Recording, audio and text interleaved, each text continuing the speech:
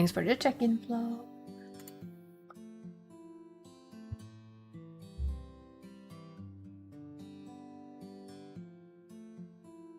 How are you doing today, Flo? I hope everything is okay, decent, good. Any news from the job you applied to? You know, the usual questions.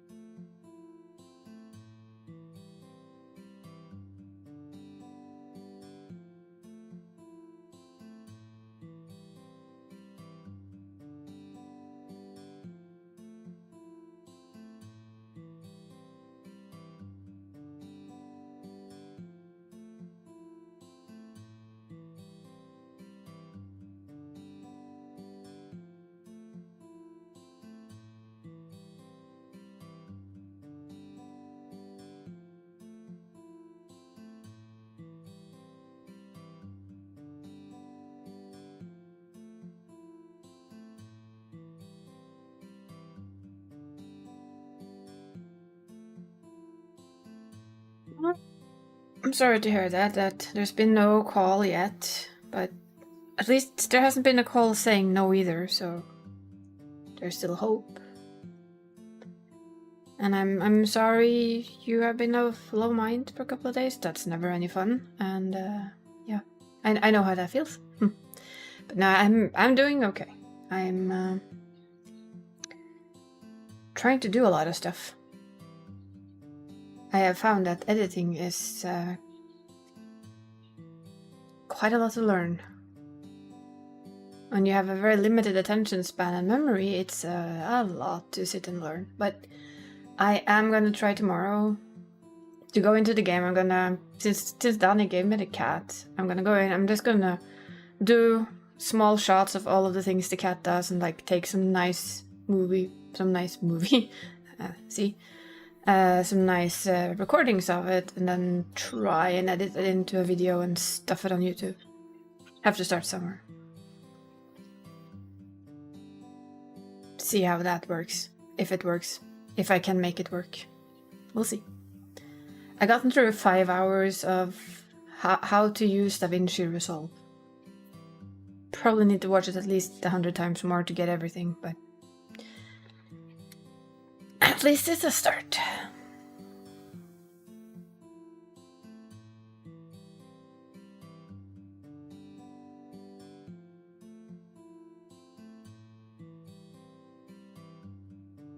That is very true. I mean, if I don't start and try something, I won't get anywhere. Hi Adam.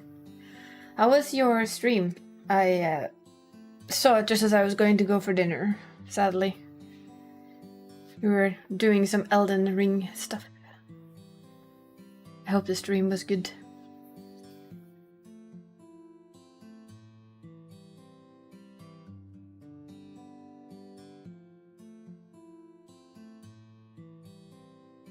My biggest question that I need to ask somebody, I'm going to try and ask in a community I'm in, is how do you work to cut down, say, 5 to 7 hours of stream into like 20 minutes of highlights? How do they do that? I need to see if there's like a good way to do it, or if you literally just watch the stream and mark the times that you want to bring with you and then go into your editing tool and find the same times that you just found. That's my biggest questions right now for that. I think I have a fairly decent grasp on how to get started on just making like, not shorts, but like my opinion on, for instance, the latest cat mount in Final Fantasy XIV that they're selling on the Mog Store. Do I think it's worth buying or not? That kind of thing. It was good, just had to do a few things on it. Well, that's good. Have you done anything in 7.3 yet, though?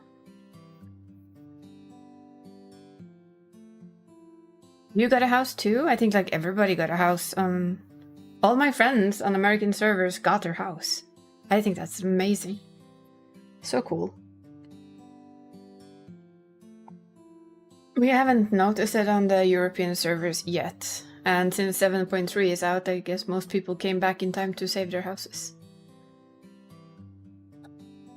But we'll see. We shall see. But yes, for today we have Bad Summer.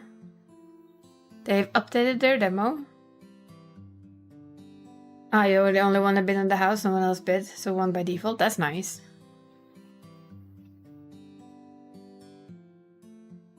Oh, I expected to go straight to shits. And then I have to try again. But that's why I'm starting with like a small video about the new cat mount and not doing too much fancy, just trying to, you know, make it decent, get subtitles on it. And perhaps the hardest part of all, a thumbnail. Because that means other type of editing. But at least I can give myself that I'm trying. It doesn't have to be perfect, it doesn't have to be great, it just has to be I'm trying. That's all. I've lost houses where there's 2 bidders and I'm one of them. That's kind of... I admit that was kind of sad.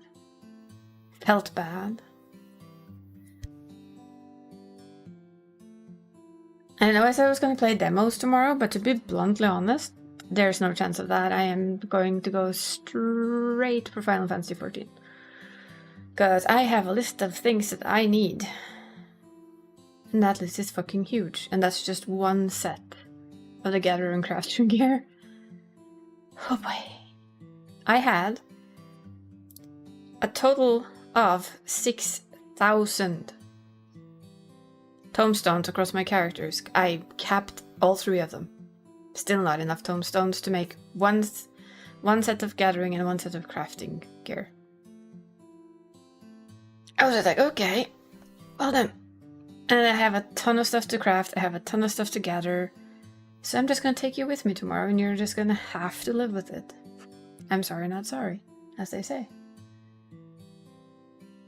That's why we're also... Well, I was supposed to play this today anyway, so we'll see. Yeah, the heliometry ones. I have a very long list of things. I told Donnie and Dree that they would literally have to start working on heliometry tomes for their own, because I can't get that many. Over and over and over again. I can help out, but I'm not gonna harm that badly. Because I also need stuff from purple scripts, orange scripts, and Levin Chrome sand, which is a new thing. So, you know, I'm just gonna take you with me tomorrow and we're gonna start working on it. That's all. We're also gonna do PvP and capping and fiddle faddle and yada yada, and I still have a 24-man on Makoto that I need to do because he still doesn't have any gear from that one. So, yeah. I am so taking you guys with me. But that's for tomorrow. For today, we have this game. Did I just turn off Connor? I did. How rude of me. Yeah, you all remember this game, but at first we're gonna have a little peek at their Kickstarter. Yep.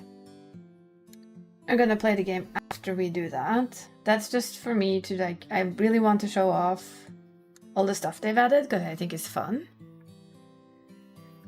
They have hit 50%. So, yeah. Yeah, you can see my pledge. If anybody's curious, you can always see it there. It doesn't matter to me. It has until August 20th. So I have hope that this will get going. But there's only one way to do that, and that is to kind of hint that it exists. Which is why I was supposed to do this. Support this game on deep. Oh. Because I can pin it until the end of the stream. There. Plong. My phone said plong. I'm gonna check what it said. Just in case it's anything important. I doubt it, but... No, it wasn't. Not important. Just somebody sending pictures from their vacation. But this is their Kickstarter. They're a little over halfway now. Yay. Of course, you have all the rewards, you have about the story, which we know. Do love the artwork. Where to play the demo. Our characters, the two main characters. Summer, Candy, Jake, Andre, which we have one playthrough with. We're not going to choose him for this one because we're going to have to do them all from the start once the game is out. So I'm just going to see Pika. I can understand why she doesn't like... I find it fun that she doesn't like incompetence though. You have Kai as the cleaner. I'm a little bit miffed that the cat is a side character. We've seen a lot of these. Also kitties. And yes, we are playing not safe for work mode, so we will have the full fun. Oliver has his weakness. Pika is one of our shadow figures. She has a weakness for Oliver and light. Her strength is killing. She likes Oliver and shadows. I think. You don't remember Oliver? Don't remember our handsome detective? That's Oliver. Who, surprisingly enough, likes baking. Unsurprisingly enough, likes order and structure. And while we've already seen, he has a good time with drinking. He's isolated, overthinking, and guarded. He's methodical and level-headed, which are his strengths. And he dislikes small talk, deception, and vulnerability. Well, yeah. We have Summer, who we're gonna definitely go for this round, because I really like Summer. She's my kind of gal. Resourceful, confident, beautiful. And everyone who says but beautiful isn't a strength, of course it's a strength. Being beautiful gives you stuff.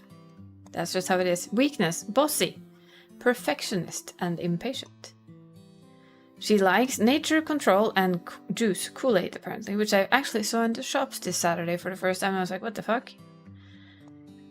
She doesn't like weakness, disorder, and Jake, for some reason. We have Candy, who's optimistic, authentic, and fun, impulsive and naive. Likes tarot, pink, bad dating advice. She likes bad dating advice? Well done. She, of course, dislikes silence, criticism, and spiders. We have Jake. He is creative, passionate, and bold. Those are his strengths. Weakness, reckless, decision-making, and forward? Oh, it's straightforward. I don't think that's a weakness. Dislikes authority figures, fake people. Well, and yeah, he likes art, honesty, and playing with markers. Andre has strengths, fighting, empathy, and street smarts. His weaknesses are sensitive, brooding, and untrusting. Likes his bed and his mama. Dislikes entitlement, bullying, and assumptions. Then we have Pika, of course, or Pika. I'm sorry, she will probably be Pika for me. Her strengths are killing, weaknesses, Oliver and light. Likes, Oliver and shadows. Dislikes, Iswa, the cleaner, Kai, and incompetence. And then we have Kai, of course, the cleaner. Strength, he's lethal, efficient, and witty. Weakness, arrogant, detached, and daring. He likes violence, sarcasm, red velvet cupcakes. Dislikes sentiment, teamwork, and feelings. Well, he's a catch, isn't he? Best character in the game? I don't care. He will always be named Connor. So yeah, as we know, we have that is still too fun that you get kicked out of the game. I'm sorry, that's insane. So as to explain Kickstarter, I don't know, most people know a Kickstarter by now, but we're gonna do it. You choose a level to back them at, and the smallest backing you can do is like whatever you want. $1 will take them, is $1 and it's more than worth it. You can see mine is, I have a standee bundle because I could afford this. It comes with this. This is a digital Kickstarter update and digital wallpapers. Always handy to have. Of course, a game key. I have asked if they would consider adding an option that I could buy, say, a couple of extra game keys, so that I had a couple that I could give away for chat. They would definitely think about it, so that's good. And then we get the OST, which I like because I do like the music. I already fancy it quite a lot. It's nice. I do like having music for the game. Sticker sheet, well, I mean, I'll put it somewhere. I get a sticker ship bundle, because that was in there. And then we get a keychain of a character of choice. It's definitely going to be Pika for me, because I like Pika. It's actually probably going to be Connor.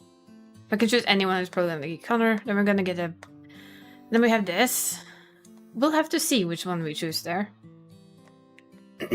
Then there's a single print bundle, which is printed posters. And that's why I took the... And I wanted this. I wanted the Bad Summer art book. Because I do love art books. I kind of collect them a little. The tote bag, well, I can hang it next to my other tote bag. It has Pika on it. And I then have the standee bundle. And the next one is birthday bundle. You can give a character birthday. I admit I'm not quite sure what that does, but I guess you decide a character's birthday. Abnormal bundle was tempting, but sadly I don't have that kind of money, because designing your own abnormal would be insanely fun. Become a camp counselor would have been so fun as well. Of course, if we do win the lottery, we're going to go all the way to the end, because why not? Lead counselor or ISWA agent, meaningful NPC in the story. We could become a love interest for Oliver. Like I said, I do need that lottery win, so I can go for all of these. And become a love interest for Jenny. And of course you have a body pillow. So they do they have a lot of rewards. My only question is, and this is like, I was pondering on asking them, but maybe I will later. This one has a backer, which is amazing. But of course there's body pillows. Why would there not be body pillows? There's body pillows of everything. But say that you buy this, right? It has a backer already, so you can't get it anymore. Sad but true. was only one of them, which is a bit sad. Can't pledge for this one. Although it says one left out of one. I think I have to press... Oh yeah, it's because I have to press manage my pledge.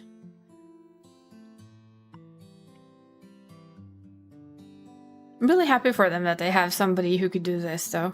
That's awesome. Had I had that kind of money, but I don't, I would have done it myself. I admit to that.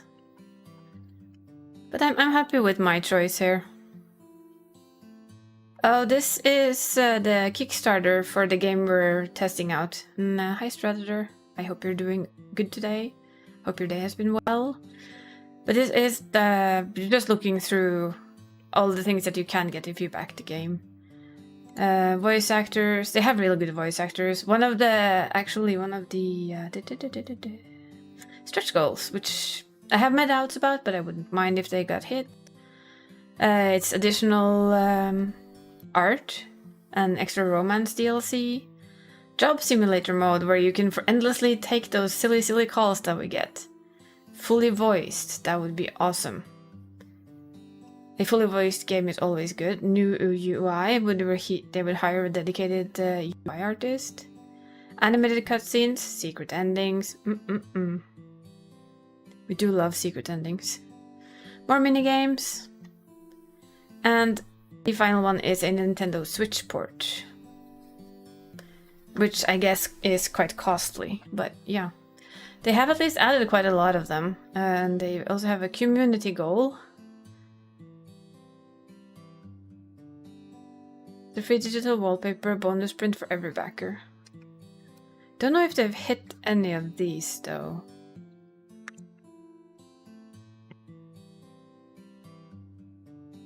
But yeah, trying to get. I think they've gotten one, and you can also like buy extra merch if you want to, and that just helps them. As we said, body pillows. There's always body pillows. This is basically their budget. I like that they're open about it. And you have the staff, and of course the pet staff. We do all know that the pet staff is important. That is such a cutie. They're all cuties, but I think that one kind of wins it a little bit for me. Jesus, that's cute. And of course, they have Hercules who passed away.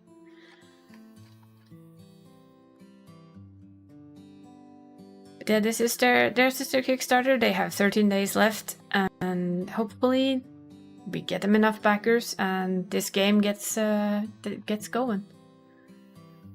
Now then, speaking of the game, here we have the game. This is Bad Summer. We have been playing this a couple of times already. This is probably, I will say probably, the last time before the game comes out in its full. And we'll be playing the shit out of it when it does. But for now, we're gonna start a new game.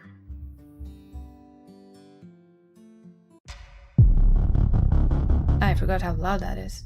Holy.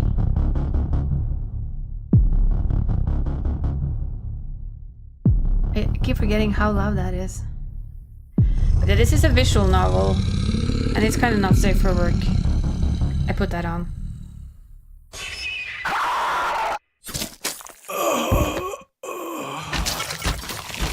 Come on, he just got munched. He got munched. Yes, it is loud. Oh, wait, I don't need those right now, do I? Let me see, where's my spoiler thing? There it is. Bye-bye. We're not playing that game right now. Believe it or not. The game is currently set to safe for work mode. This means mature content sexual is hidden, but don't worry, you're not missing the story. Want to keep it clean or see everything this game has to offer? We are going straight for not safe for work, because this is an adult stream. It's not... At least from what I've seen so far, you might see a hint of a boob. You might get kissy kissies. They might pull it much further, but that's okay. Here we go.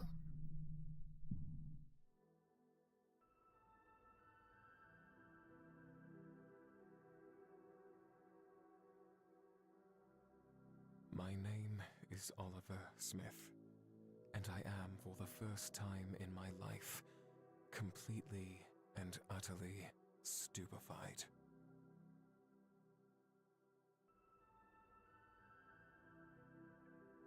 All my life, I reveled in the self-glorification of being the brightest mind in the room.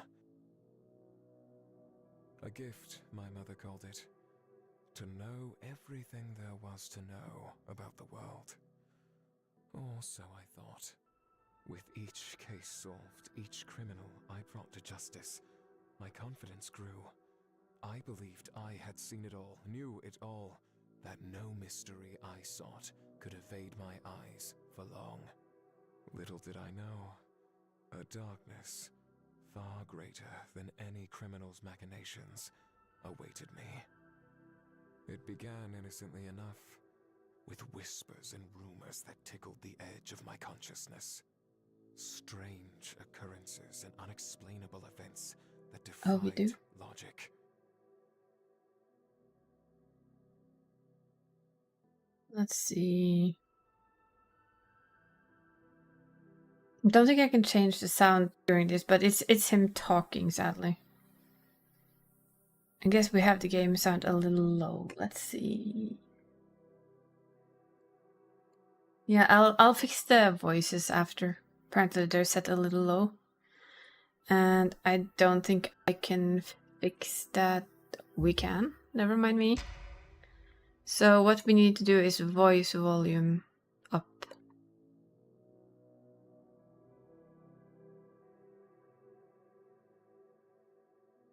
At first, I dismissed them as Better? mere superstitions, the imaginings of an odd, whimsical mind.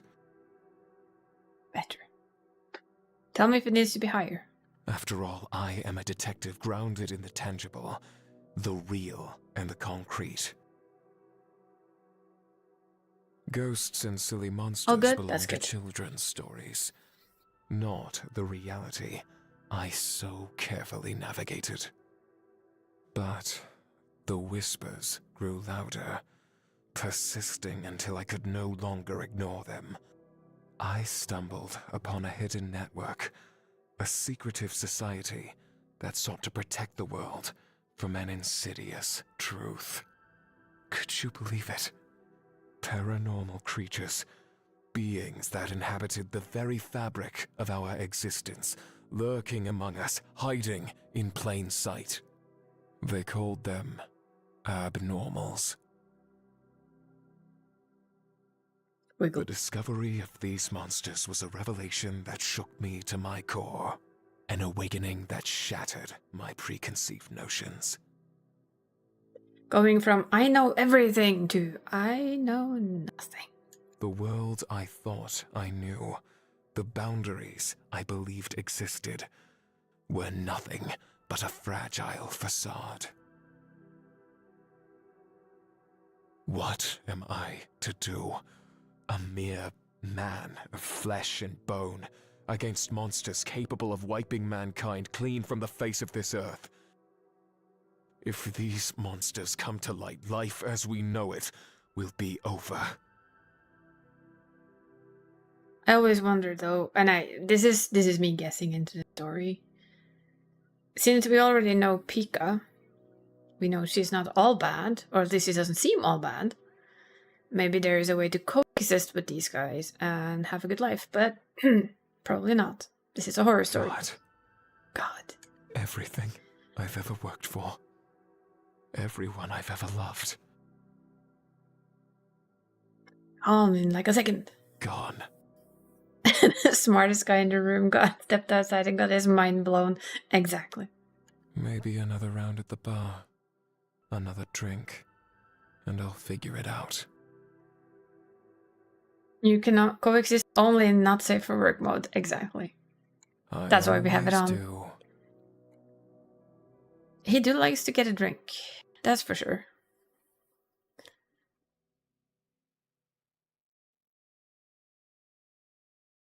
This image always kind of fascinates me, but I never get to watch it long enough. Should take a screenshot of that. Oliver's office, 9:30 p.m. Or was it a.m.? Another case gone cold. Another chilling addition to my department's ever-growing failures. Still wonder who that is. We haven't... Oh yeah, that's his daughter. Never mind. It's his daughter. New Empress I can't was squeak worse it than I yet. thought. The city had become a haunting symphony of sirens and death. I thought I could fix things, cleanse the red stains that blackened the streets. I'm a simple person with simple pleasures, okay? What a fool I was, to believe it would all be so simple. If I had a dog and I could press that squeak ball with sound on, it would be quite effective, I believe. All pipe dreams and deluded fantasies. I wasn't ready to throw in the towel. The hard reality of existing in this war zone hadn't destroyed my righteous crusade yet. Soon perhaps, not yet.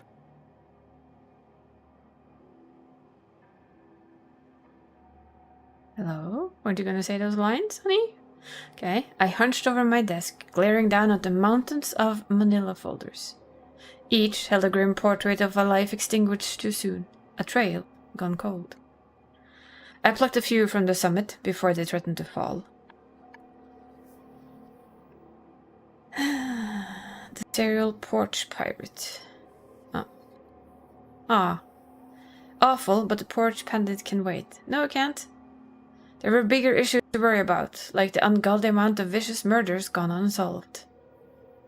Does that sound similar to Mesmer from Elden Ring? I have doubts they're the same person, but there's always a possibility to check that out. At least it's a good compliment because yes, the bot loves you, we know this. There's a bigger... I mean, that's a good compliment though, because I love how Mesmer sounds. That took precedence over stolen mail, for now. Hey, stolen mail is important, sir. The Midnight Pantinabber. Definitely a cat, by the way. Goodness, every day humanity stray further from God. I slipped the case, fell back into the pile. Not today. Okay, we have an ad break, so I'm just gonna wait. Your bot, but yes, I think my bot is definitely your personal abnormal. Although I think from memory they kind of also like Exy quite a lot, so you might have to share the abnormal with Exy. If we're honest about it, I think you might have to share with Exy.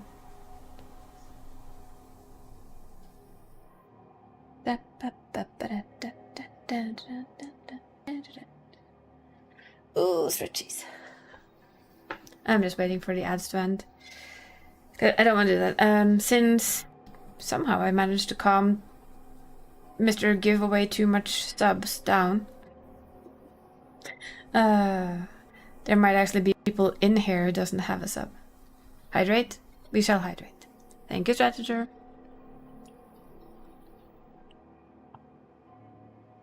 I was literally scared. The way he started the year, I was literally scared we would pass the amount of money I can earn without having to actually make a firm. Or well, start my own company. Am I thankful he did it? Sure.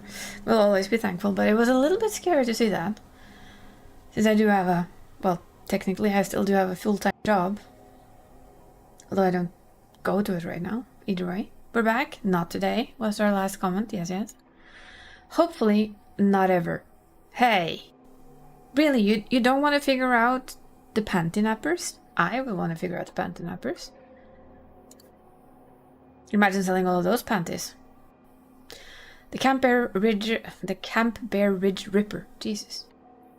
The name alone sent a shiver up my spine. My gloomy office seemed a tad bit darker.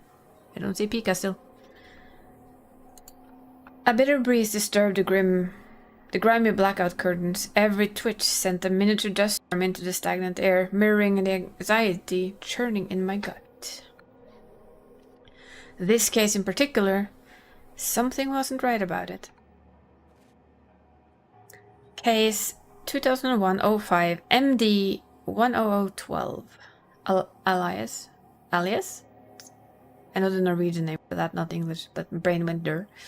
Camp Bear Ridge Ripper. Classified. I only, do not copy. Wouldn't that be four eyes only? I don't know, actually. Is that right? Does anybody actually know that? Would it actually say eyes, I only, do not copy? Because that would be fascinating. Victim, Jane Doe, estimated age, 30 to 40. Date reported. Why is there like blood splatter on the damn file though? May 29th, 2001. Reported 06:45 a.m. Location, Carson Park Public Restroom. Reporting officer, Officer Deborah Johnson. Case summary. On May 29th, approximately 06:45 a.m., Officer Deborah Johnson responded to a call regarding a suspicious odor emitting from the men's restroom in Carson Park. The small town of Dogskill, a mile out from the Bear Ridge Mountains. Okay. A mile out from the Bear Ridge Mountains. Upon investigation, the responding officer discovered the victim. The victim, an unidentified female, presumed to be in her 30s and 40s due to dental records, laid scattered across the restroom floor. The body has been meticulously dismembered with a sharp object currently unknown. Notes confidential, really. How do you work on a case where the notes are confidential? And I still say that kind of looks like Pika. And yes, that room is a bloody mess.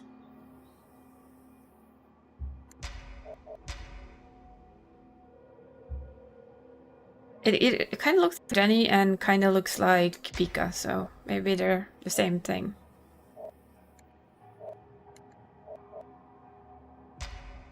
There's a file. There. Hi, Pika. 3 victims dead, all cut into pieces, butchered. A meticulous, heinous act. Yes, we have history you can go back and read. I think that's a brilliant idea. But you can easily go back and see what you've just done. So that's good. A meticulous, heinous act. Hi, Pika. Ruthless. Hi, Pika. The suspect, who had no prior arrest, was a squeaky clean criminal record before this whole mess started, was rotting away in a jail cell. Great news, right? The officers leading the case earned a nice promotion. My department even threw a little celebration. Spirits were high. Getting a murder like that off the streets was a relief for everyone. Until last night. Another body carved into pieces in the same brutal, horrifying fashion. Hey, Pika, come back. Either some fool decided to continue the Bear Ridge Ripper's legacy, or there's someone innocent locked away in the Ripper's place. That I cannot abide. Meow. Hi, Connor. A blur of fur emerged from under my feet. A long-haired calico, eyes narrowed with mischief, launched itself onto my cluttered desk, knocking over my lukewarm coffee in the process. Good kitty. I gasped, quickly turning the mug upright and setting the case files aside, narrowly avoiding staining the precious evidence. Spilled coffee pooled beneath the keyboard. First day on the job and I was already making a mess of government property. I reached for some tissues, carefully cleaning my ruined desk. My gaze snapped to the destructive cat. The little nuisance came out of seemingly nowhere. Now we're just gonna pet the cat, we're not gonna shoot the cat. My gaze softened. The destructive furball was cute. Coffee over blood that's already on the file shouldn't be that big of a deal exactly. Too cute for its own good. We can agree to that, but is there such a thing that's called being too cute for their own good when it comes to a cat? I gave in to the urge to pet the top of his tiny head. My fingers glided through the soft fur, not hair. Memo to self. Tell them maybe to change that to fur, not hair. Hair feels weird. It responded with a soft, rumbling purr. The cat had no collar, no tags. Now, where did you come from, little one? How did you find your way into the police station at this time of night? It's fur on the head, so it's hair? No, it's just fur. In my head. I would never say that my cat had hair on his head. I would say he has fur on his entire body. But you do say cat hair, so probably just as correct, right? That's no easy feat. I am impressed. Perhaps I should give the troublemaker a name. We shall give him a name. Isn't that right, Connor? The cat from Cyberlife. Connor. How cute. I gave the furball a few more pets, then gently guided the little guy off my desk. I had no time for distractions, no time to entertain the cat's mischievous antics. I had a job to do, and I'll be damned if I let anything get in the way of what must be done. Attention all personnel. I love this. This is an emergency Emergency announcement. announcement. I'm wondering though, did this person, did they work on big mistake? Yes. Keep the cat, keep the cat. Put it on your lap. I'm wondering though, because the way this voice sounds, it sounds exactly like the one that does the announcer on 2 Point Hospital and that series in general. They're very similar and I love it. This is not a test. I repeat, this is not a test. A highly dangerous abnormal has breached the facility. Remain calm and follow these instructions carefully. Hi, Do Pika. not close office doors. This will upset the abnormal. I love that they have the background sound there. That is so good. Do not try to escape. Aw, not even into its arms? Do not try to respond to or acknowledge anyone outside of your office, including co-workers, staff, and family members, no matter how normal they appear. Do not make eye contact with the abnormal. Do not approach. If you are being watched, proceed with work as normal. I know. We call her Pika. She's known as the Peeker, but we called her Pika in our first playthrough before we knew her official name, so she's still Pika for us. Do not look out the windows. No, I'm not. I'm looking straight at the abnormal hanging in the front. The corridor there. Yeah. Should someone go missing in your immediate vicinity, do not search for them. They are gone. If you feel like you're no longer in control of your body, do not panic. This is normal and should only last a few seconds. This should not impede your duties. Now you know. It should not impede your duties. Stay in well-lit areas. In case of a power outage, brace yourselves for broken bones and or missing organs. The abnormal collects eyeballs in particular. So she keeps an eye on us? I'll show myself out. Failure to follow proper protocols may result in employment termination, a fine, and sudden death. In that order. I mean, I have a feeling that if you don't follow the orders, it's probably sudden death before it's employment termination and a fine, but that's just me. Should death occur, the fine will be transferred to your next of kin. If no next of kin is available, we'll forward the fine to the person who sighed the loudest upon learning of your demise. Try turning it off and on again. I still think this is the best one, though. If no next of kin is available, we'll forward the fine to the person who sighed the loudest upon learning of your demise. Hey, come back here, Pika. Azure is an overcomplicated task to do, I know. Quite a chilling announcement for my first day on the job. I rifled through my desk drawer. Buried under a pile of crumpled papers was an ISWA instruction disc. Look at that old disc. Does anyone... I mean, I remember that one. I remember having those. It was old, a bit scratched and worn with age, a mandatory watch according to the chief. It was a tedious chore, and for the moment I considered skipping the affair entirely. What the boss didn't know wouldn't hurt him. But what if he finds out? No, I shook the dangerous train of thought from my head. There were protocols for a reason, no matter how inconvenient and boring they may be. I wiped a thick sheet of dust from the CD's surface and carefully cleansed it with a cloth, then slipped it into the PC's optical drive, which most PCs doesn't have anymore. Mine certainly doesn't. I have also... Officer. I love his voice so much. If you're watching this tape, that means the international security of the weird and abnormal has accepted you into our ranks. Yeah. Congratulations. If you are not a government official and associated with the new Empress Police Department, please power down this device now and report this stolen material to your local authorities.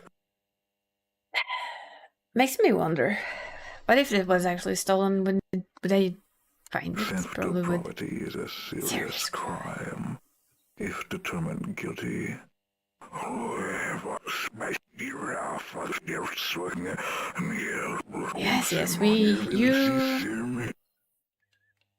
Yes, you will go straight to hell. Gotcha. Are you cleansed? Violators may be subject to fines or possible jail time Hello, Nor. if you do not comply. How's Nor doing? This is not a test. I believe that's a lie, sir. Are you authorized to view this content? Nor is fine. That is good to hear. Well, as we've tried saying no. No means that it basically ends the game for us. We're not going to do that today. We're going to do that on another playthrough for fun. Good. Your word is your bond, detective. Your oath of honor is everything. I mean, if I said that I was good with it and I didn't really own the disc, would he know? Truth, integrity, and personal accountability are the core values of your department. Do well to uphold them. New Empress, the city of opportunity, freedom, and prosperity. Woo! Beautiful, isn't it? Looks a little bit like a mess in the back there, if we're It is honest. home to millions of Americans, families, mothers and fathers, their children. Americans. These innocent, hard-working civilians are living their lives in blissful ignorance, unaware of the current menace threatening our nation. New Empress City is under attack by unknown entities. Abominations lurking in the shadows, waiting and plotting to consume our home. That's probably old Emperor City. You're probably correct about that one. They seek Already to destroyed by dark hidden everything things. we love. Oh, do they? There are unnatural events occurring all around us, Are officer. you sure? It is happening as I speak. Mm-hmm. Terrible things. Yes, terrible things. Innocents are dying. They always do. Your life is in danger. Excellent. Your family is in danger. Probably less excellent. Wait, look. I noticed something. I didn't notice this before, but this is clearly an abnormal, isn't it? The big shadow there. I'm gonna guess that's an abnormal. That's the one with the most showing shape. Could be Pika, actually.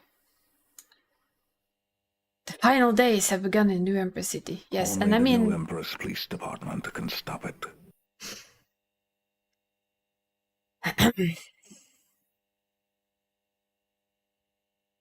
I'm sorry, but if you showed me that picture on TV or like in any instruction video of a police officer looking like that, I'd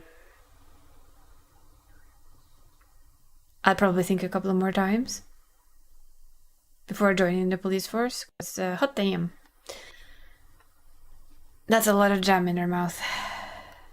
Yeah, but the eyes? I know they're sloppy eaters, but you know, there's something about the eyes too. Do they wear contact lenses, you think? Maybe it's that's what it is. It's just jam and contact lenses, right? I'm sure there's absolutely nothing more sinister about it than that. Wait. There's a background sound in there. See if it comes again. Sure, it was like kind of a tick-tick sound.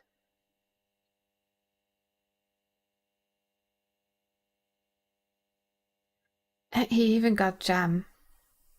Don't they so good and make her eye rolls in their socket? Yeah, and I mean, he has some cleaning to do. Because that shirt is dirty. Too much jam. Public safety is our priority. I am sure it is. Our city needs us. I'm sure it does. With our skill and the community's tax dollars, there is nothing we cannot achieve. There was again. A click sound. There. Tick-tock.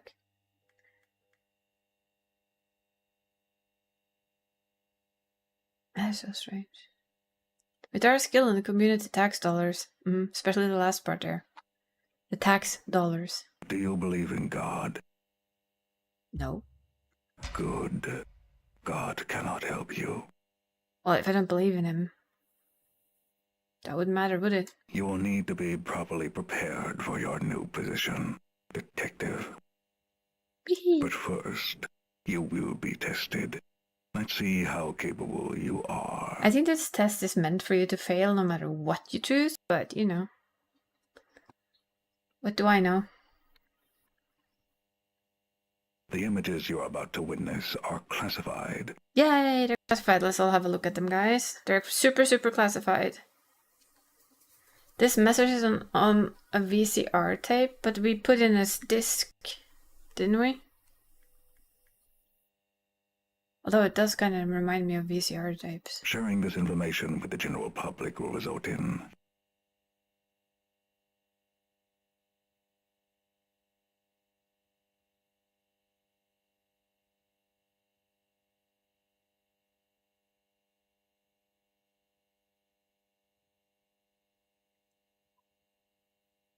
death.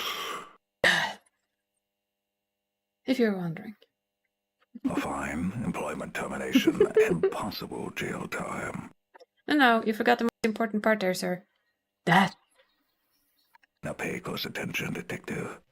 The information I'm about to show you may save your life. It's ugly. All the facial features. Sensitive to light. Smells like death. Awesome. Unnatural movement. Fascination with devouring humans. Source. Trust me, bro. Your soul is forfeit. Let's put what you've learned to the test, shall we? How can you call that learning? All you did was show me like a slide of info with Choose no actual wisely, info. detective. Definitely one that says human, right? There's nothing abnormal with this one.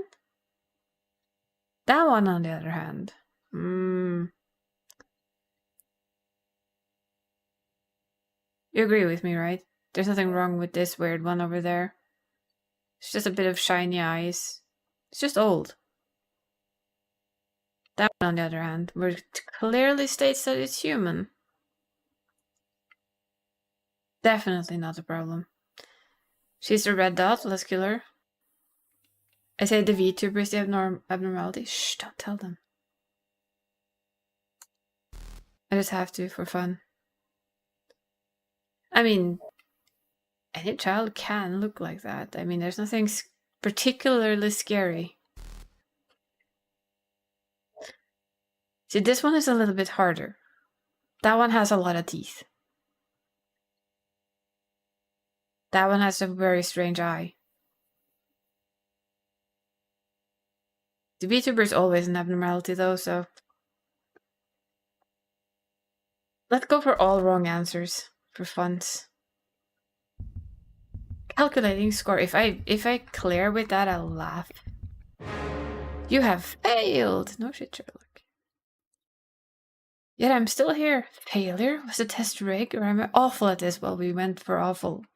Don't worry. I've tried the other one as well. Explore the desk. Don't die. What do you mean it's failed? I know. How rude.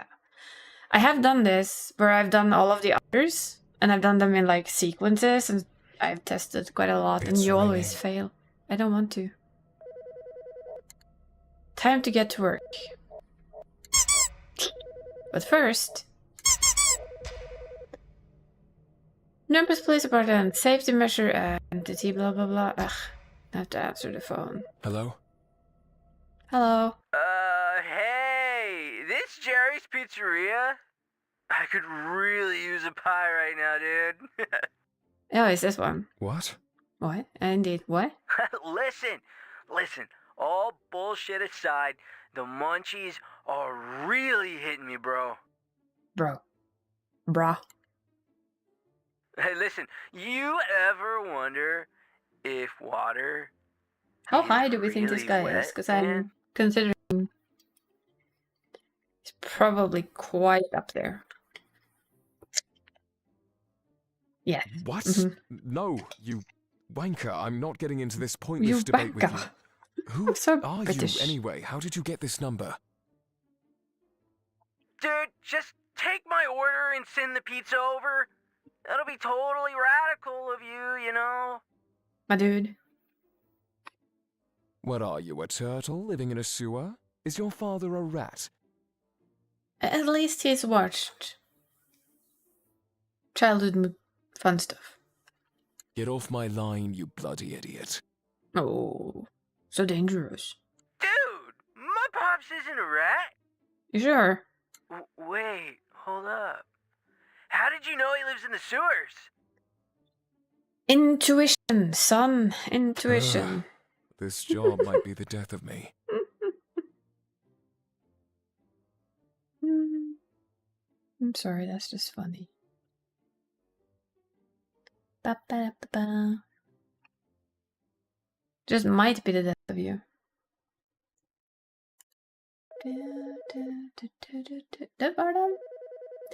Why are you nagging so much, game?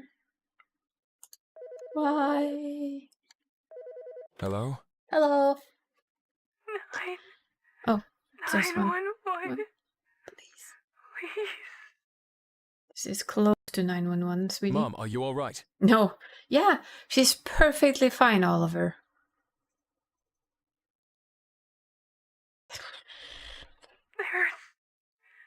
There's something in my house. Something? Can you be more specific, Mum? It's not human. This isn't a prank, is it? Oliver? Does it sound like a fucking prank? Son, seriously. No! Please! I can't look away. Please, rip your eyes out. Can you describe what you see? She's not supposed to look at it, you fucking idiot. What did we just learn? Don't make eye contact. What are you telling the poor woman to do? Can you look at it? Dear Lord, son, sometimes I really do wonder where you have your brain cells. What did we learn in training like 20 seconds ago? Or, well, 2 minutes ago. Hi, SG Games. I'm having a great day. I'm having a very good day. We're playing this fun game after all. Although I will berate our boy here a little because he just got told not to watch it in a earlier message from the PA. What can we say? What does he tell her to do? Can you describe it to me? She's not supposed to look at it. Come on. Okay, I've been getting questions why you call the peaker why the peaker is called a peaker. Well, we called her Pika. Because she peeks at you. That was before the test flow. It was also named. Yay! We named Peeker. We do shorten it to Pika though, because it's quite nice. Pika. She peeks at you. Well, we were hoping when we saw you called her Peeker, it was like, did that come from the fact that we called her Pika? So that's awesome that it is. I like it. We did go over your Kickstarter at the beginning of the stream. So I'm not that I think that it will do a lot for you, but I hope that it helps a little. Not the biggest streamer after all, but I at least love this game and I hope that you get it. I saw it was over 50% now. A little over. Mum. Yay. Mum, are you there? No, you asked her to look at it, you doofus. And what did the PA person tell you? Do not look at it. Don't make eye contact. Oliver, you should know better.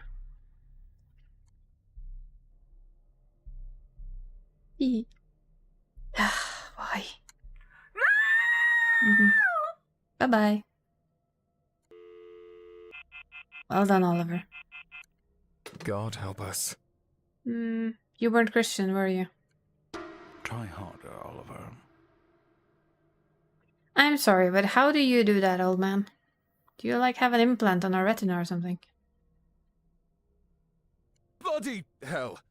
How Exactly. in God's name. I said try harder, Oliver. People are dying. Aw. The abyss threatens to swallow the city, the whole world. You must prevent this. Wow, no pressure there. Try harder. Do better. Yes, try harder, do better. We've heard this before. I must do better. Poor bastard. If I had a dog and I played this sound, pretty sure it would go bonkers. Yo, rookie. First one down? Oh yeah, the cleaner. We met him. Oh, we have an ad break, so we're gonna sit here and wait, as we do. Sadly, Twitch is very adamant about their ads. Not much to do about it. Oh yeah, this is where we get the map thing, isn't it? We have to guide him through the... No, that's a little later again. But I'd still really enjoy this.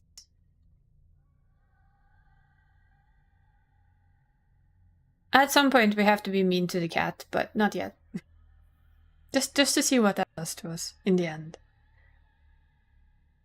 But for now, we're not doing anything to the kitty cat.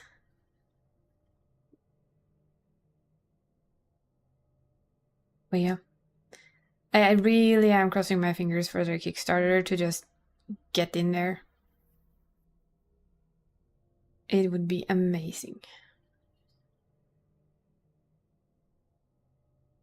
So we can hope for it, right? So we have... Yeah, the cleaner we had in the last one. From what I know, there's like a couple of extra scenes that we get with the updated demo. I don't know exactly what they are, but that's fine. That's for us to enjoy.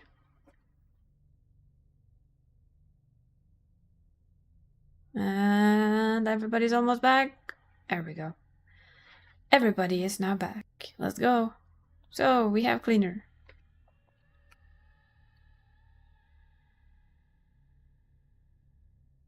Strange, his voice cuts through the ISWA frequency with unnatural clarity.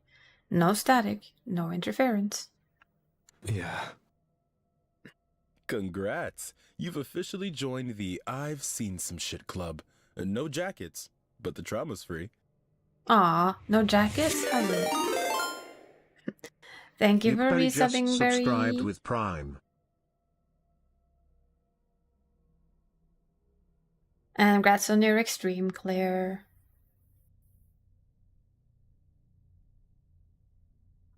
I tried to ask you how hard it was, but I don't know if you saw that. That woman. Who was she? Can't we do something? No. Sure. We can hand out tissues and build a statue in her honor. You just saw it responded? Look, okay. I I'll look get at it later. First one hits like a truck, but grieving? No, not in your job description. That is the truth. It's not in his job description. To hell with my job description.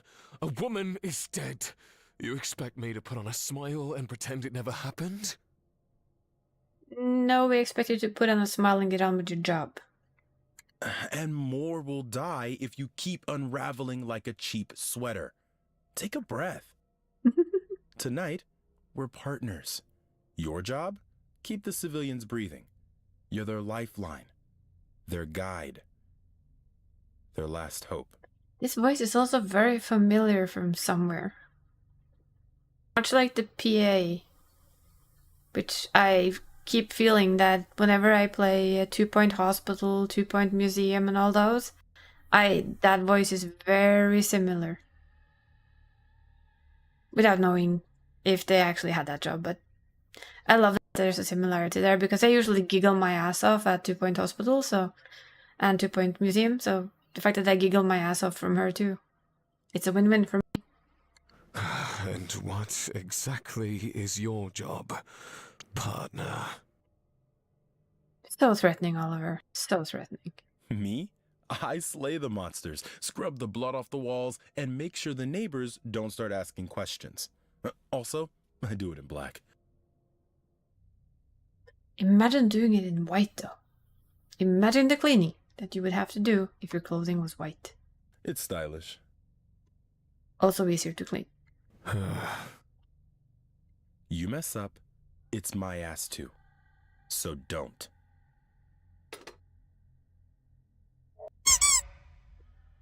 I have an addiction for the ball. It's not a good sign. Hello? Hello. Rookie? Thank God. I need you. Why do you call when you just basically talked into my ear? Not that I particularly mind, but you know. You need me? Unfortunately, yes. Go ahead, gloat. I'll wait. What's the emergency? Ow. These two, I love them. I had a run-in with the Clogfather. The Clogfather? He needs like a whole little like book. He can flip through to see whatever things are, because yeah. A big, ugly sewer monster with a fetish for ambushing people mid-bathroom break. This fascinates Real me. sweetheart. Pops out when you least expect it. That is some fancy funking stuff on that weapon. Usually when your pants are down. Lovely thought. Ugh, that's absolutely vile. Thing came at me like I wasn't the main character. We fought. I won, obviously. Look, long story short, my apartment is a pile of rubble. I'm technically homeless, which is very on brand for me. He's a bit of a chatterbox, right? All of this happened just now? It's only been a minute or so since I hung up the phone with you. Things went sideways fast, okay? I'm stuck in the city's digestive system with no exit in Yes, sight. this is the map part. You're my only hope, Rookie. Be a dear and guide me out before I start naming the rats. No, start naming the rats, sir. I would like to know what you call them all. Fine, give me a moment. I'm tracking your location. I'll pull up a map for proper navigation. I will say his map is absolute shite. Can you describe your surroundings for me? How is that a map of the sewers? Start here. Okay. Pipes, twists, shitty water. I'm in a long, dark tunnel, dookie water running through the middle. There's a dark hole to my left, a few feet wide. Looks like a pit. A deep one. And to my right, there's a gate. There's a key. Key is good.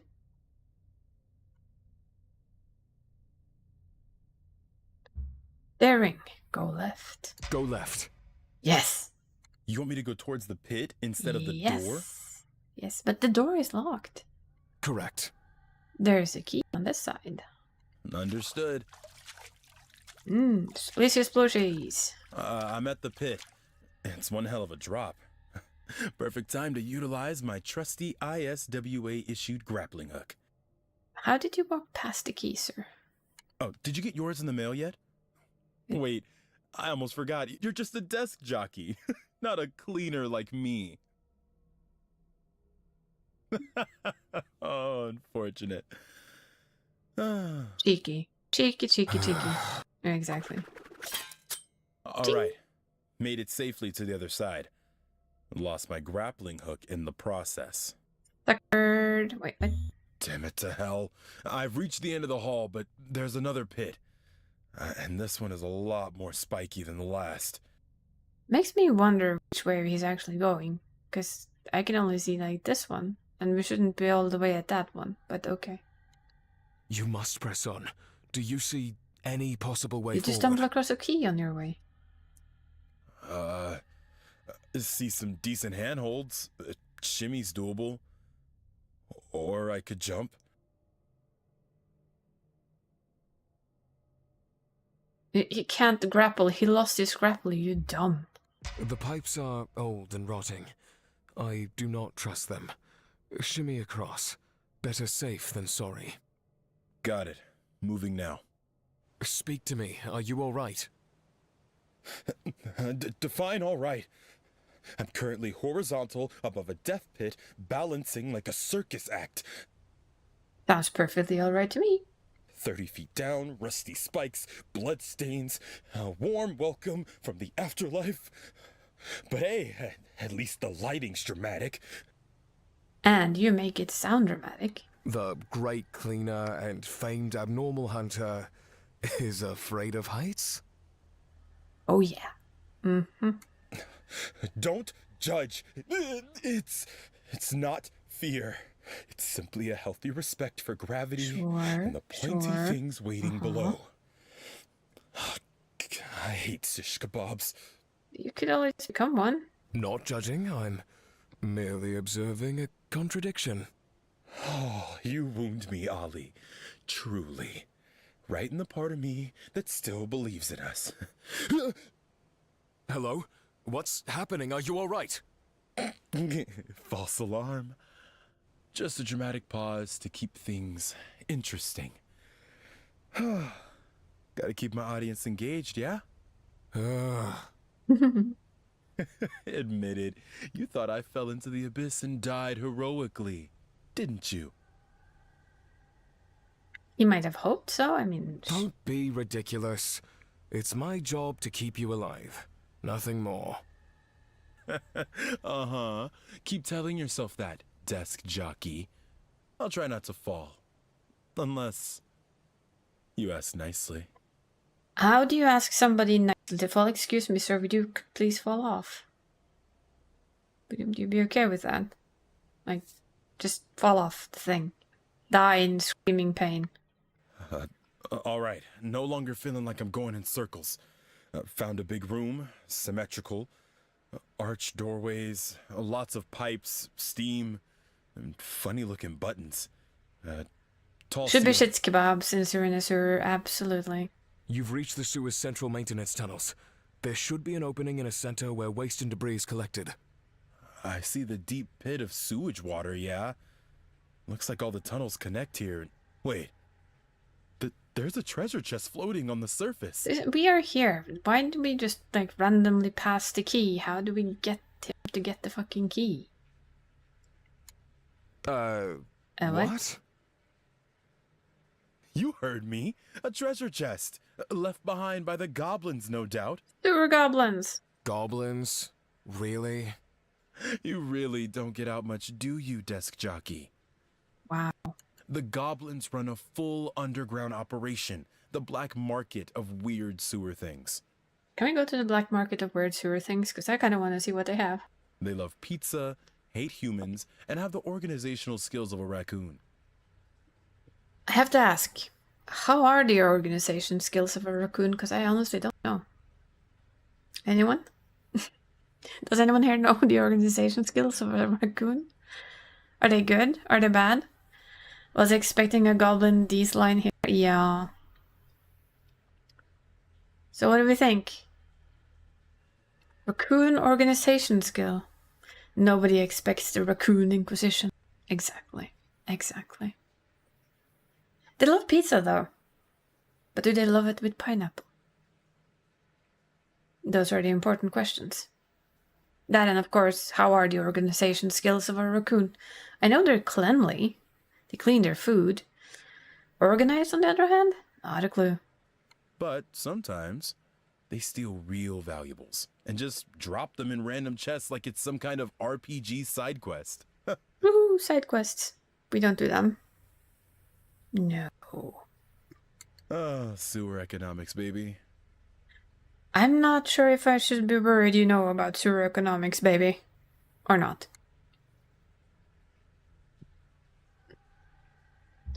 Let's entertain the theory. Fine, I'll play along.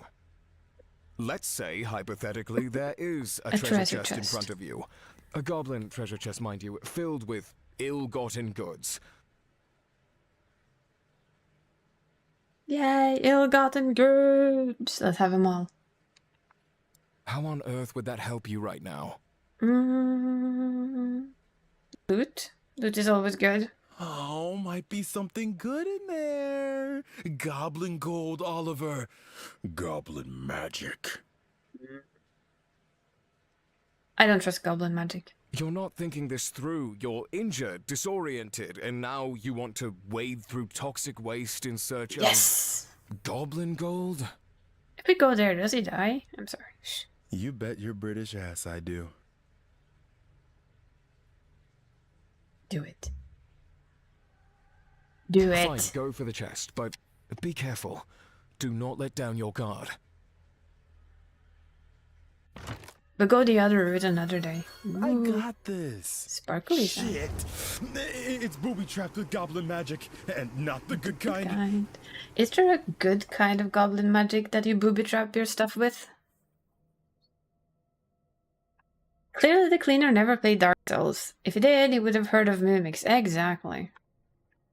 What's happening? Are you alright? Woohoo! Grappling hook. Grabbed it before I burned to a crisp. Goddamn thing is spitting out fire. I thought you didn't have your grappling hook, sir. I gotta get out of here. There's 2 exits. Need some guidance here, now. Go right! Go right. I'm gonna kill the cleaner with this. I'm sorry, I went there. On it. Goblins. I see him. Oliver. Told you they were real. Oh no. Oh no. Dude, it's a cleaner! Oh, we found a goblin. I love it. Look at that face. He's angry. It's a human. You don't like He's it. after all pizza! No one touches his ore! Cheese him! Are we becoming a cheesier snack? Because I would love that. Pizza-obsessed little freaks. All of you. Come and get me. Ah! Precious pizza. I'm sure there is horror in this game. Yes, we've seen some of it. I don't see it because it's under me. Oh yeah, this is one of those times where, excuse me. Cue the Hi. applause, release the doves, and someone. Give me a towel. This way. Hi. Let's fix that. There we go.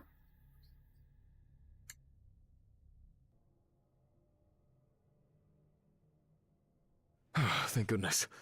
I was at the edge of my seat there for a moment. And you? Surprisingly competent. You may now bask in I the thought I glow killed him of there. my continued Apparently no. existence. Oh, the joy. How fortunate for all of us. I'll be sure to notify the press. Ah! It's the Clogfather! He's back! He's got me! Hello? Hello?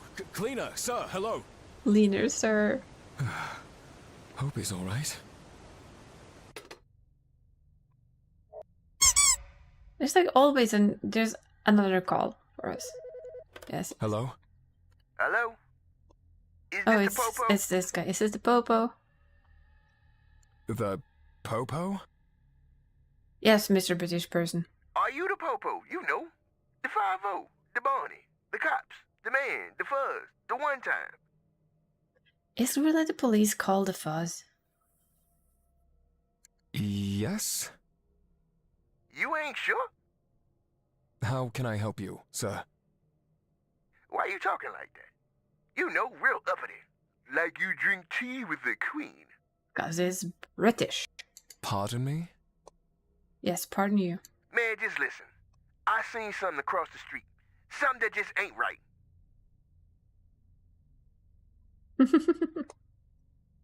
What? What? He's British. What do you see? Yeah, you need some more tea. Exactly. See? Fellow British. So my neighbor, he a little strange. He always to himself, you know. But tonight, he got a woman. And I'm telling you, this woman is a 10. Something ain't right about that. She's, a 10? Wow, Oliver. Yeah, that's what I'm saying. A 10. Ain't no way he bagged that. Just ain't no way. I don't believe it. You don't call the cops for non-emergencies. Hey, hold on a second. There's somebody else on my line. I think it's my cousin. Hold on. That fool owed me some money. I waited and waited. The clock ticked. Was he coming back? Was this some kind of prank? How long must I wait? All right, Since we I'm know back. this Hello? call, we're gonna keep at Anyway. it. What was I saying again?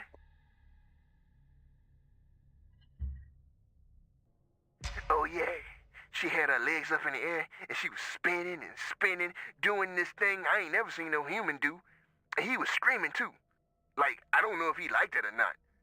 That's the weird part. Then I saw blood splatter on the wall. I don't know if it was his or hers, and that's honestly why I'm calling.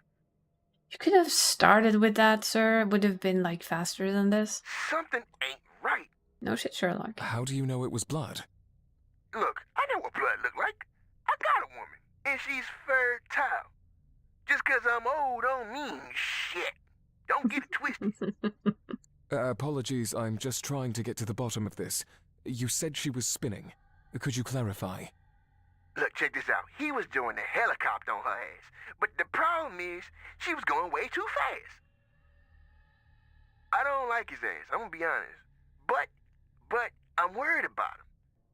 You can break your dick, man. It ain't no myth. He was screaming. I think he got hurt. He must have broke his dick. Hold on, there's somebody at my door. I think it's my neighbor. Jesus. Don't answer. Go hide and don't make a sound. Someone will come and take care of it. You survived.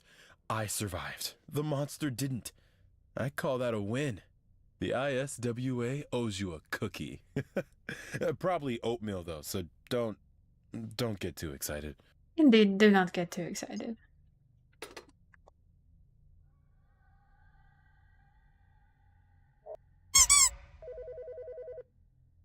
We need anti-stress ball. Hello? Hello, is this the ISWA? Yeah. How can I help you? It's not me that needs your help. It's my son. I think he lost his marbles, if you know what I mean. Lost his marbles. How? He's been drawing all these odd pictures and hanging them on the wall, frenzied scribbling. Horrible, ugly pictures. Everyone's concerned. He's batshit crazy. We've tried counseling, medication. Nothing works. Have you considered he's just drawing what he sees? He's tearing this family apart, Lisa. Oh, wow. Give me that! Listen, you're the ISWA, right? You guys are experts with strange, weird shit? Well, I need help, okay? I need it now! Okay, calm down. I'll do what I can. Tell me what's wrong and we'll try and get to the bottom of it. Someone, Pika. something I has love been you. watching me, stalking me. Something? Can you describe what it looks like? He looks like a man, but it's not. It's not. It's not even human. No face, just a blank void where its face should be. And its limbs, they're way too long, like freakishly long. Really does sound like Slender Man, right? It's wearing a suit, a really nice one, but it's so wrong. It's so wrong. Yeah, definitely Slender Man. Bye, Pika. The abnormal... Abnormal? Is that what it's called?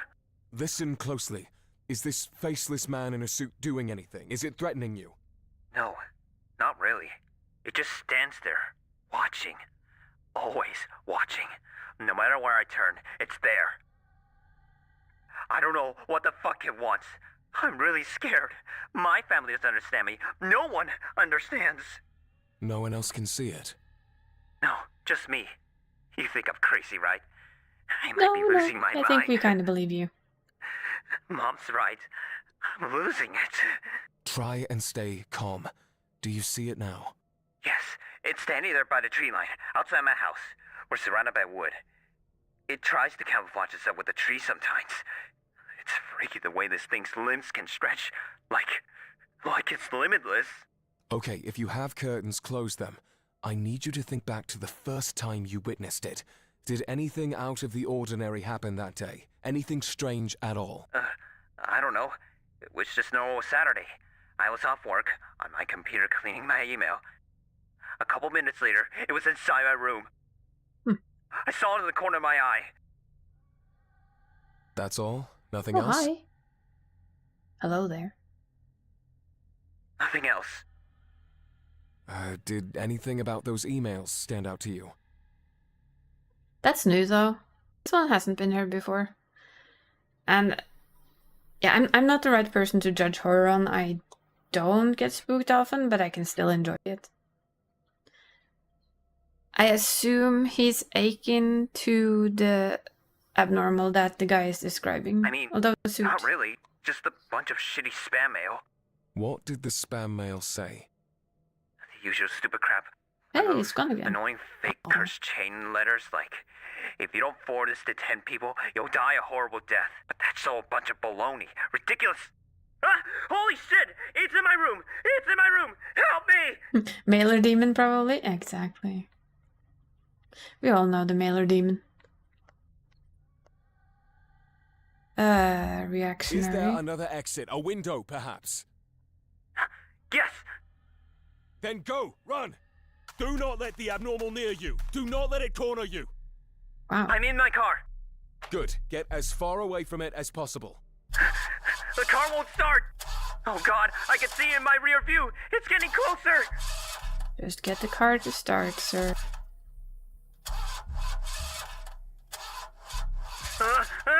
I'm not gonna make it! You will. Keep trying. It's not a Corolla then? No, definitely not. It works! Good, good. I can't believe it fucking works! I'm out of here! Is it still following you? I don't know. I can't see it. If you don't see it, that's probably a good sign. You need to find a computer quickly. I have a gut feeling that cursed chainmail you ignored is responsible for all this. Chainmail? Seriously?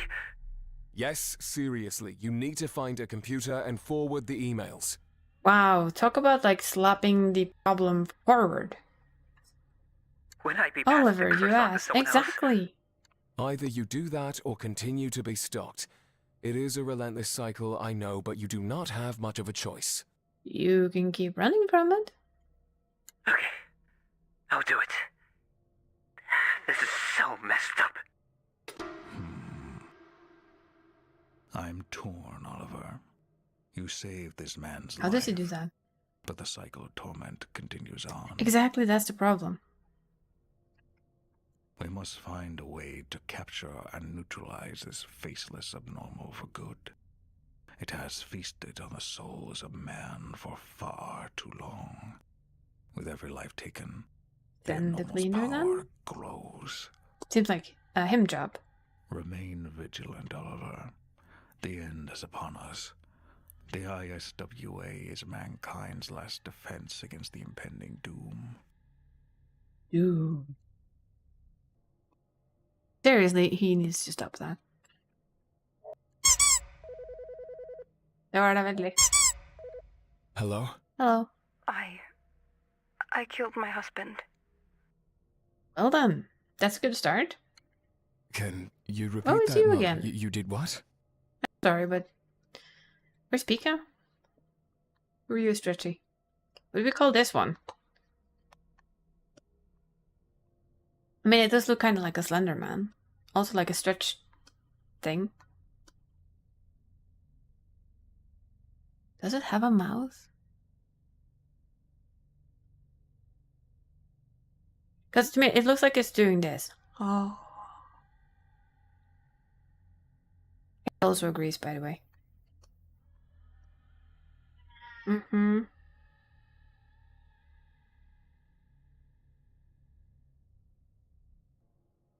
Look like that, yeah. If he had sound, would he be a shouter?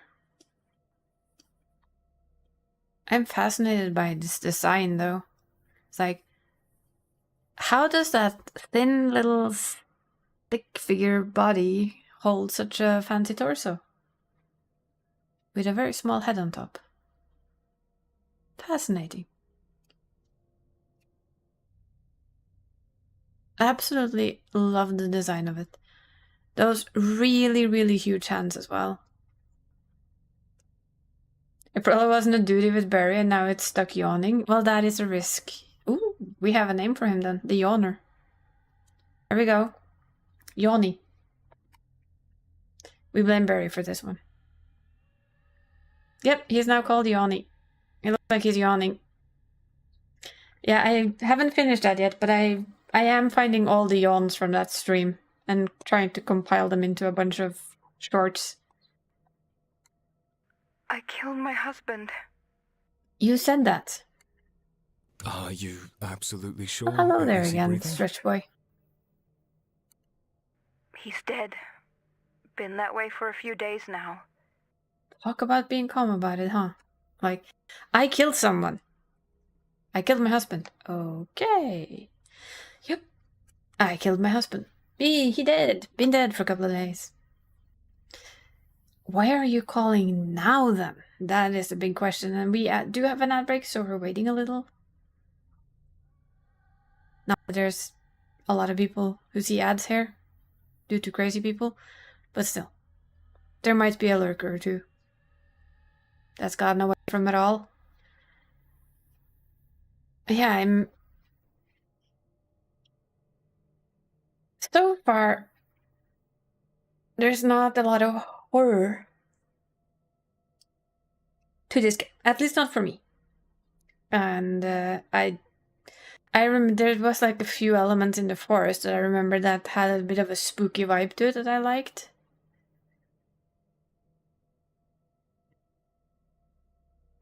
Yeah, by the way, she's just gonna sit here and go, yeah, he's dead.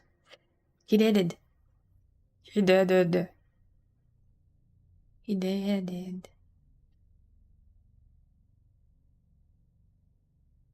I do love the squeaky ball, though. That should also be a part of the Kickstarter, to be honest. Your very own squeaky stress ball. Just like the one in the game, with the same extensively annoying sound, so that everybody who had a dog would lose theirs in about 20 seconds to said dog. Okay, I'm tracking Yep, your cat location. First responders are... Yada. Hi.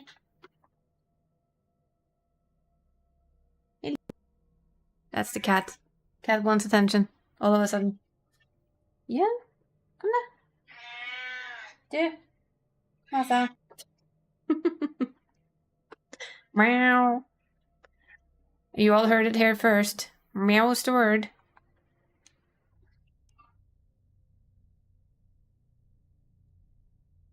Silly cat. Oh well. Does not want to be picked up, at least. No, you don't get it. You don't get it. I shouldn't have called. This was a mistake. No. Mum, tell me what's happening. You called me for a reason. I want to help you. Help me. That's funny. I don't think anyone can. Is that your child, Mum? Is it injured? Shh. She's fine. I'd never hurt her, but... But? There's something wrong with me. Oh. Mum, where exactly are you right now? My system says you're in upstate New Empress. Dogskill Mountains? There was something wrong with my husband, too. So, did you try and save the baby? That was you killed her husband? Ooh, choices. This is a new call for me. I haven't had this one before. We might go wrong. What do you guys think? Do we send the police, or do we keep investigating and learn more? I don't think she's a danger to her baby, at least not right now, but, well, what do you guys think? What should we do? I'll give you a little time to think, while I think as well. I was waiting for my cat to suddenly say more stuff, but apparently he decided he didn't want to be in on this little chat.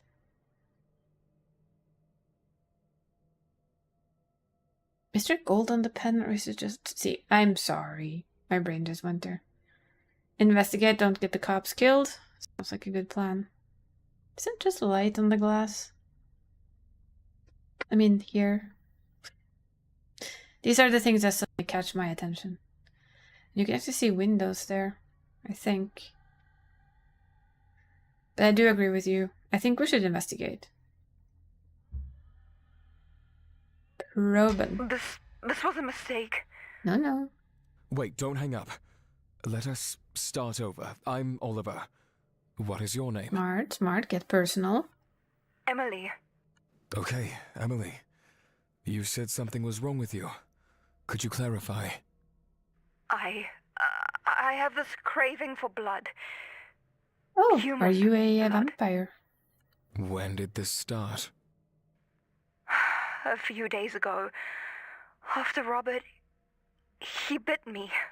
I fought him off, but not before he infected me with Sounds something. like a vampire to me.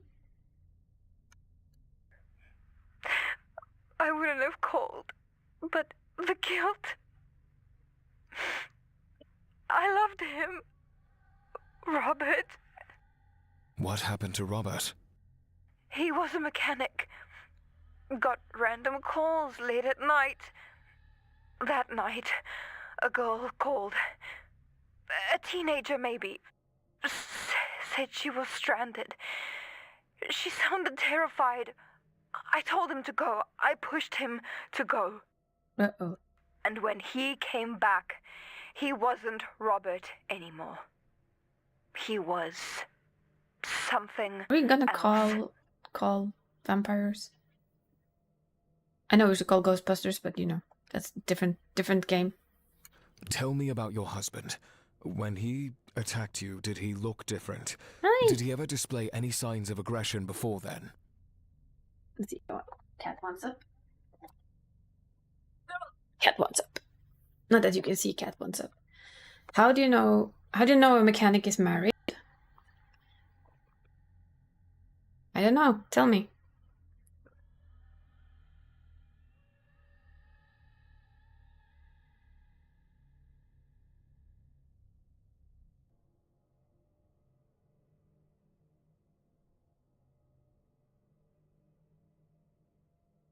He has 2 clean fingers. Oh dear.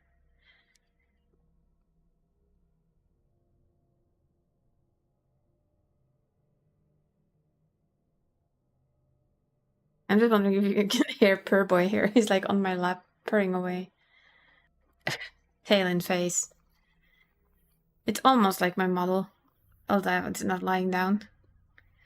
And it's off again. He's not really a lap cat, so... When he attacked, did he look different? Did he ever display signs of aggression? He was good, kind, gentle always, but his eyes, they weren't his.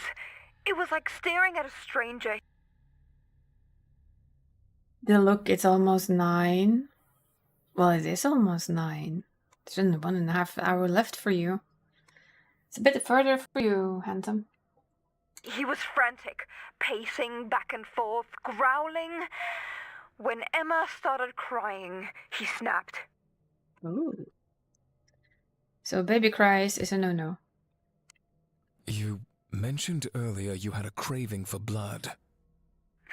I can't keep anything down.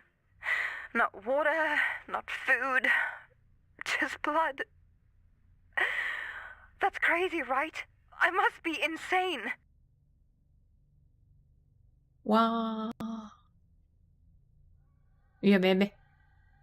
You're not crazy. You're a vampire. What? I tried. God, I tried to ignore it, but it feels like I'm slowly dying of thirst. My body is withering. Vampire. How have you survived this long without blood? The clinic. I've been taking blood. A few bags here and there, so no one will notice. I know it's wrong, but I haven't hurt anyone. I would never hurt anyone. I swear it. Except Robert.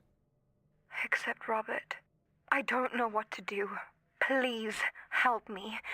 Can you give me a cure? Make me normal again. We'd have to know what's wrong with you, although I'm still gonna say it's a vampire. Emily, you're an abnormal. There is no cure for that. Well, that's rude, Oliver. She hasn't hurt anyone. She hasn't done anything well apart from Robert. You should have at least told her that you could try. Please. Just please. tell me what to do. Oh. Oh. Oh boy. I mean,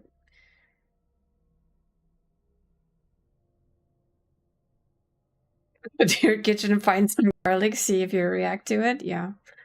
Oh, I'm sorry, you're not an abnormal. You're just a vampire.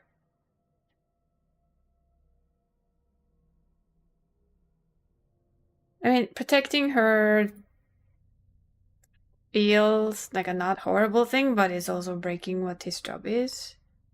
I love that we found a new one. I love that they've added new ones. Thank you, devs, for adding new phone calls.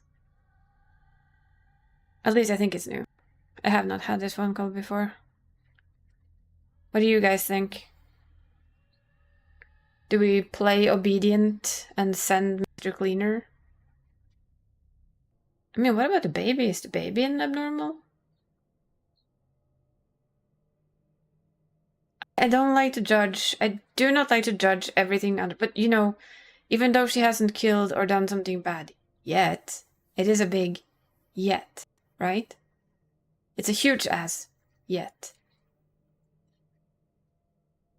Although she controls it right now, she might not be able to control it very well going forward. And I'm pretty sure the boss will be in our face if we do press the projective. I think if we're obedient and send the cleaner will do his job.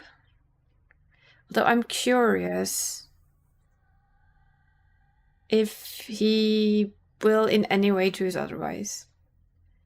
Protective, yeah, okay, we could try and protect her, but what if that leads to people's death? I do love a good conundrum. We do know that the cleaner is very good at his job. We're here if you need help. Still go with cleaner and hope he's not a fast hand. I feel sorry for the baby though. We mean they lose all of their all parents in one go, one collides whoop. I'm pretty sure the man's gonna chastise us either way. We know him, he's like, not good enough. We could like spend half a year and see if she goes completely bonkers. It's okay, we'll find this one again when the game is out. Dad's a vampire, Mom's a vampire. What are the chances the child isn't one too? True. Baby vampire. Or abnormal, I guess. If you look at it, vampires are abnormals, so it fits. Okay, let's be obedient. See if the cleaner actually does his job.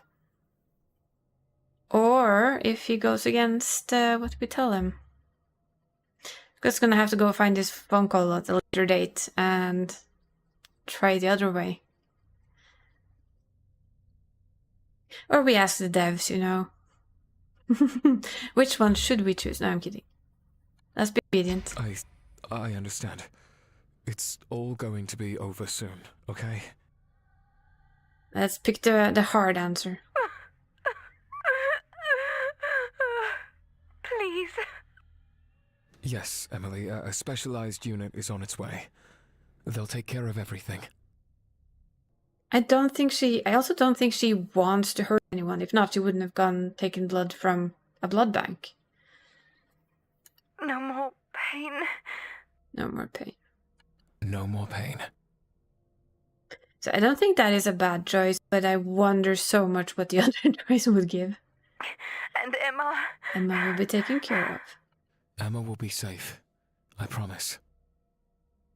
Unless she's abnormal, then she will not be safe. Ooh, that's effective, Mr. Cleaner, sir. Another monster down. Oh, at this rate, I'll be out of a job and the world will be boring. No.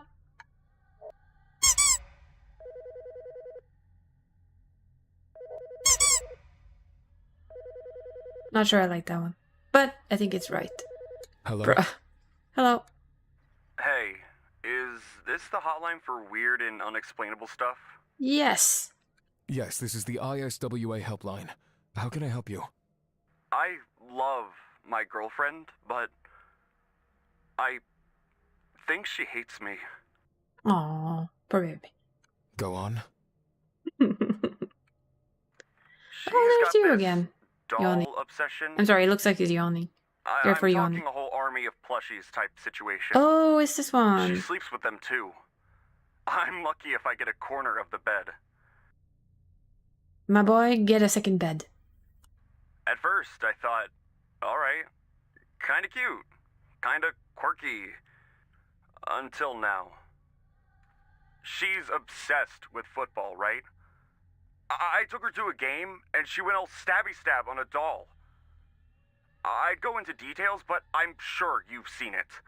It was all over the news. That is concerning behavior, to be sure. It's hoodoo. That isn't the worst part. I found a doll of me next. How can you be sure? Oh, gone again. Bye-bye. What do you mean, how? It's a mini-me! I'm freaking out over here, man. We match pajamas. Pajamas! I thought that meant something to her. Calm down. Take a deep breath. There is no need to panic. I want to help you, but I'm going to need more details. We'll give Oliver. He's very good at, like, having a good, calm voice. All the details. The voice acting is great. It is chef's kiss. Absolutely. Take a picture of the doll and send it to me. I remember this doll. It made me giggle. Okay. Sure. Sending now. Yep. This is how you look, sir? Yeah. Yeah? Yeah, it is. What's How so rude, Oliver. funny? Your hair is simply unique, is all. My hair used to be brown. And so was the doll. I dyed it green just to be sure. Don't do it color, Now the don't doll's dox hair is yourself, green. indeed. That can't be a coincidence. No, but it can be a quinky-dink. Whoa. No, I don't think we want to just... Oh, that's so fucking tempting, though. As like I said, as we play this game, we're gonna play one round where Oliver does all the bad stuff. Gonna be the worst agent in Ishva history. You said your girlfriend has an army of dolls. How many exactly? Dozens. All of them real people. Friends, family, actors on TV. How do we stop this? Should I get rid of them? No, destroying the dolls will cause great harm to you and all the unsuspecting victims they are bound to. Yeah, that would probably... I mean... So, you're saying this doll is bound Voodoo! to me? Or voodoo. It is possible, yes. Only one way to be absolutely sure. Take the doll and inflict pain on it. If you are harmed as well, then... Dolls can't feel pain. Meow. Are you sure? You know what I mean. Does he? I punched it. Definitely feeling the aftermath of my mistake. A new way to punch yourself. Punch the doll. Hey, babe, I'm home. Hi. I'm talking to the police. Hey, babe. Meow. Is she there with you? Yeah. Who are you on the phone with? The pizza delivery person. The pizza guy. You know, the one, our guy from Jerry's. I mean, Jerry's Pizzeria. Oh, cool. Hello, Jerry. Hello. Hello, Jerry. You there? No. Let's be very. Yes, it's me, Jerry. What can I get you? Jerry, are you okay? You sound different. Are you sick? I'm not feeling so good, but I'm still a-going. Mamma mia. If you say so. Anyway, I'll take the usual. Do you remember what it is? Yes, of course I do. It's,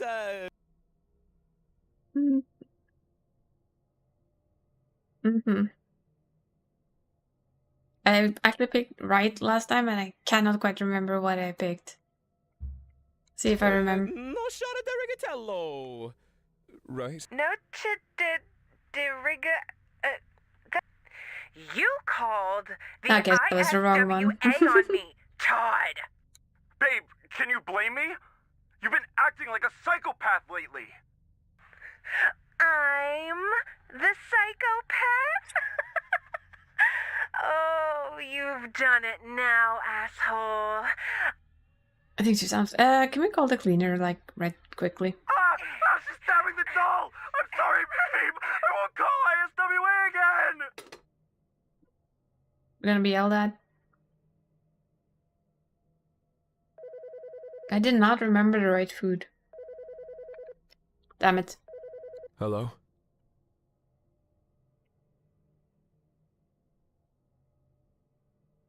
There was a silence on the other end of the line, but I felt a presence. Someone was there. I could sense it. Hello, how can I Hello? help you? Pika! I'm watching you. Are you Yoni or Pika? I froze, my grip on the handset tightening. The voice was ominous, unsettling. But I was not one to be intimidated. I would not be bullied in my own office by some foolish prank caller.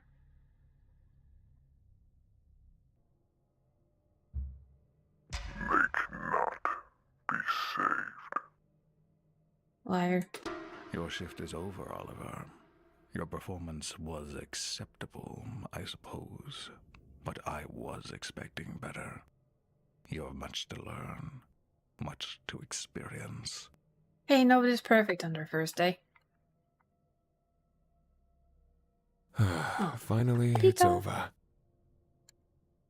I sighed heavily, slouching into my office chair. Thank goodness it was over. For now. With the phone calls over and done with, I turned my attention to other matters, like the Pika over there. But like the Bear Ridge Ripper case. My number one priority was finding the killer. Sleep could wait. Time was of the essence. The real work begins.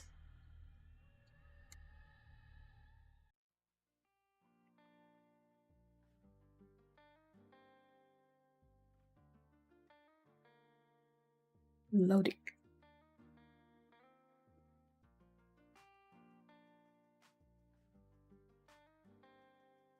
The summer of 1999 was the hottest I'd ever experienced.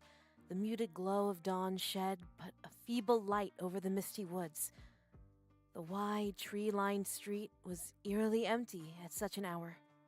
The entire world was fast asleep, and here I was at the first light of day, alone at a deserted bus stop. Yay! It was lonely here. Uncomfortably quiet. I couldn't shake this irrational feeling that some hungry predator was going to jump from the darkness and take a chunk out of me. Not like I could run far in a dress like this. You'd be surprised, honey. The weak, flickering light overhead only added to my jitters. There was something about this neck of the woods that freaked me out. Part of me was itching to pack up and head home. Applying for this job was a stupid idea. I was out of my element, out of my comfort zone, and in over my head. My knowledge of the countryside and outdoor living was zero. Yay! Stupid me trying to get away from my parents, that I threw myself into a worse situation, working at a summer camp in the middle of absolute nowhere. Your next adventure starts Help here. wanted! From the 13th of August to the 22nd of August, 99. Imagine that, 99 when I was 20? Yeah, something like that. It seemed like a nice way to disconnect from the stress of the 19, modern actually. world and reconnect with nature. An escape from reality, from life at home. At least for a little while. A cool breeze blowing through my hair, my fingers strummed over my acoustic guitar. Just something to fill the silence. Anything to fill the silence. Hi, kitty cat. A cat in the wilds of Bear Ridge Mountains? And at the bus stop of all places. What on earth was it doing here? A hint of mystery surrounded the four-legged creature. It looked like its name was Connor. Hi, Connor. After some time admiring the cat from a safe distance, I was feeling more than a little restless. What was taking the bus so long? Was it normal for it to run this late? Concerned, I rooted through the desk pocket of my cell phone and dialed my boss's number. I wasn't too far from camp. Maybe he could drive out and pick me up. He answered on the second ring, thankfully. What do you want? I paused, surprised by how irritable he sounded. He was a lot nicer during the interview. Hey, the bus is late, and I've been waiting here for close to an hour now. Why is the fact you're stranded my problem? They'll say he looks like a werewolf. Just putting that out there. Well, I was hoping you could, come pick me up? If it's not too much trouble? Way too much trouble. Being out by myself makes me really nervous. I'm not really used to the woods, and... Too damn bad. So rude. Yup, he did just hang up on you. My stomach dropped to my toes. Wow, what a jerk. I shivered, the morning chill seeping through my dress. Another shiver racked my body, this one less from the cold and more from frustration. This sucked. Waiting for a bus that may never come, dealing with a boss who treated me like an afterthought. Was it worth it? All this for a minimum wage check and some time away from home. We will stay because if we flake and go home, we end the game. Headlights pierced the mist. The large, weathered wheels of a bus squeaked along the bumpy road. Finally. The clunky gas guzzler had arrived. A one-way trip to the mountains of Bear Ridge. The bus squealed into a stop before me. The folding doors opened to the smiling face of the driver. An old, bald man missing 2 teeth. Packing my guitar back into its case, I forced a smile and then hurried on the short set of stairs with my luggage. Time to meet the camp counselors. Gazing down the narrow aisle of divided seats, I locked eyes with four attractive strangers. All of them looked to be around my age. There was only one reason a group of teenagers would paddle on the bus at such an ungodly hour, venturing deep into the remote wilderness of the upstate New Empress. My co-workers. 2 boys, 2 girls, embarking on a crazy, bumpy ride alongside me. It was oddly comforting knowing I wouldn't have to suffer alone for the rest of the trip. The bus doors closed and the driver stepped on the gas. No turning back now. Who should I sit next to? Now, we do have a save with Mr. Lost Soul here, and I am going to start over for all of the different roads that we can take. But since the test I did actually tells me to go with summer, we'll definitely go with summer. Law domineering. Decision making is his biggest flaw. Combative is his biggest flaw. She's indirect. Du pus, du slapp av litt.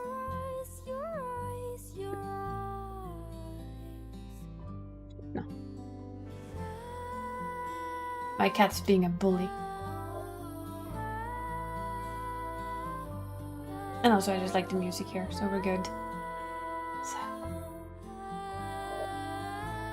And I know we're gonna hit an ad break, so we're just gonna listen to the music through the break, and of course, we must, I mean it, we must admire Jake's absolute best project art. Can you... I know some of you have seen this before, but if you haven't, can you see the very special art that he's drawn on the bus? And it's not Jake was here. Though it could have been.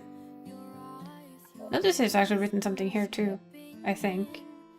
Stonks? I think it says stonks.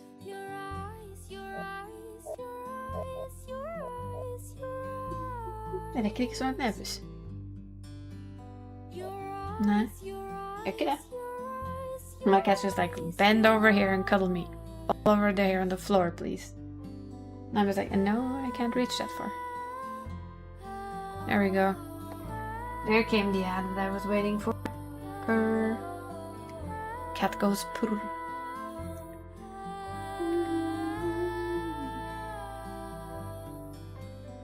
Ah yes, it's also medication time, so we're gonna take those while we are on the ads. This is why I went for the tier that at least that also had the music, because you know, the music is really nice.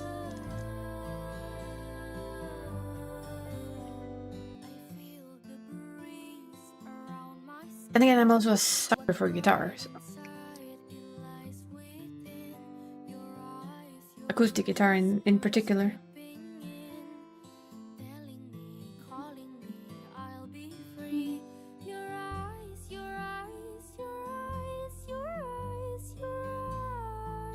Encrypted emergency exit message used to break glass. Yeah.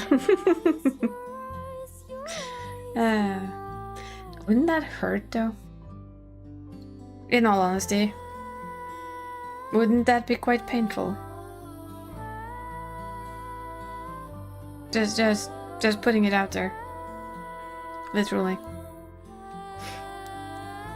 Wouldn't that be quite painful?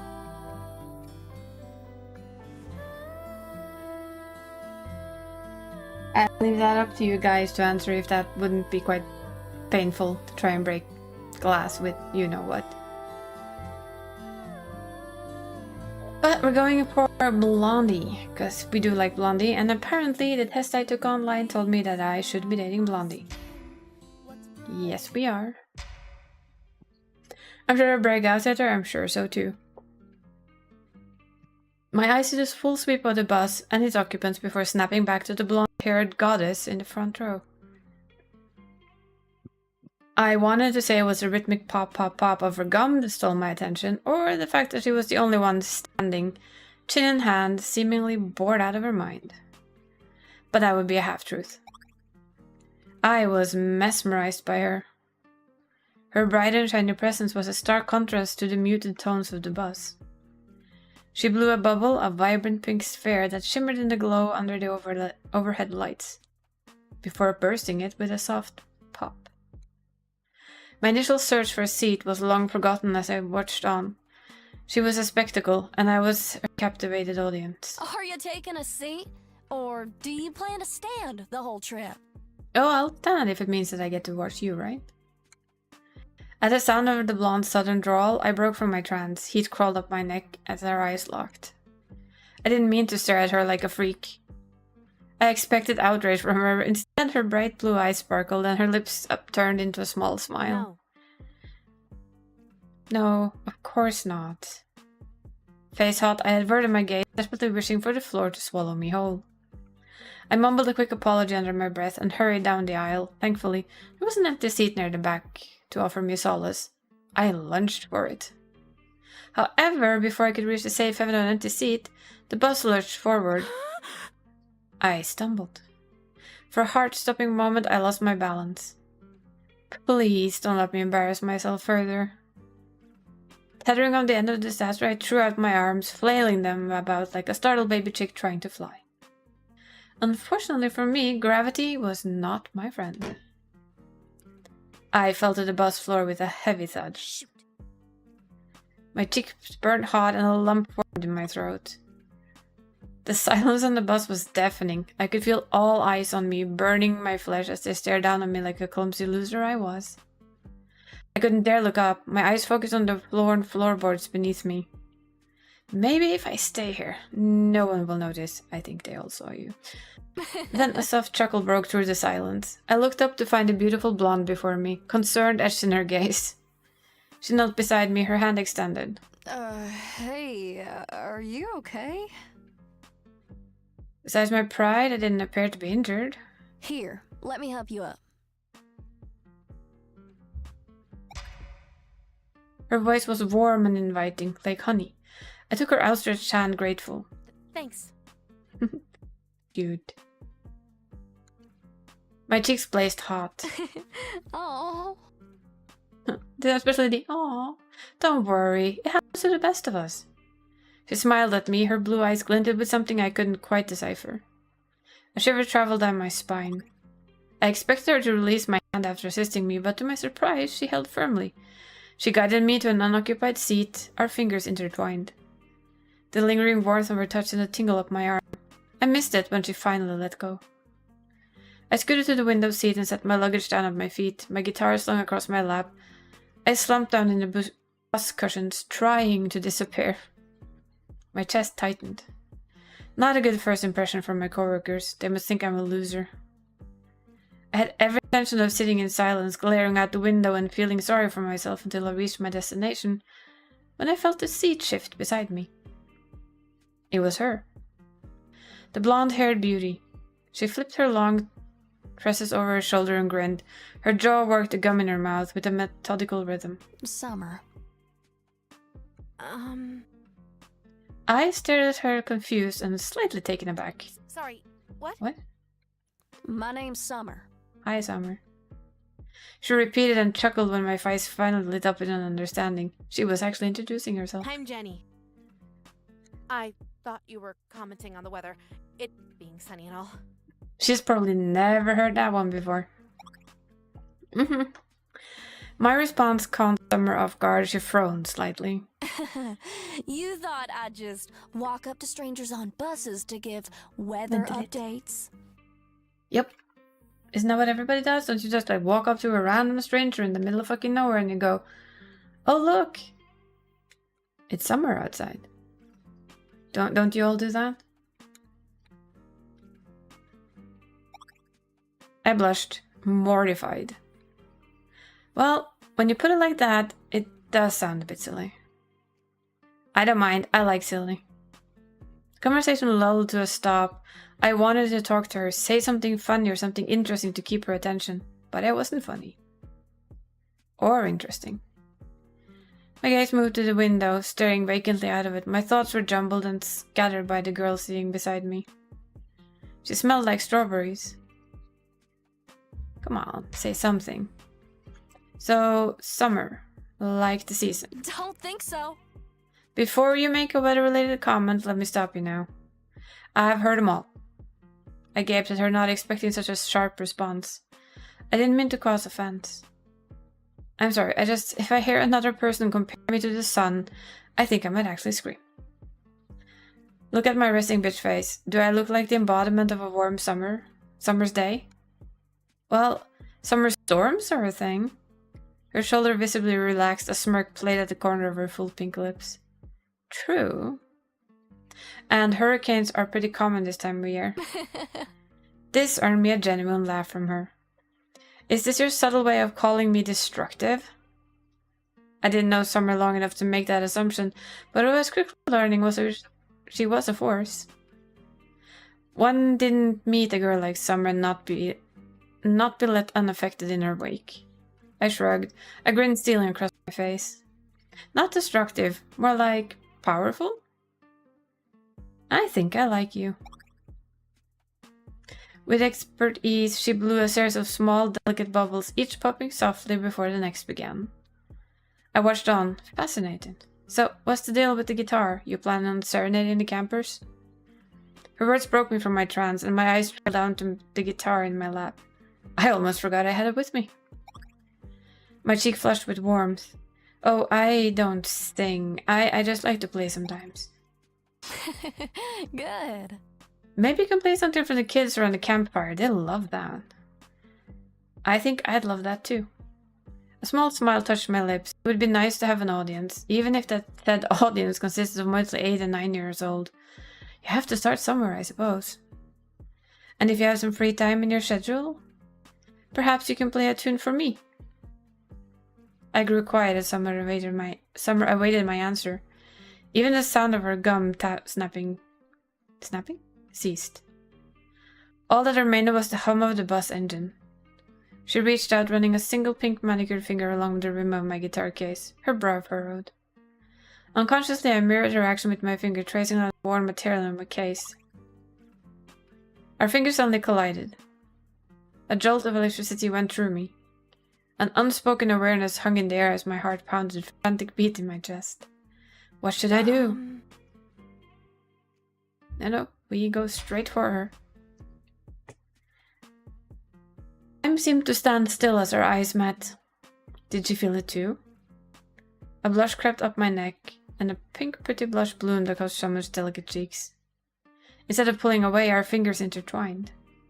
The bus rolled into a halt at the next bus stop. The double doors opened and an older, scraggly man boarded.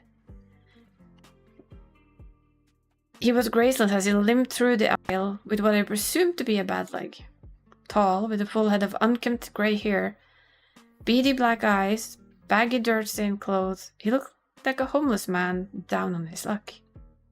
It was a small miracle he could even afford a bus ticket with the way he carried himself.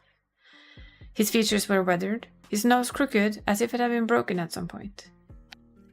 The poor guy seemed sickly, barely holding on by a thread. His clothes carried a terrible odor, and the stench intensified the further he moved into the bus.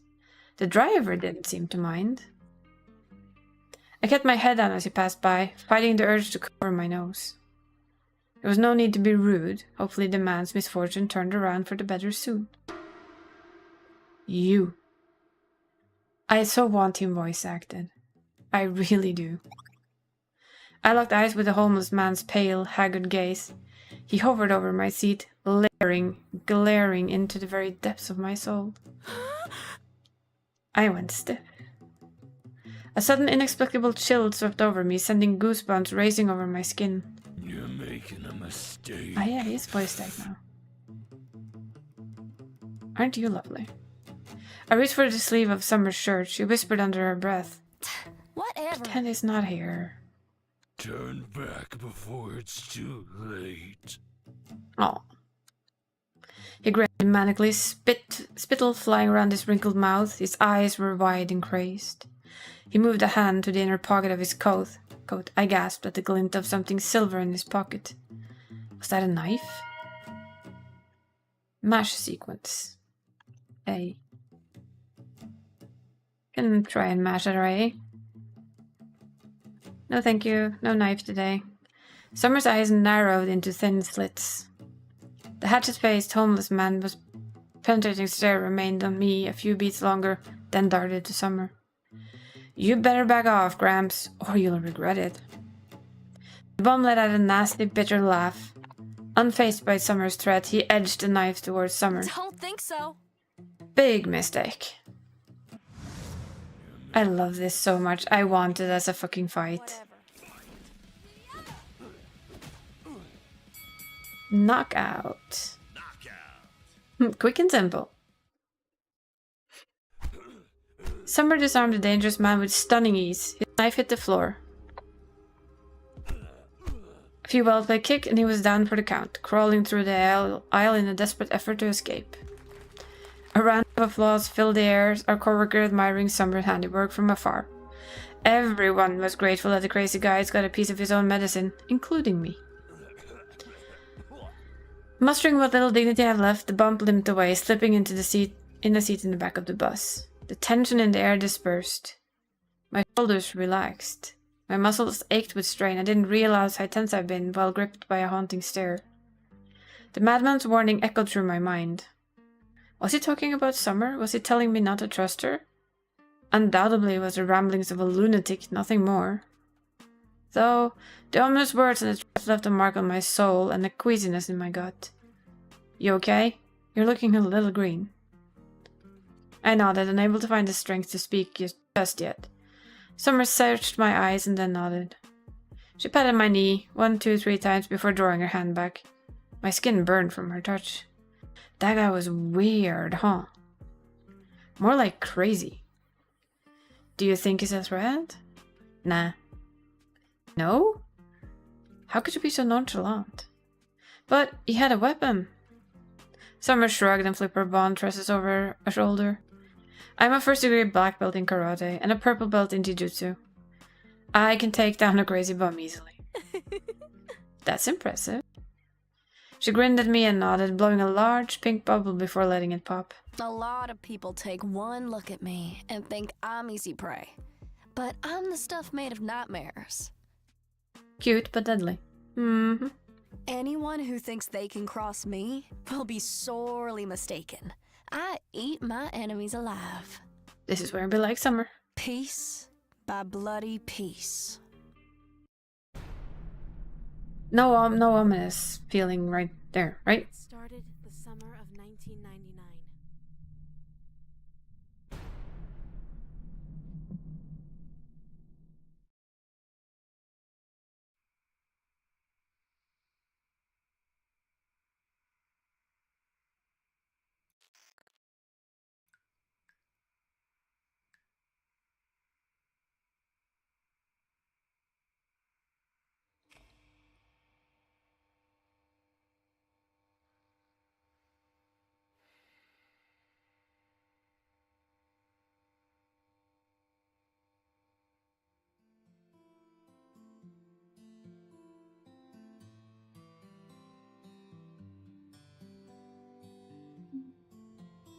I like the music.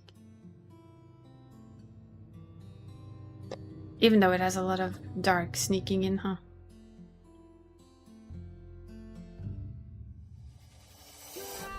Pretty sure that's not a bear.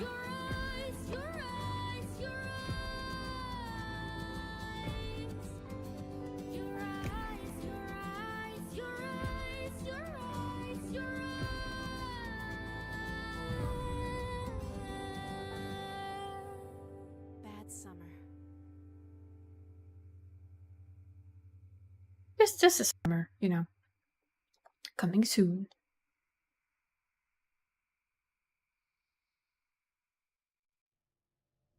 Oliver, your shift was over hours ago. Go home. Rest. There is always tomorrow. Well, I mean, with his job, are you sure? Rest? Someone is behind these brutal murders, and I'll uncover the truth, even if it kills me. Careful what you wish for. Day 2. Oliver's office, 06:25 a.m. The stale air in my office hung heavy, thick with the scent of old paper and the ghost of 1,000 unanswered questions. Files overflowed from every surface, a chaotic landscape of witness statements, manila folders, and dead-end leads. The Bear Ridge Ripper. The name itself was a brand seared into my mind, a constant burning reminder of my own inadequacy, my inability to crack the case, to piece it all together. I ran a hand through my already disheveled hair, the rough paper of a transcript grating against my skin. Another interview, another victim's family member, their grief a palpable weight that settled on my chest. I listened to so many of these recordings, each one a variation of the same horrifying theme. The Ripper's brutality, the inexplicable nature of the attack, the lack of any discernible pattern. What am I missing? Why doesn't any of it make sense? The files mocked me, each one a testament to my limitations. I, Oliver Smith, the man who prided himself on his ability to solve the unsolvable, was staring into an abyss. And the abyss was staring back. Woo. I reached for the bottle of scotch in my bottom drawer. Drinking The at amber liquid a work. temporary Just solace. One sip, then another. Drink it at 6 a.m., Oliver. That's just stupid. It dulled the edges of the frustration, the gnawing sense of failure. It didn't provide any answers. No alcohol It never seldom did. does, son. As much as I wanted to, I couldn't drown in my own despair. I had to keep digging, keep searching. Yes. Yes, you do. The victims deserved justice. Their families deserved closure. I mean, yeah. But, you know, don't drink yourself to death first, eh? And I needed to know. Now, that's the more fair answer, if you ask me. You needed to know. I needed to understand. Mm-hmm. Even if the truth shattered everything I thought I knew. Hi, Pika. There it was again. Watching, waiting, whispering obscenities. I felt its menacing presence all around me. I love listening to the Shadows chattering in the clawed background. relentlessly at So the cool. corners of my weary mind. Hi, Pika. Another PA announcement blurted from the speaker. Oh, here we go again. Don't look. Pretend it wasn't there. No sudden movements. Don't run. Don't speak. Hi. Do not approach. Why do we always need a bury? But deep down, there was a gnawing curiosity. A dark urge to stare into the abyss. I'll go for it. To experience and indulge in all the horrible depravity it had to offer. For once in life, Oliver, my boy, we're gonna follow that Who instinct. was it that gazed so intently Pika. from the abyss? Why did it have such a fascination with the likes of me? A simple mortal with a mundane desk job. I think it's because you're actually a decent guy. Was I special? Or could this all be some sick illusion? You know? Why not both? Maybe you're special, and it's a sick illusion. Oh, we're so gonna stare at her. Dark curiosity took the reins. Giving into the urge, I locked eyes with the shadowy intruder by the door. The moment our gaze met, it was as if a switch had been flipped. The office was tossed into the void, the files and photos fading into meaningless blurs. I was no longer in control. Drinking at 6 a.m., you are special, my guy. Yep. I was pulled, dragged into the creature's penetrating crimson gaze, held captive by an unseen force. A strange energy coursed through my veins, a sensation both terrifying and intoxicating. My heart pounded in my chest, a frantic drumbeat against the silence of my mind. I couldn't look away. I couldn't. Then a burning sensation erupted behind my eyes, a searing, agonizing pain that intensified with every passing second. I tried to scream, but no sound escaped my lips. Nah, let's just give in to... We're giving in to Pika today. The creature's psychic grip on me was much too strong. It had burrowed itself deep in my mind. So deep in my mind that I thought for a fleeting moment about letting go. Would it be such a bad thing to let it win? To finally be free of it all? Shadowy tendrils reached out to me, gnarled and grotesquely shaped. I expected pain to follow, soon after. To be snatched away and disappear like the others.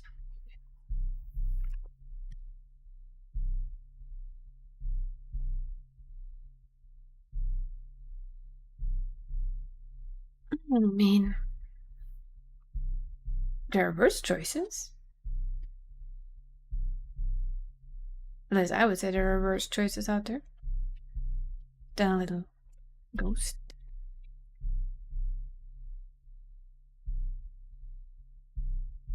Bitterly cold, but harmless. The bewitching grasp on me faded. My control returned to me. I didn't know how or why. I didn't stick around to ask.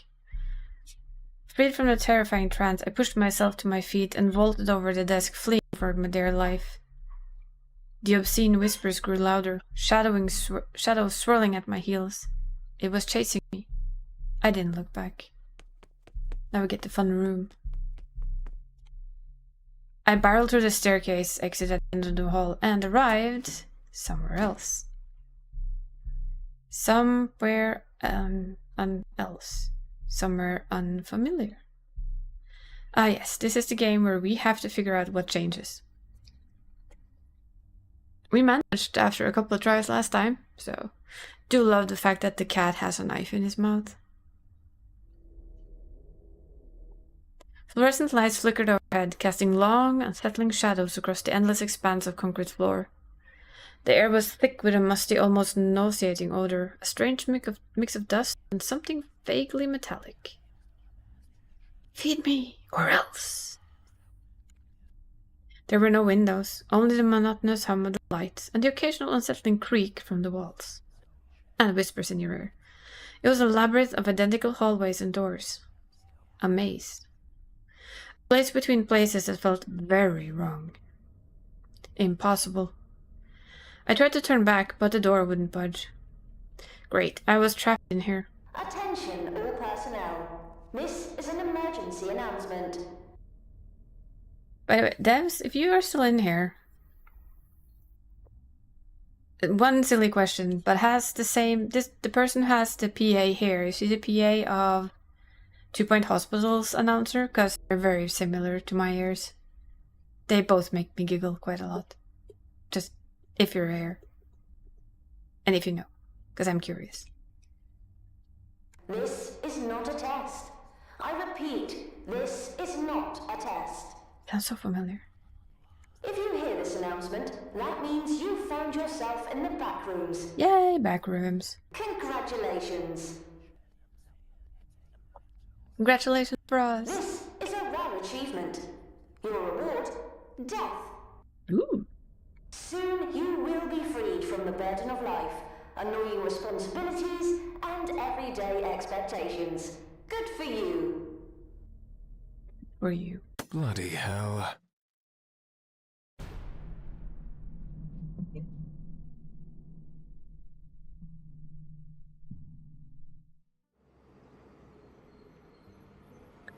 We finally arrived. The double doors of the bus slid open, revealing the golden light of a warm summer afternoon. My bulky pack and guitar got strapped to my shoulders. I rushed through the aisle towards the exit, eager to feel the pleasant, open air on my skin. I didn't realize how much I missed the outside world until my feet landed in the dewy grass.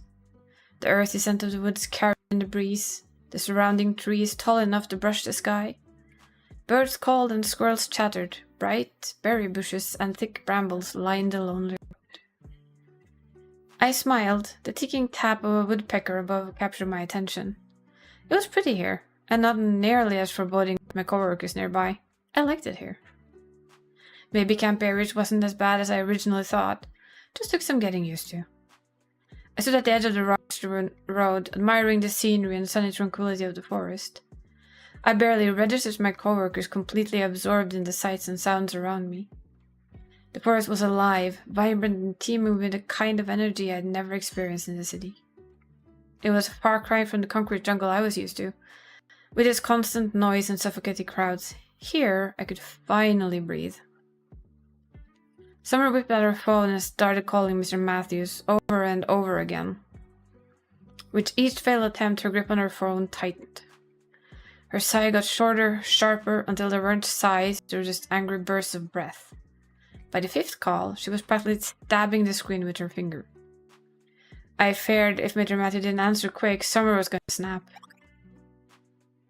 Seriously, why isn't he answering? He always answers. Maybe he's busy? He can't be that busy. Summer tapped her foot with an increasing impatience, her eyes scanning the trail as if willing him to appear. Tardiness seems to be a serious offense in her book, one I vowed then and there never to commit. I watched as he stabbed her phone again, shoulders tight, eyes stretched taut at the corners. I didn't think about it, I just moved, slipping my arms around her and pulling her close. She tensed at first, her body stiff as a board, but I didn't let go. I couldn't. She was spiraling and she needed an anchor. I was willing to be that for her. And whatever else she needed me to be at that moment. Hey. I leaned in, whispering in her ear. Breathe. You're not alone, okay? Aw. Little by little she melted against me, her phone lowering, her huff softening into slow, even breaths. And I just held her there, steady, until the storm gathering in her blue irises calmed and settled. I needed that. I needed that bad. Yes, Nart? I have a naggy cat. Like, isn't it treat time soon? In half an hour, kitty cat. My cheeks burned at her intense stare. Thank you, Jenny. Did we get a smooch? Her voice was soft, sincere. I loosened my arm from around her, suddenly...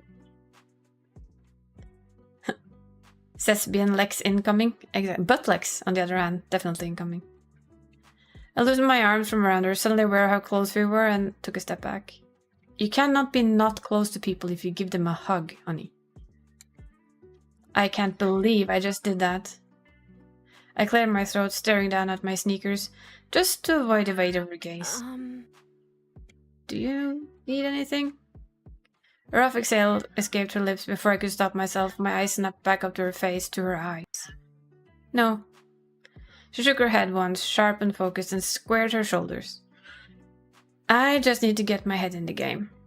She said this more to herself than to me. Her eyes flicked to the group of teens near the bus stop, our co-workers. They're looking for answers. I can't afford to fall apart. She tightened her grip on her phone, her jaw set. And we have an ad break, so we're taking one more little break there. Cat's now melting down because nobody cared about his intense stares. The world is bad when people do that. So horrible. Yes. It's like, feed me. Did you give yours the treats, Flo?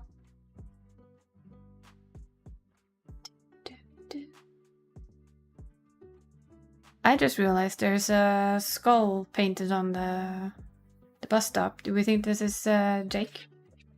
Kinda looked like Jake art. Tatu Not Gonna Get Us starts playing in the background. Definitely. I wouldn't mind Tatu. I actually like that song. Been a while since I listened to it though. Come to think of it. A long ass while.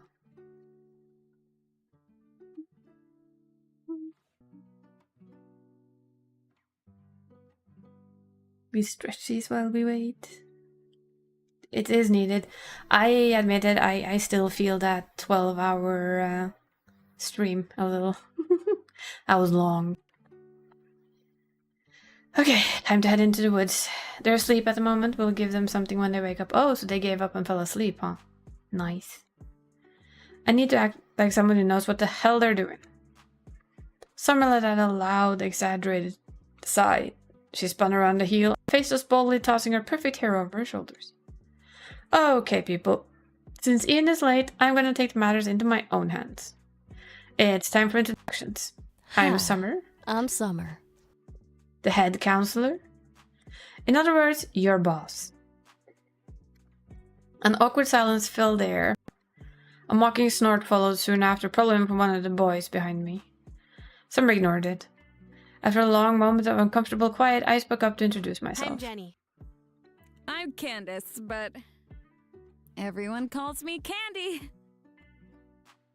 I like her Hello Kitty necklace. I'm Jake. City of Love.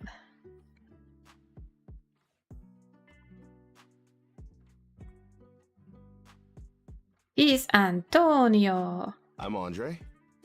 Not Antonio.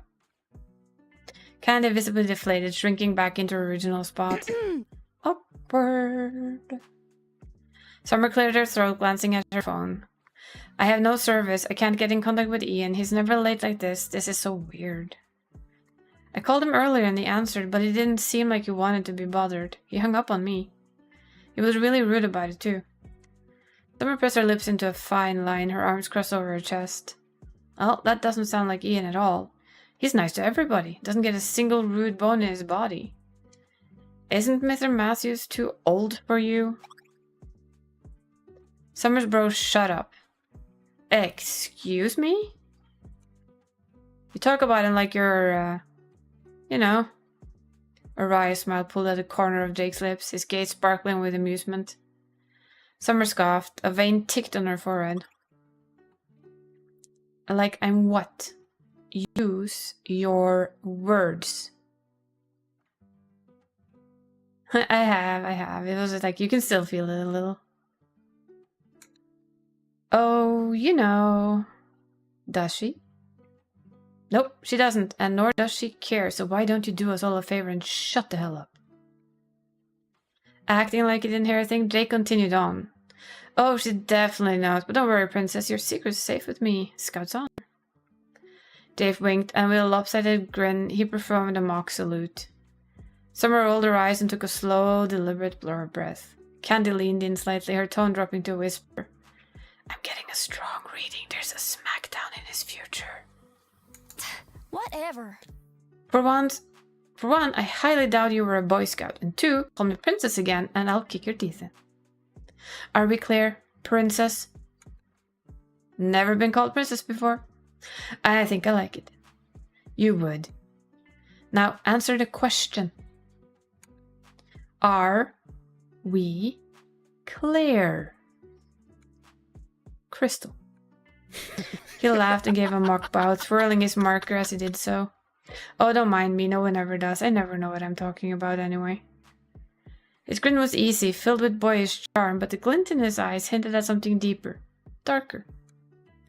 It almost felt sad, his word, don't mind me, no one ever does.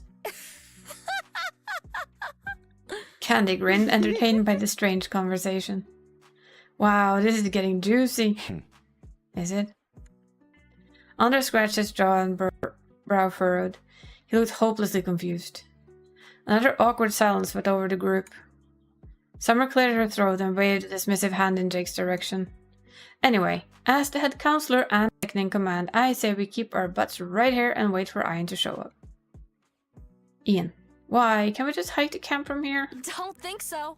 It's too long of a walk, especially in this heat. What if one of you pass out from heat stroke? I'm not taking responsibility for that. Nah. I'm not staying here. What? Oh, no you don't, mister. Andre turned, taking off on the hiking trail without looking back.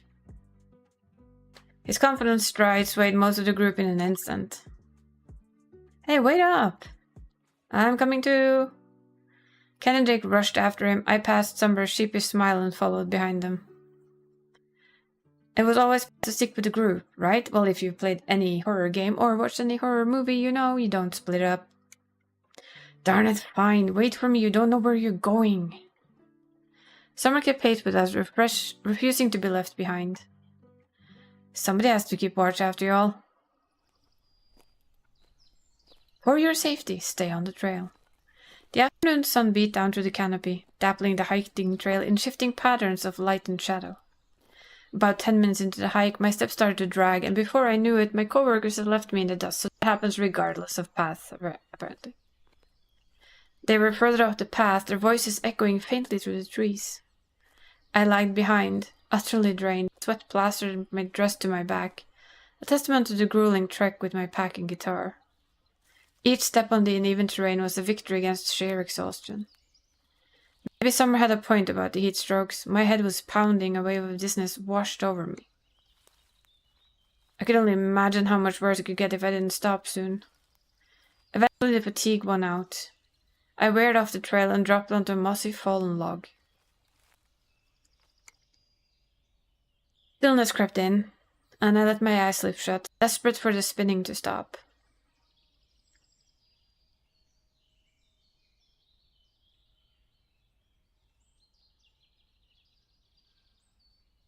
When I opened them again, my coworkers were gone, the trail ahead empty. Barren. All that remained were faded footsteps in the dirt. A knot of panic tightened in my stomach. Where did they go? I only stopped for a few moments. They left me. How could they leave me? Did you say you were stopping, sweetie? No, you didn't. You didn't call out for them and ask for help either. Don't blame them. My breath hitched in my throat. I stood up, my heart pounding, half expecting them to jump up and yell, "Surprise!" But the woods remained silent. The only sound was rustling leaves in the hot wind. Guys? Hello? I called out to them, my voice echoing hauntingly. No reply. They were gone. Spooked by the unsettling silence, I pressed forward along the path, searching frantically for any familiar faces. Up ahead was a steep hill, and at the base a signpost. I thrust my head forward, struggling to make out the words. Caution! Beware of bear. You may be subject to dangerous encounters or possible attacks. Hike at your own risk.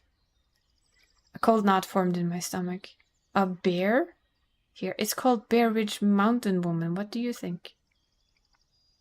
The sound of footsteps crunching over the dirt sent a shiver up my spine. I jumped, startled by the noise, but nothing was there. The woods went silent. Well, that's never a good sign, is it? Deathly still. Clouds choked the sun from the sky, plunging darkness over the earth. Wow, that's melodramatic. Hello. A living shadow darted past me, unnaturally swift. My breath caught in my throat. I wasn't alone. I stopped mid-stride, my gaze searching desperately for any signs of life. I spotted a dark, beaten path just off the hiking trail. Something about it seemed off. Gnarled and twisted branches jutted out of the dirt like knives, a warning not to enter. A lashing wind sifted through the trees. The bushes rumbled and shook. I couldn't tell if it was just the wind or if someone or something was moving nearby. I mean, well, we have a choice again. You know, the side of me that, hey, we're already lost, why don't we do stupid things? Say that we go curious, investigate. The one that I think would more fit our main character would probably be to back away. Shall we do stupid things, or shall we just, you know, try and sneakily back off? I don't know if that actually helps us in any way. We might be in the same sticky situation regardless. But what do you guys think? What should we choose?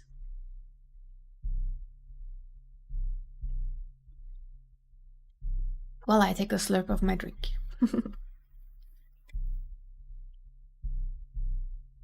I think when I say you guys, Flo is probably the only one currently active. The rest of you guys are lurkers, and I love you for that. What do you think, Flo? Shall we let the lady be curious, or shall we let her try and back off? This is today's big question. You'd say investigate? I mean, but we do know curiosity kills the cat. I swallowed my fear and wandered down the suspicious path. Let's do it. Carefully maneuvering around the spiky branches, I realized how stupid of an idea it was coming on a hiking trail once the hiking trail disappeared behind me. I had a strong sense of direction, but the woods are a maze of dirt and trees. Finding my way back won't be easy. A hideous stench assaulted my nostrils, like rot and death. Putrid enough to make me freeze in place and think twice about continuing onward. Well, I mean, it smells like death. I'm pretty sure we'll just keep going. I came this far. I have to see it through. Pressing a palm to my nose to repel the horrid smell, I pressed on. Then I saw it. The source of the stench. The remains of a gutted deer. Intestines leaked from its corpse in a disgusting tangle. Flies and maggots feasted on the battered corpse, and the surrounding grass stained bloody red. The butchery was indescribable. Limbs of the poor animals severed from the body. What could have done this? Was it the bear? Yeah, it's always a bear. I mean, come on. We've played enough The Quarry to know that it's always a bear. I shouldn't have ventured so far off the path. I was an idiot. I turned back. Oh, hi. I'm still gonna call you the yawner. You still look like a yawn. I stood frozen, dwarfed by the behemoth before me. I looked up, and still it climbed. Its silhouette devoured the sky, leaving only night in its wake. Ooh. Who are you? The monster tried to speak, but managing only horrifying growls and grumbles. Should you talk to it or should you run? Mad. Communicate. Fearful. Flee. She was kind of mad for going in there in the first place. Do we continue the madness? I mean, that might kill us, for all I know. Which would be bad. Then again, fleeing would also probably... Balls to the walls. Balls to the walls it is. I think that might have been a very bad idea. Yep. Game over. Let's not do balls to the walls next time, huh? Did it quick save? Okay, did a quick save. I came this far, I have to see it through. Pressing upon my nose repel, or I pressed on. Then I saw it. Okay. I had a chance to get away. The remains of a gutted there, intestines leaked from the core. Disgusting. Next time, use protection. I don't have a paladin with me. I don't have blessing or protection. God, that's an old joke. Then, yeah, the gutted there, flies and maggots, friendly yawner in the back. I do like that it actually is looking at us. Turn back. Still frozen. You have a huge thing before you. Look up. This time you flee. I mean, it tried to talk to us. Flee. This had to be some kind of terrifying dream. I pushed past it, fleeing down the trail. Utterly repulsed and stomach churning, I turned on the heel and ran away as fast as I could. Okay, so that leaves us alive at least. Adrenaline spiked through my veins. I pushed through the burning of my lungs and soreness in my muscles. My luggage almost weightless as I scrambled away. A break in the trees up ahead. A river. Ah yes, it's the river thing. I don't remember which button we needed to press. Water crashed and frothed below the wooden footbridge. The first hurried step on the plank seemed sturdy. The second step less so. The third step was dangerously wobbly. The fourth plank gave out completely, snapping in two and falling into the depths of the stream. Froth and foam, yes. I stumbled, my foot caught in the gap. I couldn't move, captured and ensnared like a rat in a trap. My heartbeat raced, my breath bursting in and out. I couldn't swim, and even if I could, the current was too strong. Thoughts of being washed away by a river and drowning, consumed by nature's cruel tide, flashed through my mind. I can't die here. I can't die here. Oh, free ourselves. I swallowed my fear. I buried it down into the depths of my stomach and locked it away. Then I twisted around, grabbed my ankle, and pulled the hardest I could.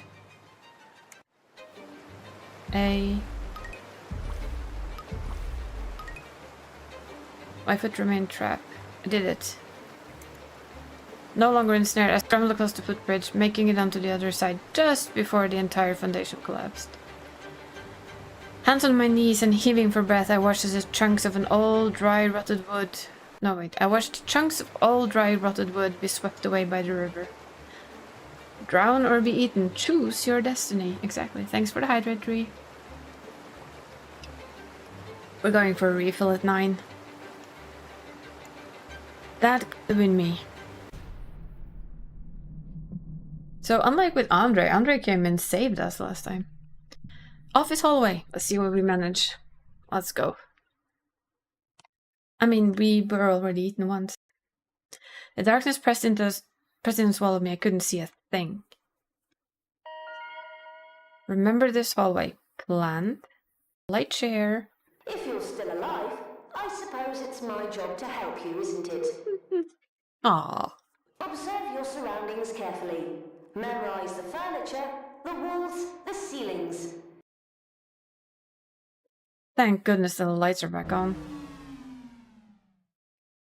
Christ, spoke too soon. Keep your flashlight close. If you spot an anomaly, shine your light on the problem, and it should go away. Probably. I drew my flashlight from my belt. I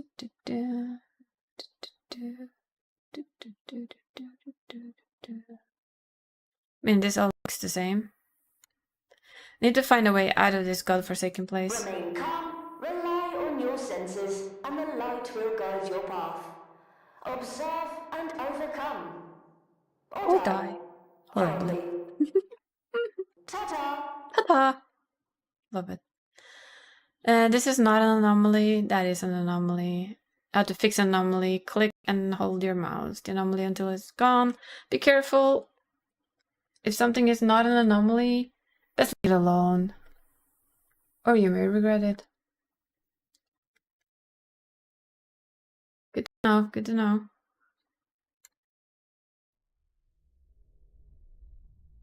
I Well, that's an anomaly, isn't it? Because that should be there.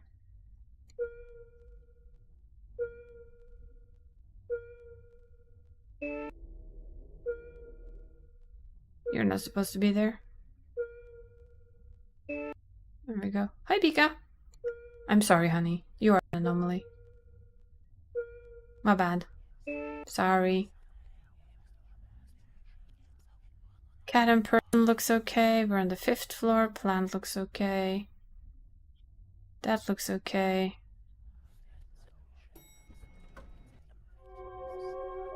Yes, take the risk. Let's go.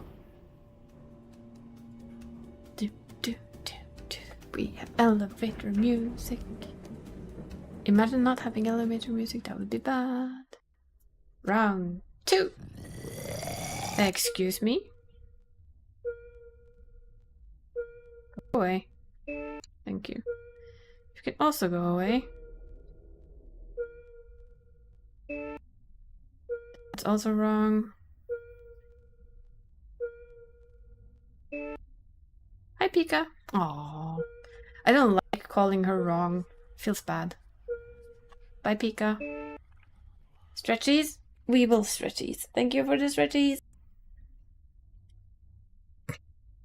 Well, the apple picture is correct. The plant is correct. The chair is correct. No, kitty cat, you did not have blood on your knife before. Although I do appreciate it. Down is right. We're on the 4th floor. Plant is correct. Nothing funky on the roof. We can exit.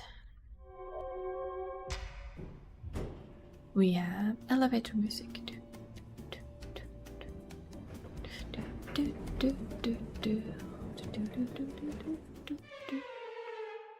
Yeah, okay. Hi, Pika. Hi. Oh, did we miss something that bad? Oh, we missed something. Yep, let's try again. What did we miss, though? If you're still alive. Okay, yes, yep. Apparently we fucked that up. What did we miss? Ta-ta, yes. We missed something. Chair? Oh, chair is broken. There we go. That's better. You're all wrong. No Pika today? Oh, we're missing a picture. And the cat suddenly has a bloody knife again. That was a lot on one plane. Hi, Pika. Why are you making noises in my ear? And plant looks fine, chair looks fine, no Pika peeking at us. Sad but true. Be even better at looking at stuff, huh?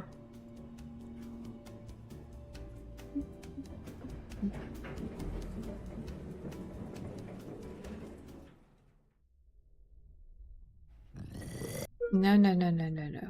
You're not supposed to be here, sweetie. Bye-bye. You go bye-bye.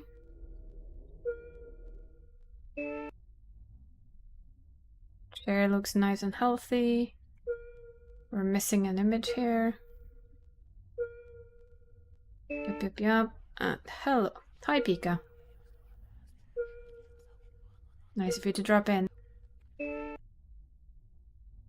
Chair looks right. We're missing a picture, and it's a bloody knife. Quite a few. Sorry, cat, you're not allowed to have a bloody knife, although I think it's cool.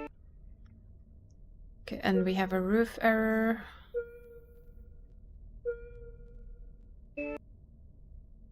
There we go. I think we caught them all. There's no weird colored plant. Chair is okay. Pictures are back in normal fashion. No more weirdities on the roof. I think we're good. Or I was mistaken and we get killed again. Chair is bad color? I thought it was yellow. Well, if I get eaten now, we know why. No, no, no, no, no, no, no, no, no, no, no, no. Don't you be so rushy, sir. Is it bad color? I thought it was yellow. Okay, it was bad color. My bad. Go away, mirror. You're on the wrong spot, sir. Or madam. Hi, Pika. I don't want to call you an abnormality, but the game's making me do it. Wait. Cat, you're on the wrong side. You've added quite a lot of extras to this, haven't you? There wasn't that many before. Oh, we have footprints. Wrong color on the plant.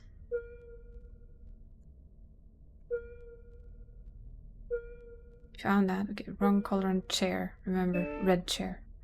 Or well, brown chair. And that picture is always missing if somebody steals that picture every single time now. How rude of them. You are correct though, kitty cat. No funkiness on the roof. That's fixed, that's fixed, that's fixed. This is okay. No hidden thingy. No ickiness on the floor. We'll risk it.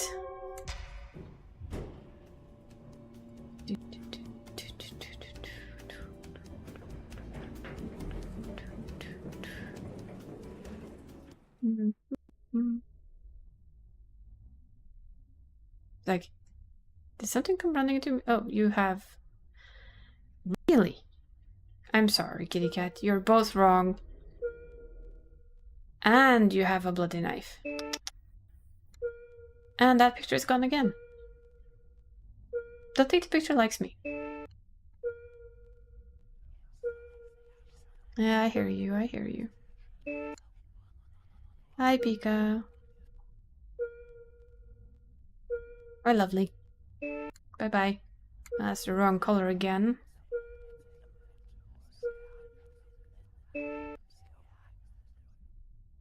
That's wrong.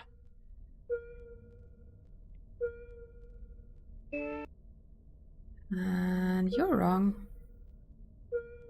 You're not supposed to be here. Okay, these are right. You're correct. You're green, not blue. Good. There's no footprints on the floor. We changed the chair color. No other oddities in the roof. Looking good. Looking normal. Let's take the risk.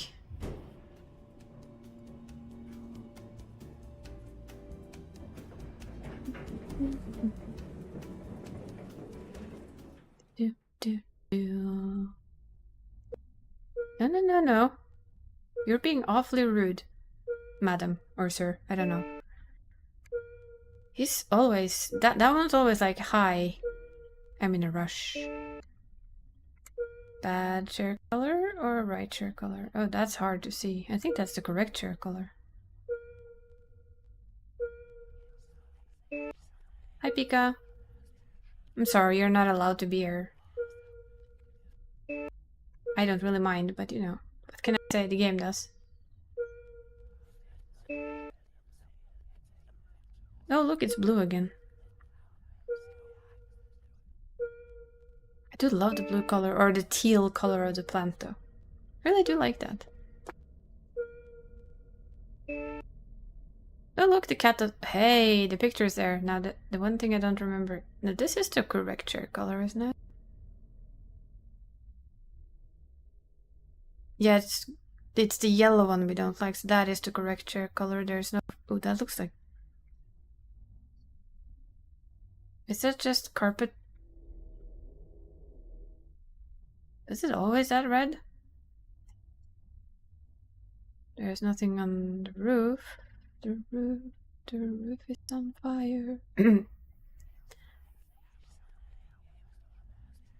Pretty sure that's the correct color. It should be more yellow if it's wrong. A little unsure about the carpet though, but it looks to be the same on each side. Yes, yes, whispers, whispers, whispers. I think we're good. Let's go. We fuck it up, we fuck it up. We get to try again. Oh, we're running.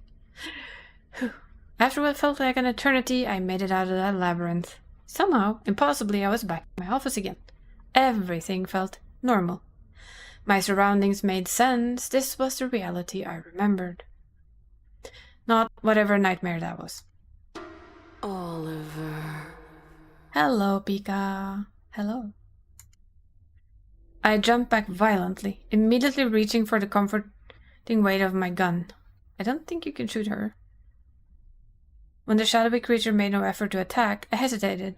Those penetrating crimson eyes, once dreadfully intimidating, seemed docile now. Its body, which was nearly naked and unmistakably feminine, hovered above the ground with an unfathomable lightness, floating, weightless as a feather. This thing, she, was beyond my comprehension. Baffled, I stared in stunned silence, my brain struggling to make sense of it all. Don't be afraid. Her sultry, otherworldly voice was soft, disarming whisper.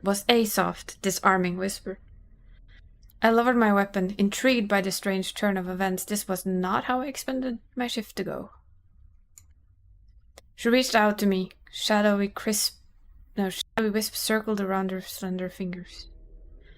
It was a surprisingly intimate gesture. Yeah, which weapon? A trap, maybe? Or perhaps an attempt to make a connection. My hand twitched, the rational part of my brain screaming at the sheer insanity of the idea. Everything about this creature defied logic, defied everything I thought I knew about the world. To touch her, it was like reaching into the unknown, a gamble with stakes I couldn't even begin to comprehend. She had every opportunity to kill me tonight, but she didn't. Was there a chance this being meant no harm? Oh, we're going risky. Slowly, hesitantly, I extended my own hand. My palm felt clammy, my fingers trembling. The fluorescent lights of my office seemed to dim, the sounds of the city outside fading to a distant hum. It was as if the world was holding its breath, waiting to see what happened next. The gap between us closed, her fingers, long and slender with nails like polished obsidian, brushed against my skin. A jolt of electricity shot up my arm, but it wasn't painful. It was strange. I know Pika is romanceable. We're gonna just have to do one for each. When the game comes out, we're just gonna have to do at least one run with Pika and one run with Cleaner. Definitely do like Pika, so. Sensation flooded my mind, images and emotions that weren't my own. We're going straight for Pika first, though. I love her. I like the Cleaner, but I love her. She carried a sense of ancientness, of vastness, power that dwarfed anything I had ever encountered. And beneath it all, a profound loneliness. You, the protector of the weak and downtrodden. You help people. You save them. I've watched you. A little beep beep. I think it's definitely not mistaken for that. I do love the little eye thing though. See how the eye moves? It's awesome. I see you. Well, good for you then, honey. I swallowed deeply, struggling to find my voice. You've been watching me. Why? Watching you is fascinating. You intrigue me. I mean, why not have a relationship with an otherworldly being? What could go wrong? Right? Nothing could go wrong. You are different from the others. You care. You help. Makes you wonder what all the others do. It is my job to help, yes. Is that why you watch me? Do you need my help too? She didn't answer, but her pleading eyes said it all. What are you, really? You don't seem like an abnormal. A monster would have killed me by now. You seek the truth. I can tell you.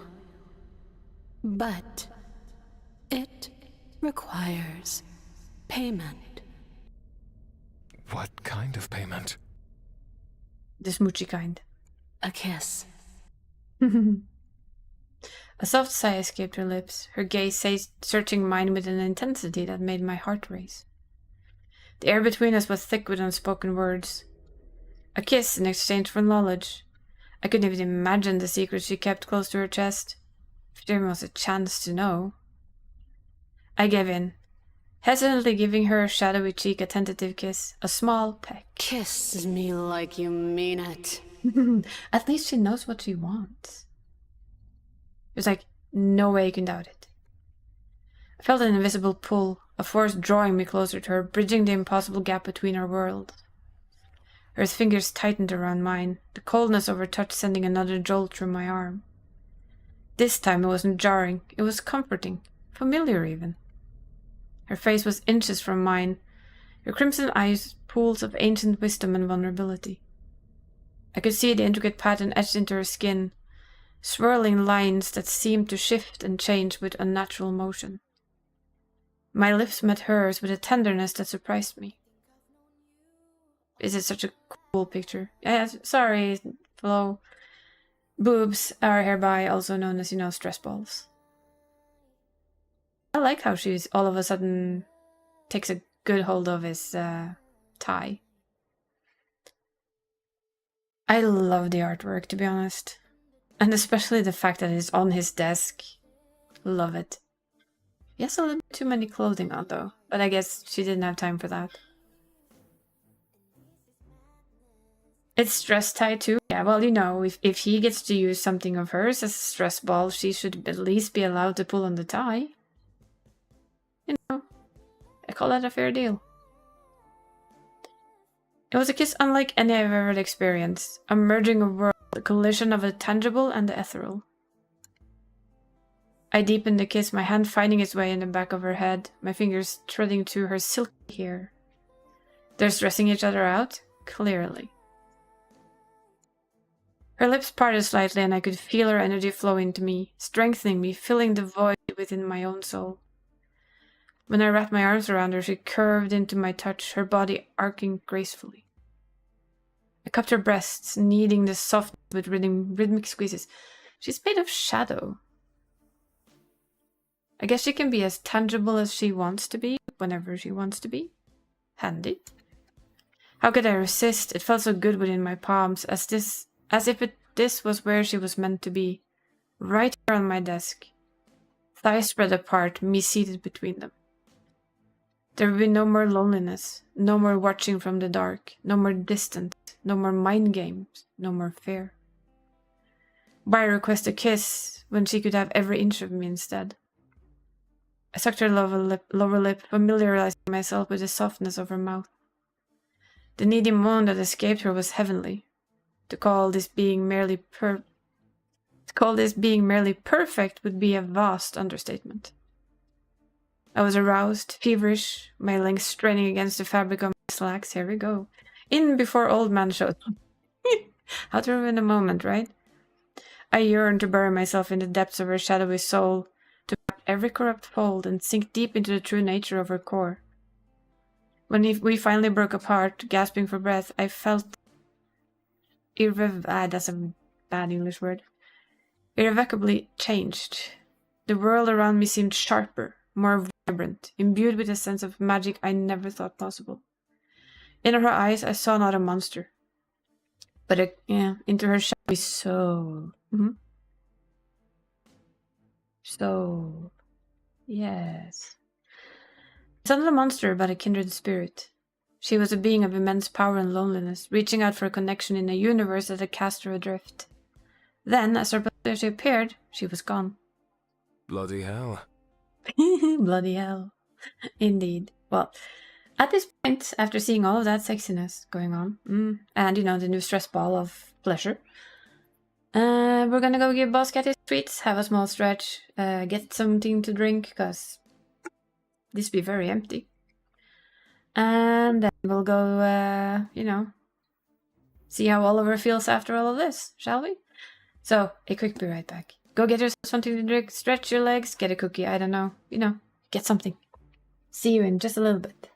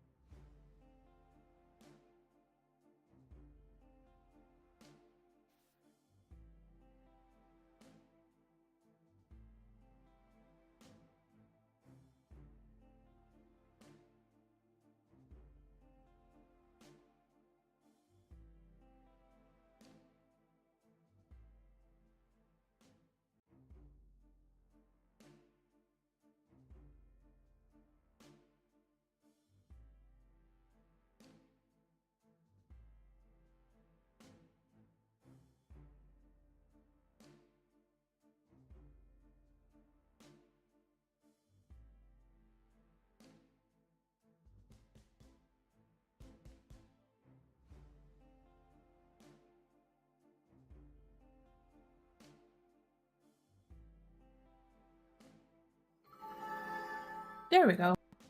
Oop, one cat. Now fed and given treats. All is good in the world, and I have chocolate. Therefore, all is good in the world. I still love the expression of Oliver.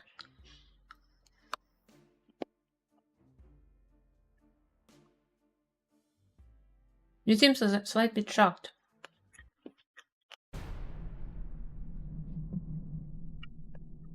Day 1, hiking trail.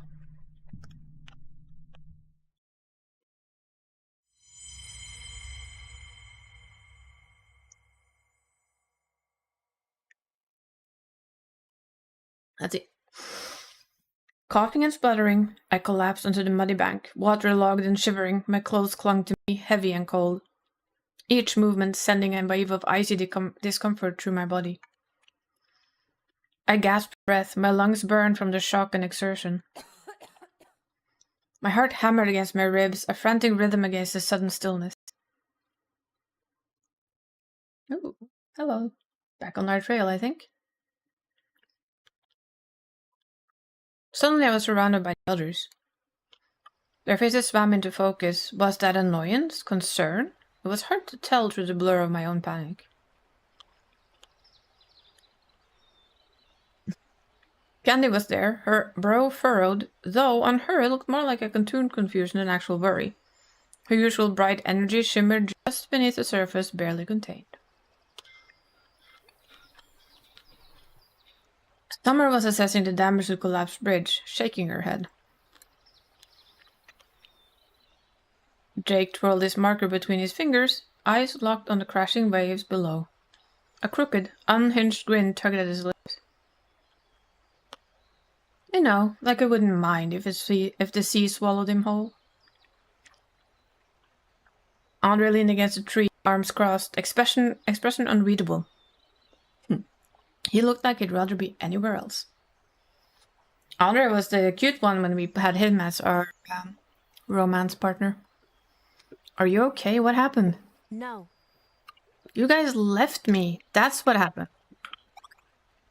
I mean, you left us. We reached a fork in the path and we turned around and you were gone. We looked everywhere for you. Good thing we found you before you became fish food. I hate to say it, but Jake's not wrong. First rule of hiking, stick to the marked trails.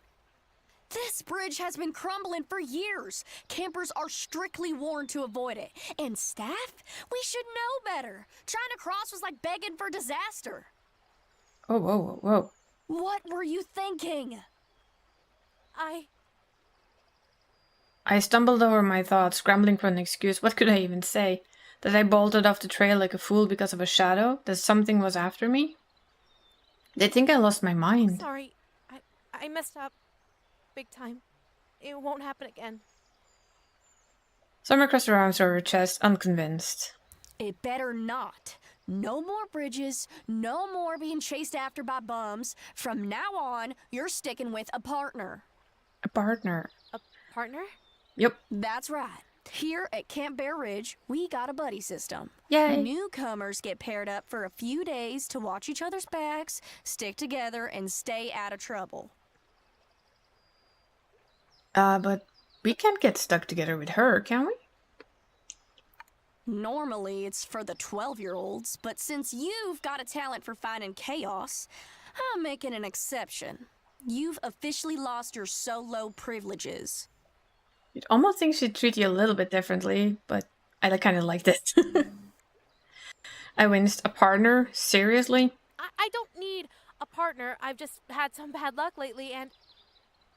I'm doing this for your own good, Jenny. You'll thank me later. Your assigned buddy is... me. I like that. I blinked, stunned. Don't look so shocked. I know this woods better than anyone. I've been through every trail, every cave, every animal border in a 10-mile radius. I taught the survival course. She does look slightly unhinged with that face, though. I admit it, she has like a slight unhinged look. Twice. Jake rolled his eyes, and she's very proud of it. Of course I am. You need someone who'll make sure you won't get eaten by a bear or fall through another bridge. No offense, but none of you are qualified. So congratulations, Jenny. Until I deem you adequately camp savvy, you're under my wing. Oh, she's in the summer program now. Poor girl. Laugh all you want, but Jenny is structure, and no one's better at structure than me. Before I could protest, Summer grabbed my wrist and tugged me forward. Then, with a ceremonial flair, she clapped her hands firmly over mine. There, bonded, like a contract in blood, only less messy. I stared at her, unsure if I was supposed to be grateful or terrified. We'll start with trail safety drills tomorrow at dawn. You got a lot to learn. Try not to cry when she makes you eat tree bark. She makes us eat tree bark? I mean, there are worse things to put in your mouth. Only in emergencies. I give it 2 days before she snaps. I give it 1 before she thanks me. She said with that enduring confidence of someone who'd never been wrong in her life. Summer's lips curled with a quiet satisfaction. There, see? Teamwork. After some time, we reached a clearing in the trees. With me, the only place you could fall is in your arms. After some time, we reached a clearing in the trees. The sun blazed overhead, casting golden warmth across the open land. In the center stood the main cabin of Camp Bear Ridge, rustic and sturdy, the wood-paneled exterior weathered by time. Wide fields of flat, open ground stretched endlessly beyond the massive structure. It seemed perfect for pitching tents and setting up campfire circles. I expected the buzz of preparation. Camp counselors arriving in groups, hauling gear, laughing, unpacking supplies, maybe arguing over tent spots, but there was none of that. No walkie-talkie chatter, no hurried footsteps, barely any parked cars. Just us, standing in a vast sunlit clearing that felt far too quiet for what was supposed to be counselor training. Bear Ridge was the most popular summer camp in all of New Empress. The place should be teeming with activity this time of year, shouldn't it? Jake was the first to speak up.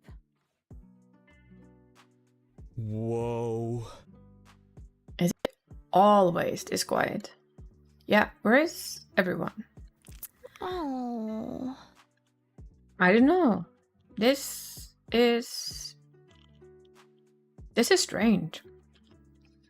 For a brief second, Summer's confident facade faltered. Her eyes scanned the clearing, narrowed and alert, like she was calculating something. Her posture stiffened, the corners of her mouth twitching downward.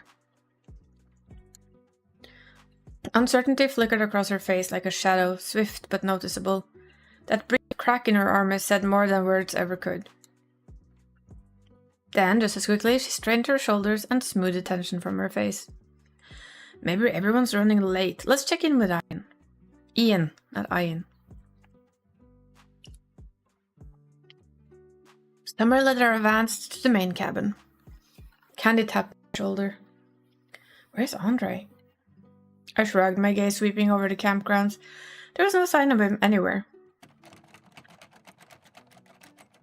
We stopped at the front door of the cabin. Summer reached for the knob and pulled. It didn't budge. Huh. She tried again, twisting harder than rattling it. Still locked.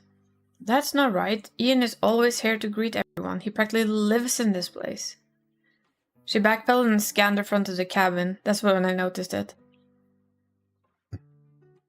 Wait, there's something on the door.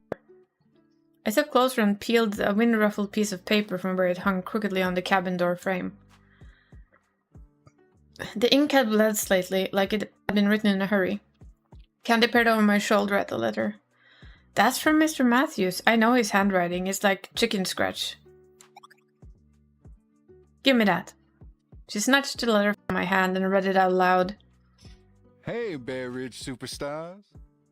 Got a family emergency that needs handling, but I'll be back before the kids arrive. Please use your tents for shelter instead of the cabins for now. Long story, plumbing issue. There's a cooler with food and drinks locked in the back shed. Keys are with Norman. Stick to the itinerary and I'll see you soon. Behave yourselves, Mr. Matthews. Huh? Hi, Exie. New research good? We're summer camping. We just had a slight we had interactions with an abnormal entity of the boob squeezing kind. How is Exie doing? Hopefully good still? No more stomach issues? Who's Norman? Looking for me?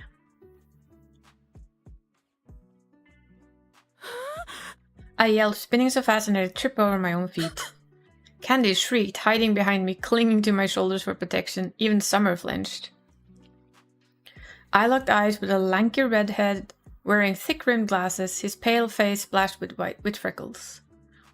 No more stomach issues, that's good.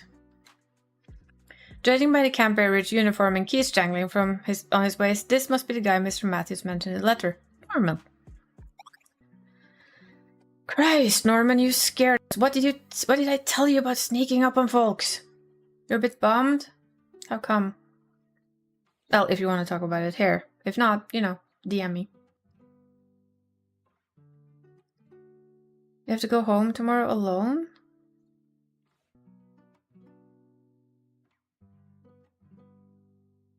Your mom can't come with?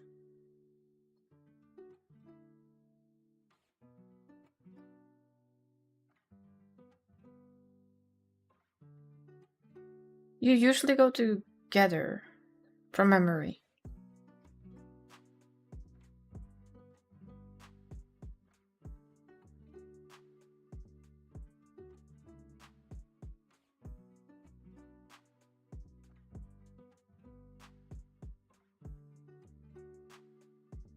Yeah, we're currently fighting off all Flo's brainworms.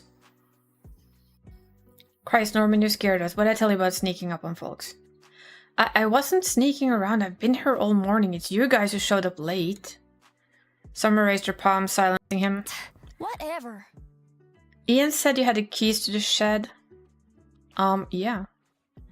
His trembling fingers fumbled with the shed key before shoved it into Summer's outstretched hand.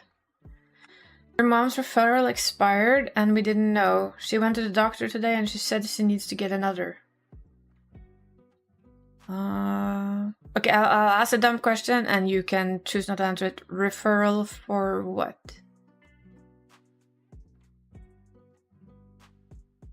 Oh wait. Did she go to a doctor at home too? I don't remember. There was something there. But I'm sorry, my memory is absolute shite.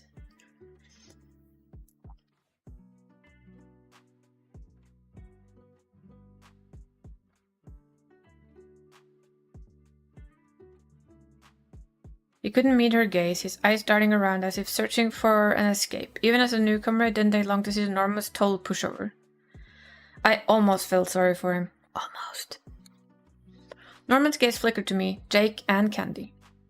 You guys must be the new counselors. Welcome to Camp Bear Ridge. Yay! Yay! Oh gosh, he feels so... The voice actor here does that perfectly. It's like, oh my god, can you get any more uncomfortable? Well done. Well done. I wish Mr. Matthews was here to greet you guys, but you read a note, right? Norman sighed deeply, his brown eyes dark, troubled. He was acting weird before I left, like something was really wrong. I'm really worried.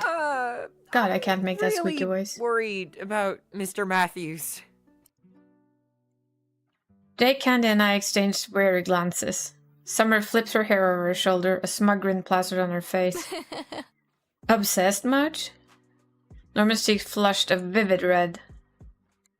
Obsessed? No, just worried. Ian's fine. You're overreacting like usual. He'll be back before we know it, and everything will be smooth sailings once again. We'll do our jobs, take care of the kids, and get paid just like every other summer. So take a breather, Norman. Do your little job and try not to spiral, okay? He nodded obediently. Sorry.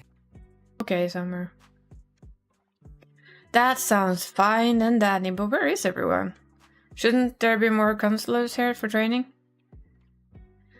Norman hesitated and glanced towards the narrow hiking trail snaking through the dense forest, dappled with golden sunlit and lined with ferns.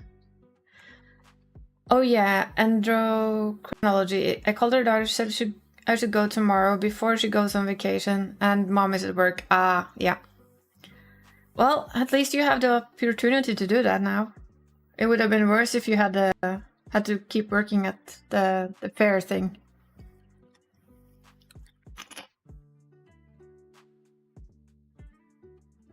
Is she going on vacation somewhere fun, or?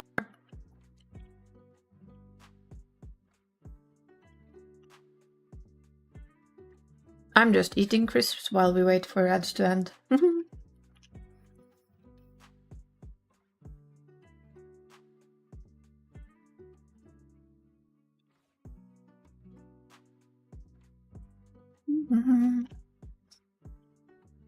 The voice actors in this game, though, they really deserve all the praise.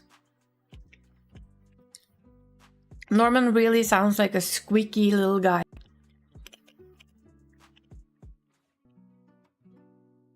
I have no idea and you don't care. It's good that you can go instead of your mom. So such notice? Yeah.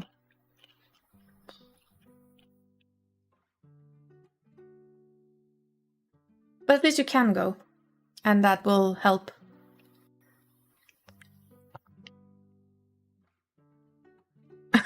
Kinda bummed? Aw.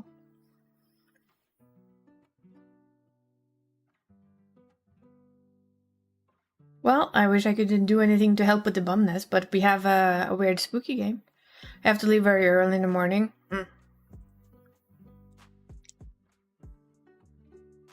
Yeah, I can see that being a thing. Now you're gonna have to see this for 2 seconds. I have game coverage on. Yeah, there you have her. I noticed when I change side on her, she does a... She got a little wonky. Bye-bye. But at least you get to see the cats. Yes, you do. And hey, if you're bored on travel, you always have me you can pester. Yes. Some of the others are arriving late. Ian told me to expect a second group this afternoon. I'll go wait for them. Someone has to make sure they don't wander off into the woods like Jenny here did. Norman perked up immediately, shaking his head a little too fast. No, I got it. I'll go. You got enough on your plate, Summer. It's the least I can do. Summer raised an eyebrow. You sure? I don't mind. Positive. I insist. He gave her a hopeful smile, the kind that screamed pick me energy without saying a word.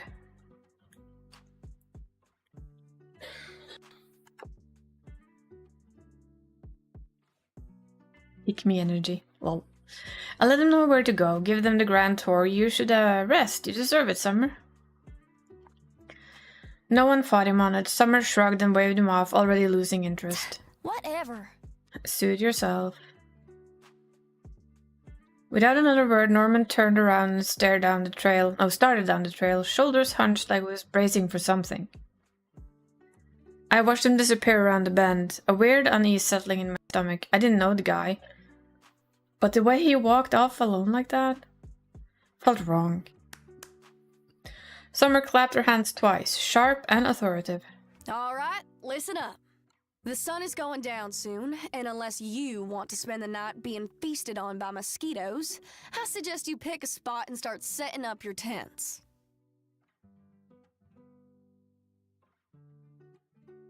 She stepped forward, eyes scanning the tree ring clearing with a natural authority like the forest itself had elected her in charge.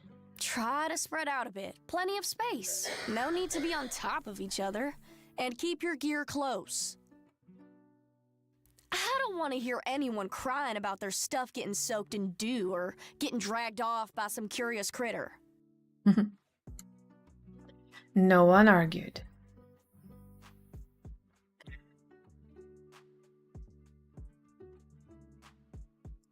We scattered, quietly sizing up the open land around us. The forest was still, the shadows growing longer. I had to get this tent set up fast. I chose a flat patch of ground a little ways from the others, where the grass had been pressed down by time or traffic. I couldn't tell. It looked good enough. Unzipping the tent bag felt like a puzzle in itself. I practiced once in my backyard, but now the pressure was on. I nearly forgot the entire process. I glanced around. Candy was already halfway through setting up hers with a smug little smirk. Jake hadn't started yet, and Andra looked like he was about to build a cabin out of spite. I turned back to my mess. The tent fabric flopped like a dead fish, and one of the poles was trying to stab me in the shin. The cabin is locked, so the note told you to use a tent for now. We don't know why the cabin is locked, of course.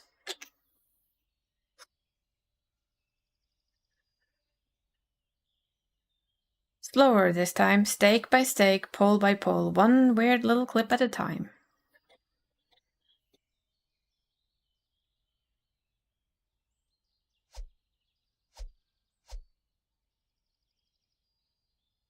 Did we miss something? We picked up something. Oh, there. Build tent. We building it.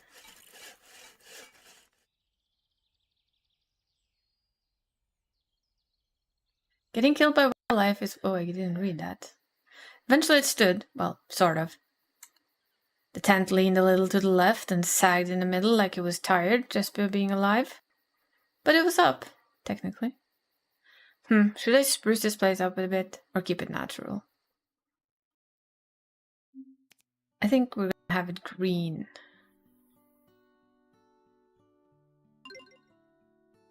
Green feels relaxing. I'm one with nature.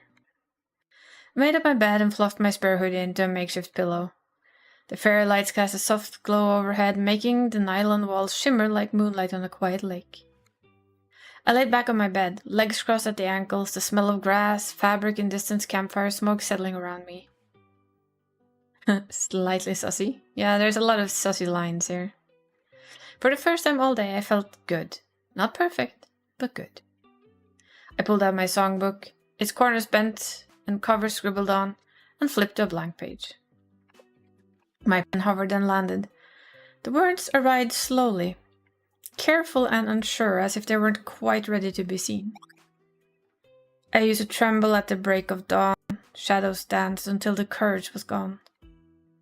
I tapped the page, mouth pursed, hummed a little melody, scribbled a G chord. The tent may have been crooked, but in that moment it felt like my own tiny studio. I could hear the guitar in my head already, low and steady, humming under the lyrics. Outside, the evening wind rustled through the trees. Inside, I kept writing. Then came the footsteps. Soft at first, crunching lightly through the grass outside.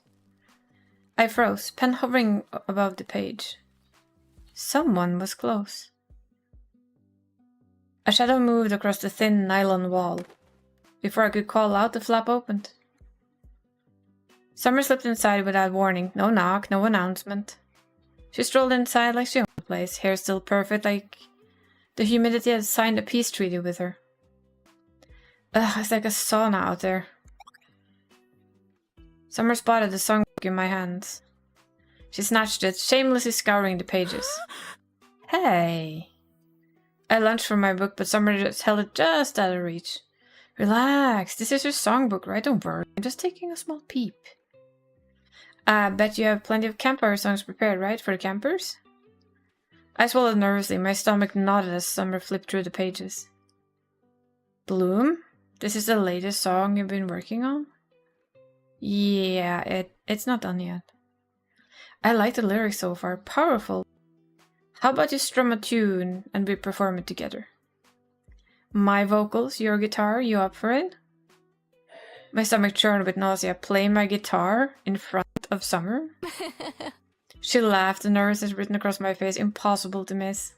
Come on, Jen, it's just me. There's nothing to be shy about. You gotta stop being such a wallflower and live a little. Still slightly unhinged smile there, lady. I'm sorry. Summer handed me my guitar.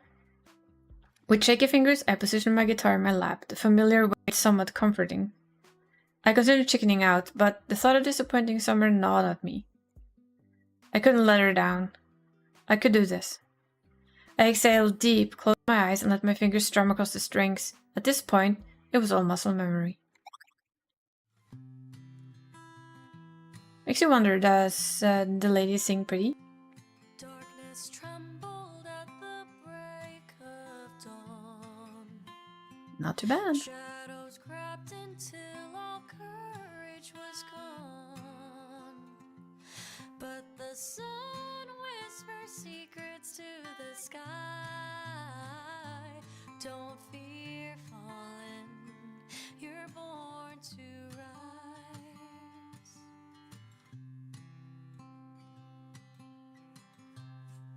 Yeah, not bad at all.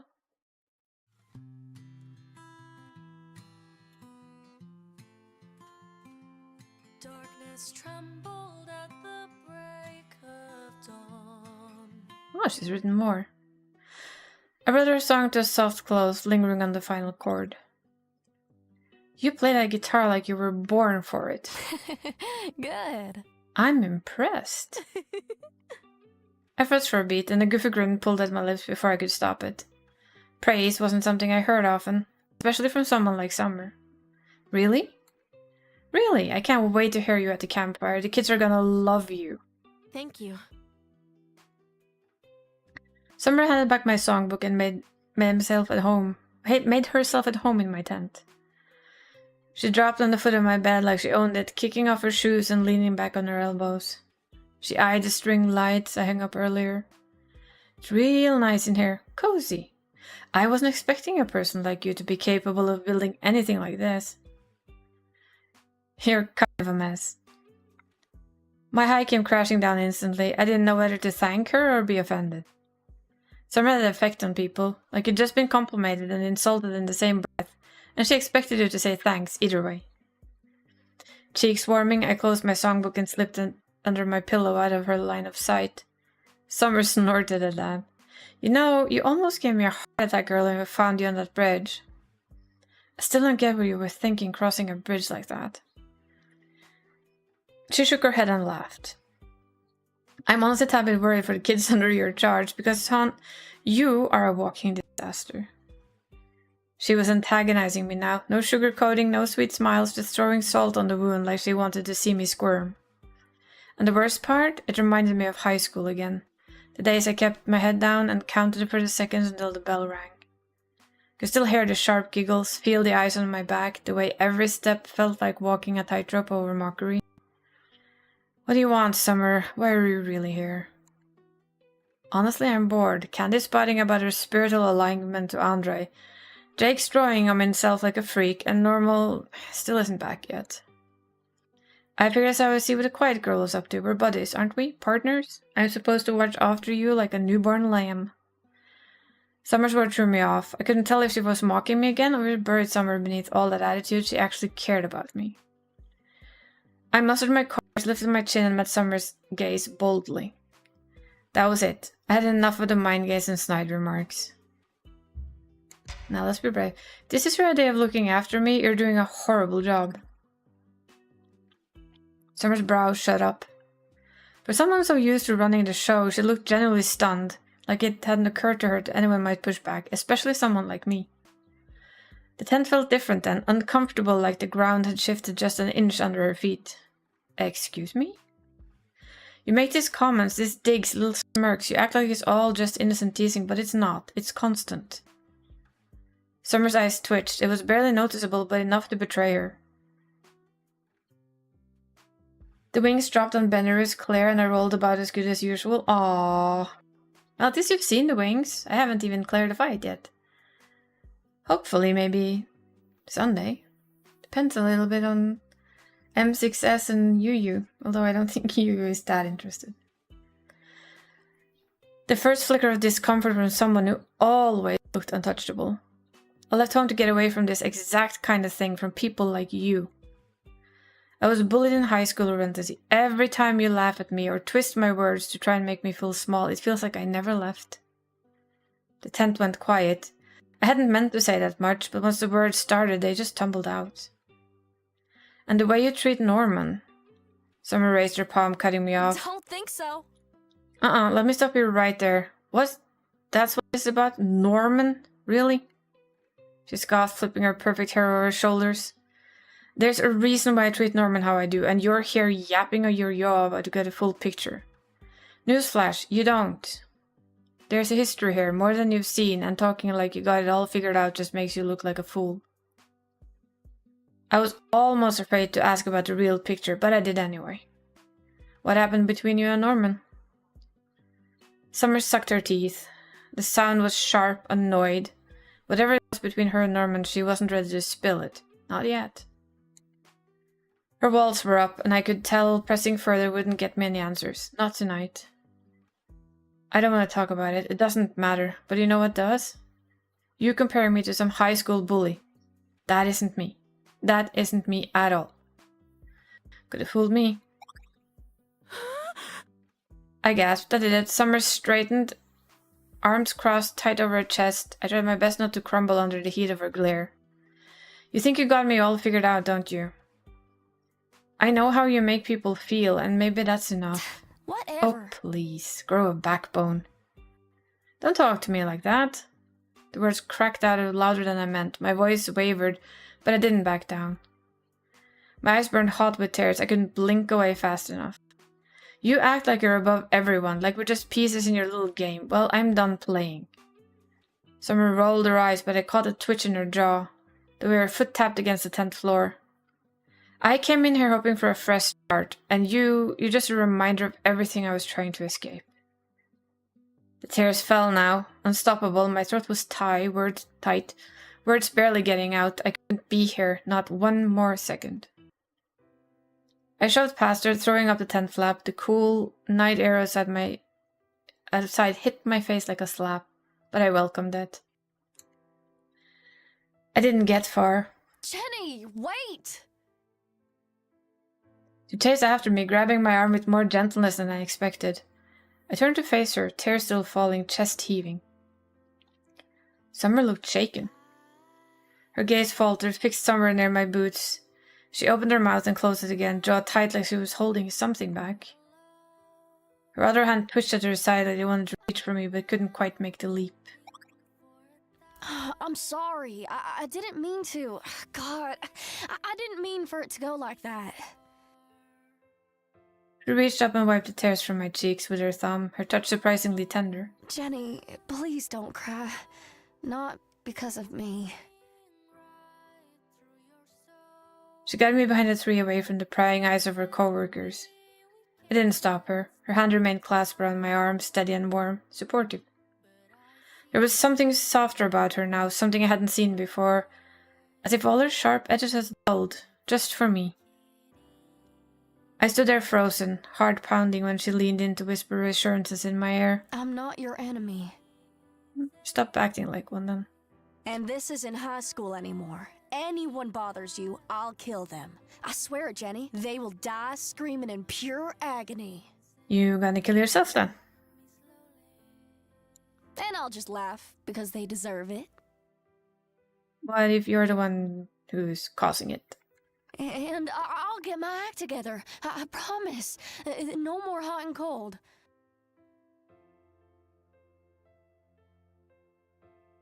Her words rough-edged but sincere. Settle overly in my commit Sudoku then, yeah. Settle me like a worn quilt on a cold night. The sting in my chest began to fade, the tears in my eyes drying before I even noticed. Tucked away between the hush of the moonlit woods, Summer gently cupped my jaw. My jaw? I would say my cheek, but okay. Her eyes locked into mine, steady and certain. There was no hesitation, no plea. Summer knew what she wanted and intended to take it unapologetically. You're mine now. That's kind of... I do love the art. But that's you're mine now? That's kind of scary. A little bit possessive. The moment her soft lip touched mine, my knees went weak.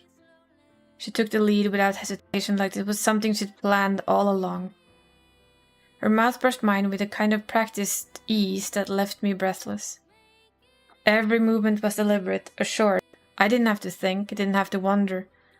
I just followed her lead, melting into the kiss. It was unlike anything I've ever experienced. Moment broken. Then a scream tore through the woods. Sharp, shrill, and unmistakably human.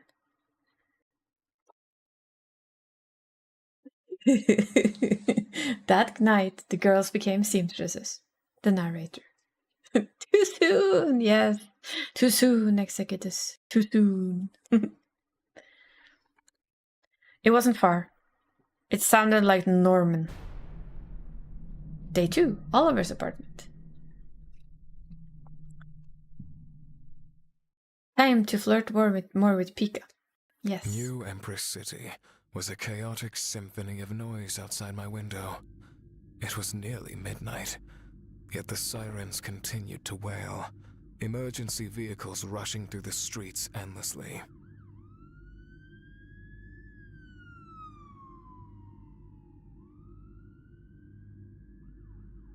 Flickers of neon lashed at the windows.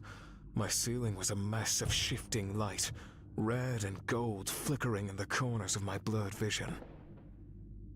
The city was being swallowed whole by crime, and I could do nothing but lay here in bed and seethe and cope and piss and shit.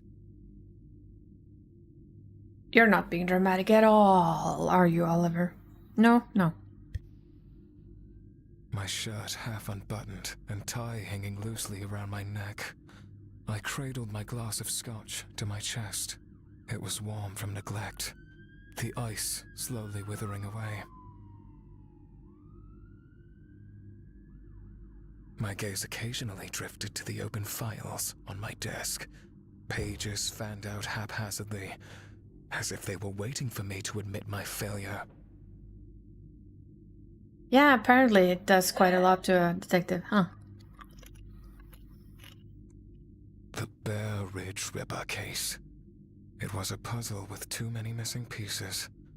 Betrayal was going cold. I should be going over them, playing the tapes again and again, reading the witness statements until something finally gives. But I do not move. I raise my drink to my lips. It stung as it went down. I wished it burned hotter.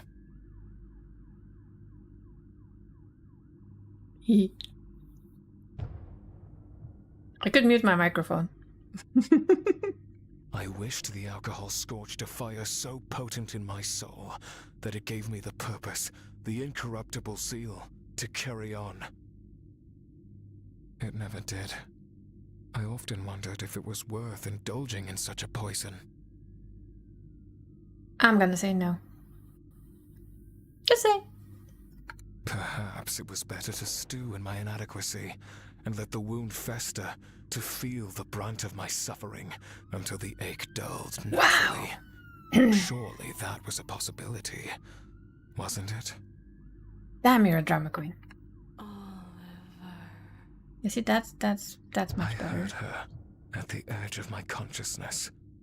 Her voice, a 3 days long grace, whisper, calm down. curling into my ear, soft as smoke, and just as suffocating. This fits perfectly. The haunting symphony dragged across my thoughts, like fingernails on old wood. Her foreboding presence had followed me outside the office, into my home. I did kind of kiss her and grab her boobs, so what did you expect? Just saying. I didn't fight it. Good boy. I let her settle into the hollow between my ribs. It was insanity, really. The way I didn't take off running and screaming whenever she called out to me. Comfortable. The glass in my hand tilted slightly, liquid amber swaying. I brought the drink to my lips again. The scotch burned, but not enough to drown her out. Not enough to wash away the blackness the ISWA had stained on my heart. You can only blame yourself, Oliver. Knock knock. Guess who?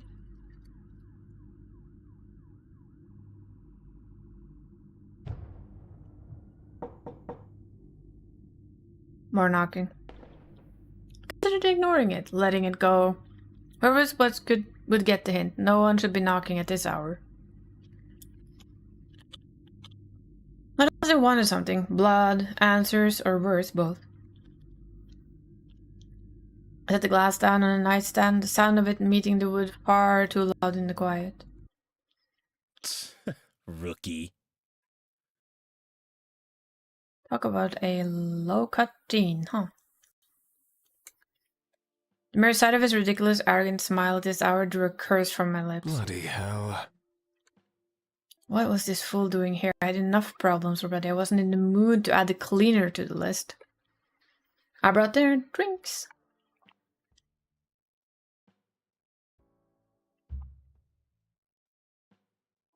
Are we gonna be moody and slam the door at him, or should we be polite and let him in? What do you think? Is that the pulse watch thing? If so, I'd say his pulse is pretty high. Just saying. Did we let this guy in? Or did we kick him out? I'm not sure slamming the door in his face will actually kick him out, though. This went from 100 to 0 with 3 dogs knocked on the door? Yup.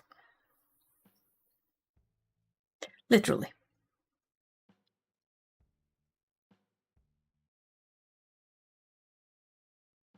I want to slam the door at him.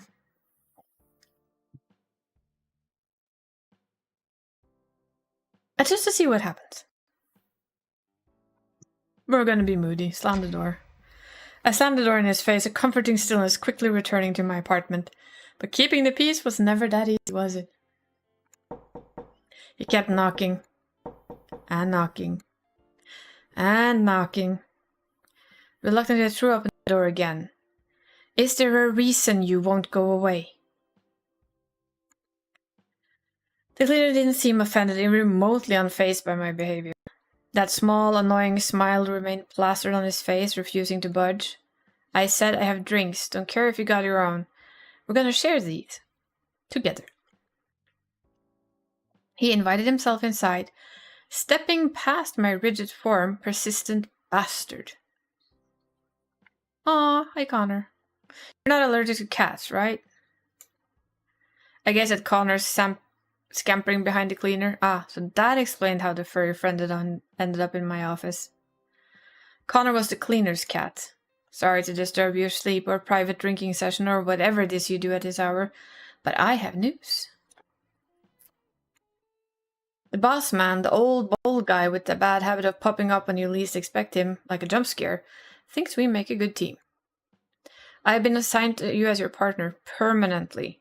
Well, until one of us dies horribly, I mean. You're good at your job, I'm good at my job. It's a perfect match. I scoffed. His annoying, perfect smile managed to chip away at my defenses, slightly.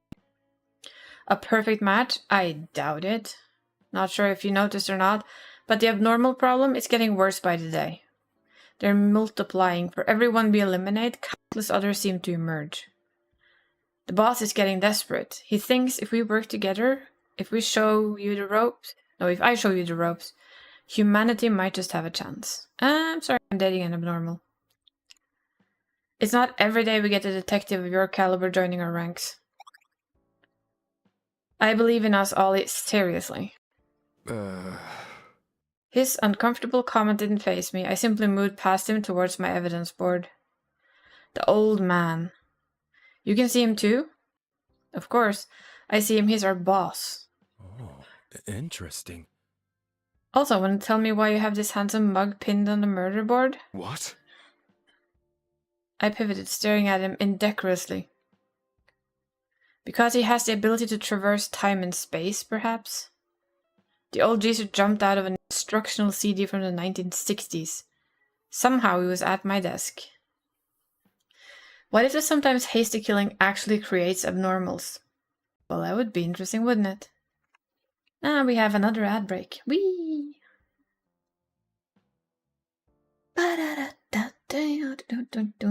Yeah, well, it would be like a Hydra then. If we kill them without perhaps doing certain things first, it just makes more. Like there's something you have to do correctly to get rid of them. Or, learn to coexist. We have a cute cat now. Sitting there, just looking at us, going, hello, this is my home now. Yeah, I hope you don't mind, but I am Connor. The cat sent my cyber life to protect you. This is now my apartment. You are just whims to my kitty will. I will have treats when I say I want them, and I will have everything else when I say I want it, and your bed is mine. Now you know. That's just how this is gonna go.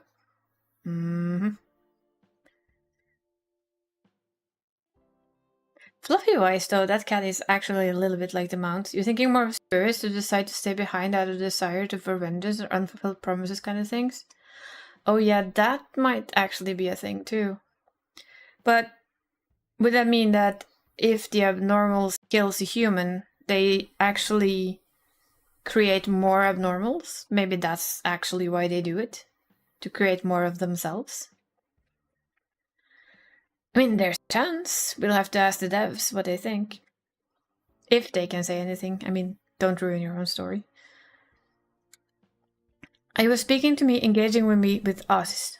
Either we're both out of our bloody minds, or... Yeah, no. We aren't crazy. He said it with such a firm conviction that I almost believed him. At least that's the kind of vibe you're getting out of Pika so far. You could want... I mean, she's apparently very strong and also very lonely. Listen, rookie, life with the ISWA alters you. You don't know how or why, but once you're in this line of work, you start seeing things normal people can't. Once you're exposed to abnormals, there's no going back. This is also a hint, though, isn't it? About what you're thinking.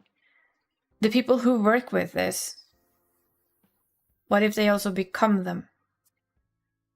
Thank you, Captain Obvious. I know. I sighed heavily. Of course, I'd work a job that drives me insane. Just my luck. Oh, cupcakes? Oh boy. Without asking, he swept up one of my red velvet cupcakes from the coffee table. And devoured it all in one bite, like a rabid animal. Unholy hell. That's one good-ass cupcake. Did you make this? I think I did. Yes, I bake in my free time, not that it's any of your business. It's my business now, rookie. We're partners. I gotta know every last thing about you, from the mundane to your deepest, darkest fears. I kissed him, not normal. Moving on. Like your favorite socks, for example. Or the existential dread of being the last person left in a desolate, post-apocalyptic void of nothingness. That's oddly specific. He chuckled awkwardly. Oops, sorry, I was self-projecting a bit there, but you get the point. He licked the cupcake liner shamelessly, eating every last crumb. I shook my head, eyeing the glistening sword strapped to his back, deadly sharp, the edge stained with blood. His muscled arms bore the marks of a warrior, faded scars hinting at a history of conflict and resilience. There was a delicate balance in him, poised between sophistication, madness, and barbarity. I didn't know what to make of this cleaner. I wasn't particularly a fan of his company, but I didn't have the willpower to kick him out. Yet. Besides, I had questions, he quite possibly had answers. Oliver. Hi, sexy lady. Her voice tickled at my consciousness, relentless, persistent. Pop open a cheap beer. More alcohol to take the edge off. The cleaner collapsed on the couch as if he owned the place, kicking his feet up the table. I nudged his ankle, pushing his feet off my furniture. I fear I can't get rid of you. Oliver, probably. He made a face at me. I rolled my eyes and I joined him on the couch. I assume you have a name? Yep. Kai. Kai Golden Apple. Golden Apple. Kai. I stared at him blankly. Golden Apple? How ridiculous. I thought about pressing him for more, but my thoughts kept drifting back to her. She was unlike anything I've ever encountered before. She left a mark on me I'd never forget. I called her the Peeker. Then there was Kai, unforgettable as well.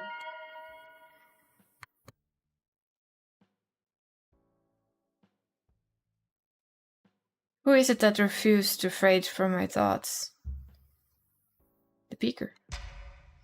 The abnormal that infiltrated our facility today. You mean Ebony Red-Eye? I prefer the Peeker. What? What? Yeah, the shadowy thing with the one eye and all the... He just read his face as if there was hair in his eyes. You know what I mean. Anyway, he's always hanging out at the station, just watching people. Creeping around corners, you know, the whole ghost thing? I wouldn't call infiltration at this point. Ebony Red-Eye practically lives there. I thought about killing it once or twice, but what would the ISWA be without its favorite abnormal mascot? Does she have more than one? Because we've only seen one. Sure, it's brutally murdered some of the staff occasionally. I say it's a good thing. Helps weed out the weak links. Bloody hell. That's awfully morbid. I think Peeker seems a more fitting name than Ebony Red-Eye. That's rude.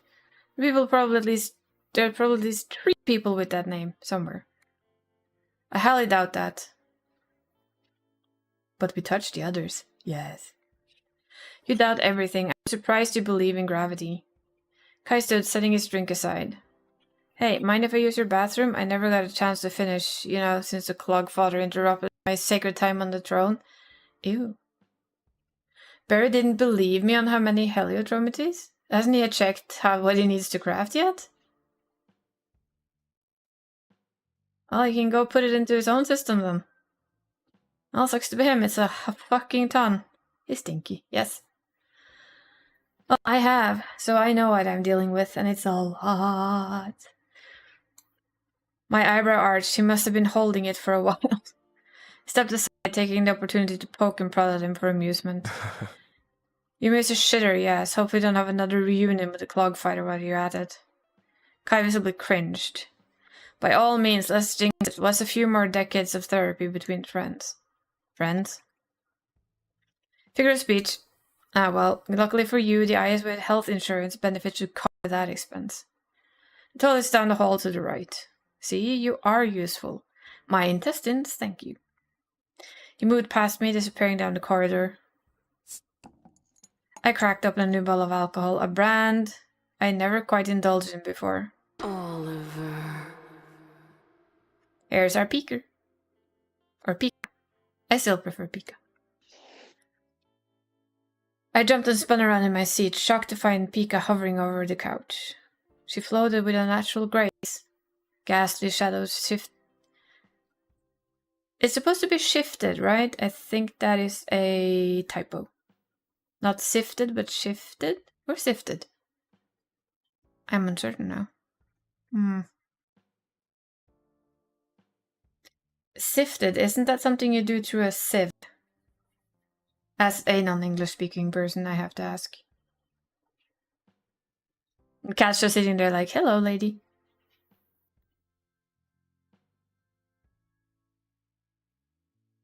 I do like how she has a shapely body. She could definitely be a VTuber. I mean, look at her. She'd be a perfect VTuber, actually.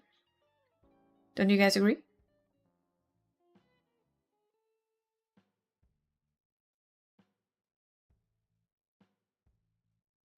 I think so. She has a VTuber quality over her. Very pretty with the hair. She has a name for a VTuber too? Yep. She does. I'm uncertain about that though. Is it sifted? Because I'm not quite sure what that means.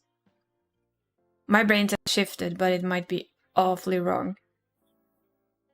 First abnormal VTuber. Yay! She will now enter your streaming device and take over. Yes. I love her hair. She might struggle a little bit with Twitch's new rules though. Not quite sure. Well, maybe. Can't properly see her hips, so that would probably get through. The hero covering the boobs though? I think she might need to, you know, make a hair bra. If she wanted to, I know, enter the Twitch universe. I love her design though, she's absolutely gorgeous. Every time a chibi model should make it? Yeah, a chibi model should do it. Yep, perfect. Every time she abruptly appeared in a typical normal fashion, I found myself spellbound, breathless, and absolutely captivated. Why was she here? What did she want with me? I can imagine. Many things she would want to do with you, Oliver. Many. I recovered quickly. The frightening realization that was you here, only a short distance away from a fully armed and very dangerous cleaner, a pang of caution erupted in my chest. Yeah, she might need some clothing. Now this is interesting. What kind of clothing would Pika actually choose?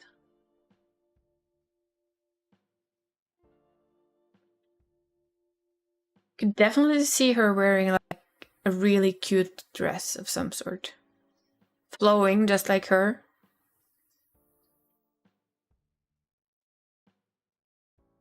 Yep. Either that or the eyes are fine. Shh. She just have to like look through her bangs. Get her some contacts, exactly. And hey, if she is an all-powerful being, she can just change her eye color at will, I'm sure. Perfectly fine. Might need to do something about the nails. The black on the ends of the fingers, you know? Other than that, she's fine. Perfectly fine. Even the cat likes her. Look, she's just sitting there. Cat's like, hey, I like this thing. I don't care if it's here. Cat approved. Problem solved.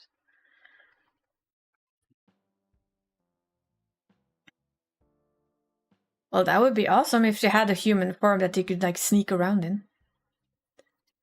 Then she would really become a Pika. And hey, she could come along with him for work and everything.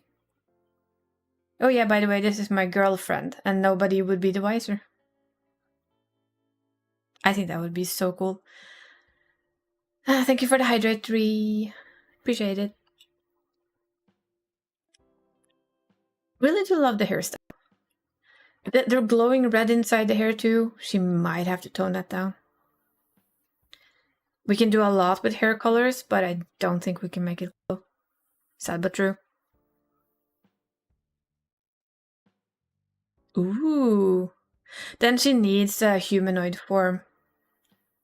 And if she is like he feels she is like an all-powerful being, I don't think it would be outside of her reach to just turn basically proper human and fit straight in. And hide in plain sight, which is a wonderful trait to have.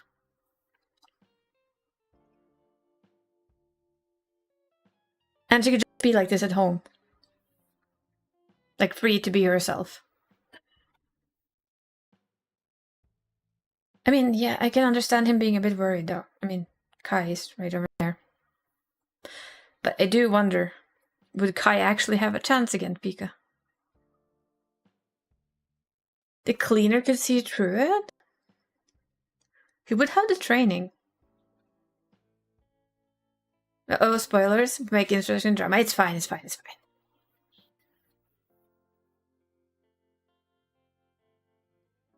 Ooh, that's a good idea, Flo. choices we make through the game will allow her to change form and come with us and be like human. Not have to hide, but actually be completely visible next to him. That's such a cool idea. But yes, Kai seeing through it. What if it takes him a little while? It's not like it's not instant, right? There's this feeling around it. There's an unsettled unease that he has around her. And if he spends too much time close to her, her illusion shatters because he's so used to finding them. And he will see her for what she really is. Now, that will create both suspense and drama. Loving it. We can sit there and watch her. No, I'm kidding. We're not going to do that. We could, but... That's also like something I wondered. She's like the mascot of the place. Yes, she killed a couple of people, but hey, if they're not strong enough to get through her test, should they really work at the ISWA? She's apparently been in their office for a very long time. Not even the old man has taken her out. The question, of course, is why? Even better, imagine if she is the actual boss of IWS Ishva. Now that would be an interesting twist. Maybe she's on parole. What if it's a test from Ishva? We'll fail it miraculously and don't care and just love it anyway. I could like just see if Oliver's loyal or not. Yeah. But imagine her being the actual boss. Like the guy that the person that the bold man abides to is her. Nobody knows it. Right? Nobody knows who the actual top boss is. What she's trying to do is to try and weed out the actual dangerous versions of her own kind. The one that just kill and slaughter, crawl on roofs and become spider types, you know, or Slender Man-ish types that are just there to kill.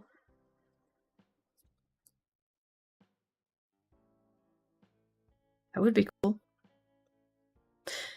Great. My brain is working overtime on way too many things now. I love it. I love when the game does this to me. It really just has like dragged my attention, and the idea of her being the boss is just so cool in my head. Of course, she could also be like the absolute test that they send for new detectives, and if you go with her, you absolutely fucking fail. Yes, she shows that not all abnormals are evil.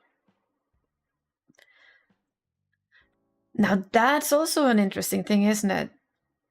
So, he kills them without thought. But, say that he doesn't see through... She's iffy to him, right? She feels a bit off, but hey, it's Oliver's girl. He's Oliver's partner. Kinda gets to know her a little. And then he's actually faced with the fact that when he realizes perfectly what she is, his idea of abnormals will have to change a little, because she hasn't done anything. She hasn't attacked anyone. Well, apart from a couple of people at the office who clearly didn't need to be there. Who knows, maybe they were bad guys. Maybe they failed the test. And she took them out because that's her job. And what if it then ends up with his issue would be, does he follow what he's been trained to do? Or does he have to kind of wrestle with the thought of, what if they're not all bad? What if we've killed a lot of the not bad ones too?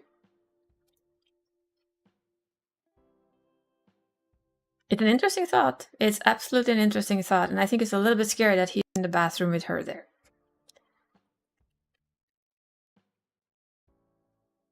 I'm also in love with the cat. Okay, let's press the button. The situation could take a deadly turn in an instant. Very true. If I called Kai, I could finally be free of being watched.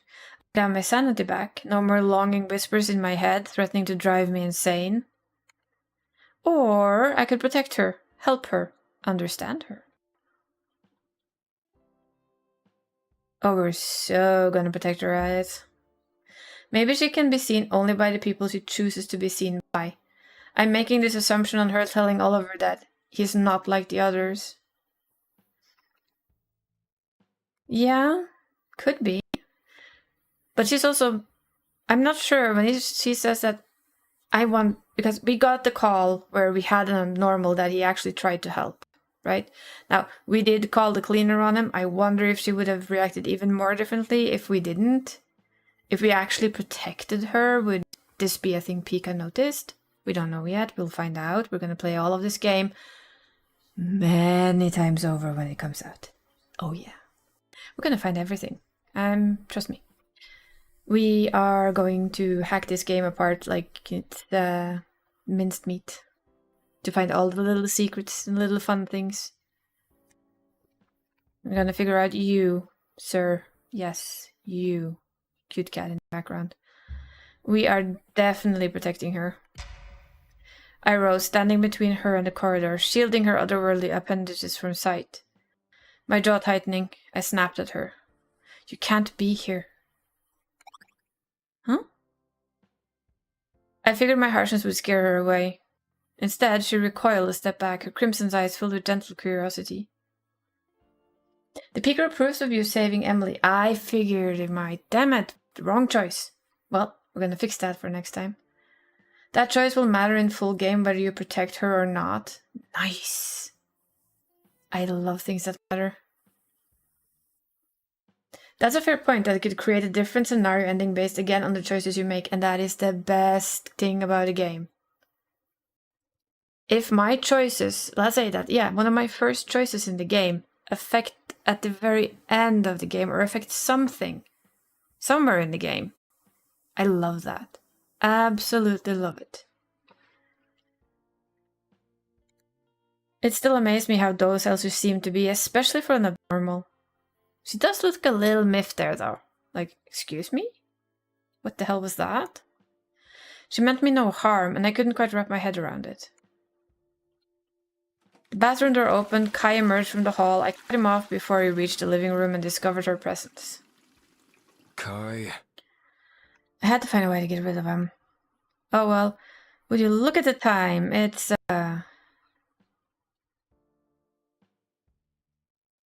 tea time. Suspicious bedtime.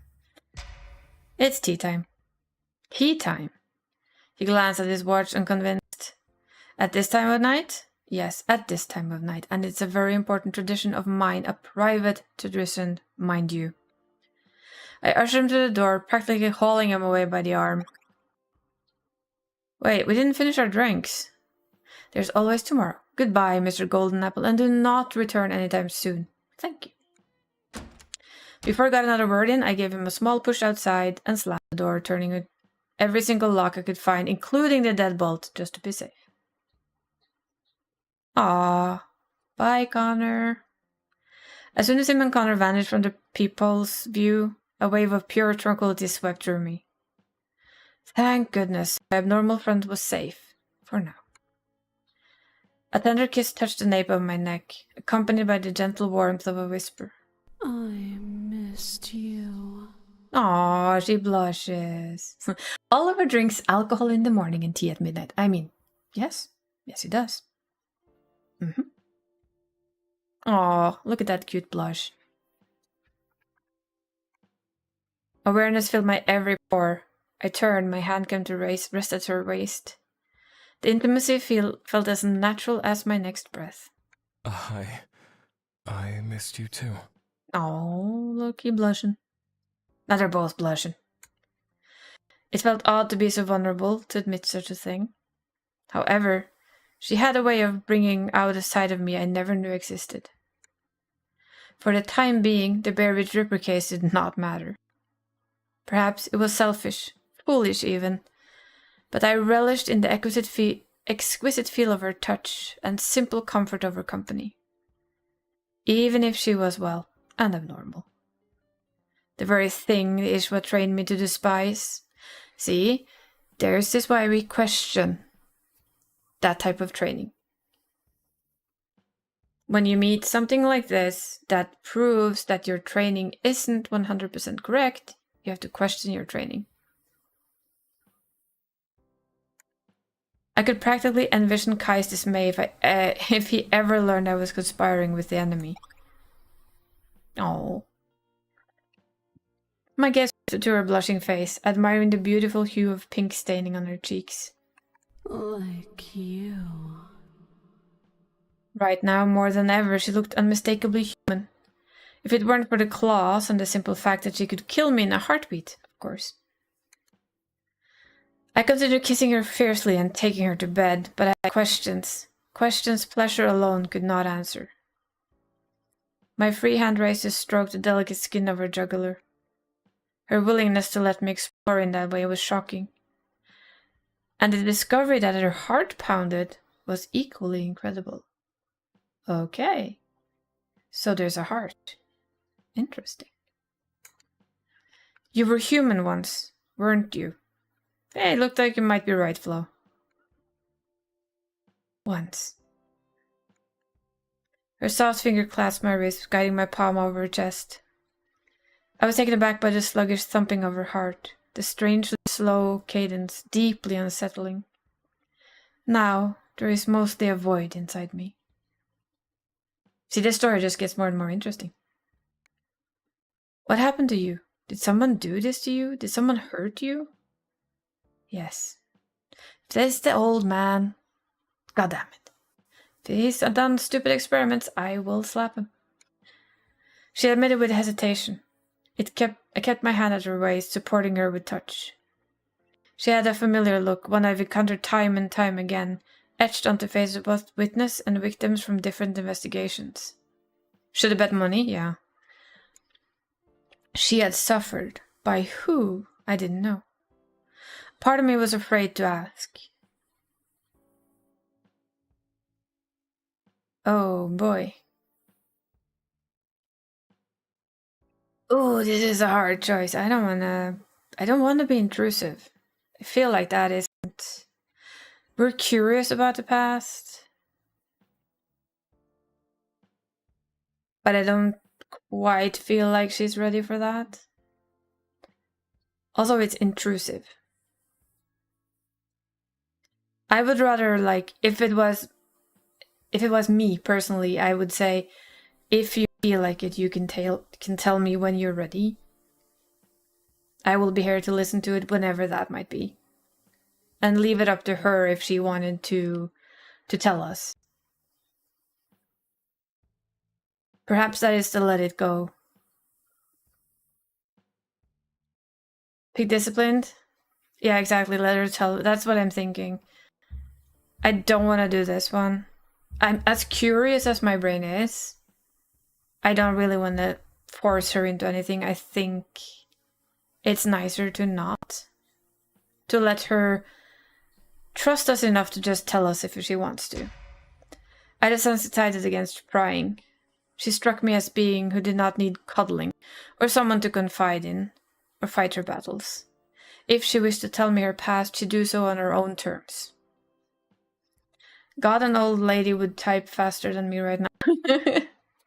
It's fine. When she was ready, if she ever was. You don't have to tell me the details. Your past is your own. I understand. But you must know whatever is responsible for changing you. Are they still out there? It is not vengeance I seek. Half answer, but good enough. There is something out there changing people into monsters. Bloody hell. Another mystery to solve. Her soft lips touched my jaw, a gentle tug from my thoughts. Now, I seek companionship. I seek purpose. I seek to help others from being consumed by the darkness, like I have. Good. Then our purpose is aligned, isn't it? You Help. Yes, Pika, we help. I nodded, threading my fingers through her silky strands. I help. Although we shared a similar purpose, the threat of Ishval loomed over her like a shadow. The organization would do everything in its power to destroy her, the very same organization that I sworn into by oath. They spoke of abnormals as if they were all abominations, incapable of reason, incapable of empathy. Clearly that was a lie. The evidence of that falsehood now laid beside me. Okay, and we have a break. Intricate twists in the story. Love it. Love it so much. This game just has to be funded on Kickstarter ASAP. Like I said before, I really wish that I had the money for like the top end, but you already had someone there, so I'm really happy for that. But I would have loved to have that top end thing with everything. It's like, fun. But no. Keep not winning the lottery. It's an issue. I keep trying to tell them that they must have lost my phone number somewhere. Keep not calling me with good news. But yeah, this opens up for a lot of interesting stuff. Makes me wonder though, so much about the camp stuff. Because I assume it might be an abnormal as well. That's actually the Ripper and it's not a human. Or maybe it's that a type that's just like her. That's basically paying someone back for what they did to them. Yay! So many questions. Can we have the game? The full game, please? Like now? Yesterday? Yeah, clearly the evidence of that falsehood lied straight next to him. Which begged the question, what else has the ISWA been lying about? I want to protect her, to keep her safe from those who wish to destroy her. But in doing so, I stand to lose everything. What a mess. My phone rang again and again. I considered rejecting the call, but whoever's on the other line was bloody persistent. A heavy sigh answered. Hello? God, Oliver, I've been ringing you all day. Hello, sister there. I grimaced, my grip on the phone tightened. Why? What's happened? It's your daughter, Charlotte. Oh, yeah, the daughter. And there we go.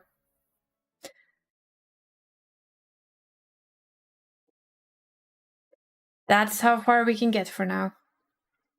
Still wondering what the fudge is up with the daughter. And yeah, I need to have one run with, of course, we'll play 1, 2, 3, 4 to get. I don't think we can romance the old man. That would be interesting. There might be a couple of other camp people that Jenny can romance. At least there will be one, since you had one at the $5,000. So that's going to be interesting. That's at least 5 playthroughs then. 1, 2, 3, 4, 5. We can do one of each in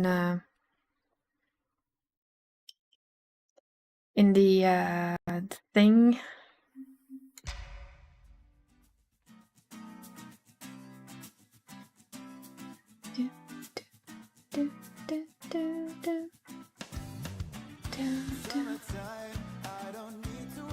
I also think the Peeker looks a lot like Jenny. It's been one of... If you look at the picture from the file as well, you will, at least I think, that it looks like an older Jenny that has been dismembered. And if she's the Peeker, or Pika, it wouldn't surprise me. That would be a great way to make the two stories merge, because he's actually investigating an old murder, from what I understood. Bird.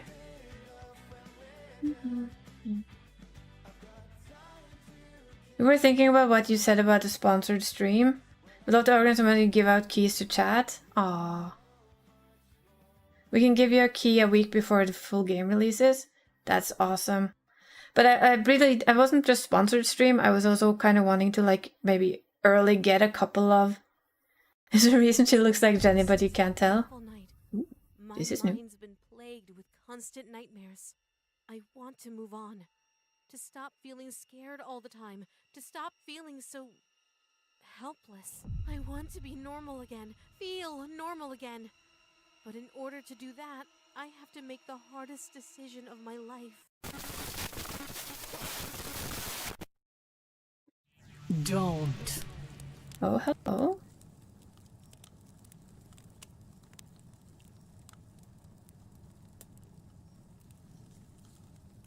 Well, they clearly know each other. That went that story out the door. Hello. Don't what, lovely? Huh?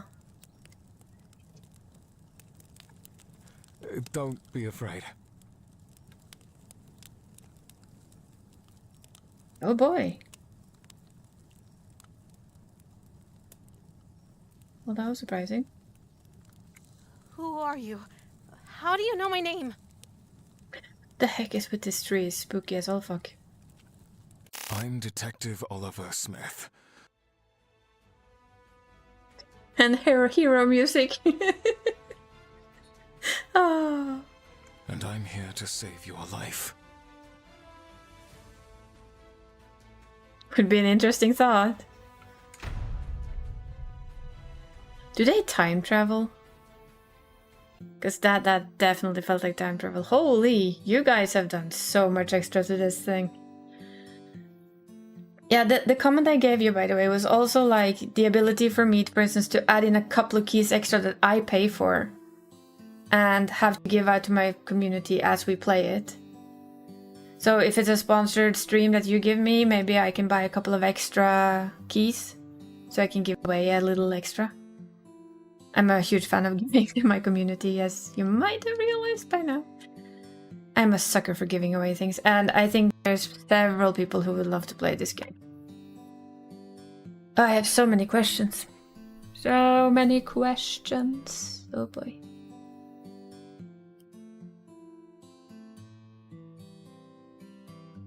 That last bit there, that was so cheeky. Oh yes, yes, I know. I realize you're gonna give me one for free.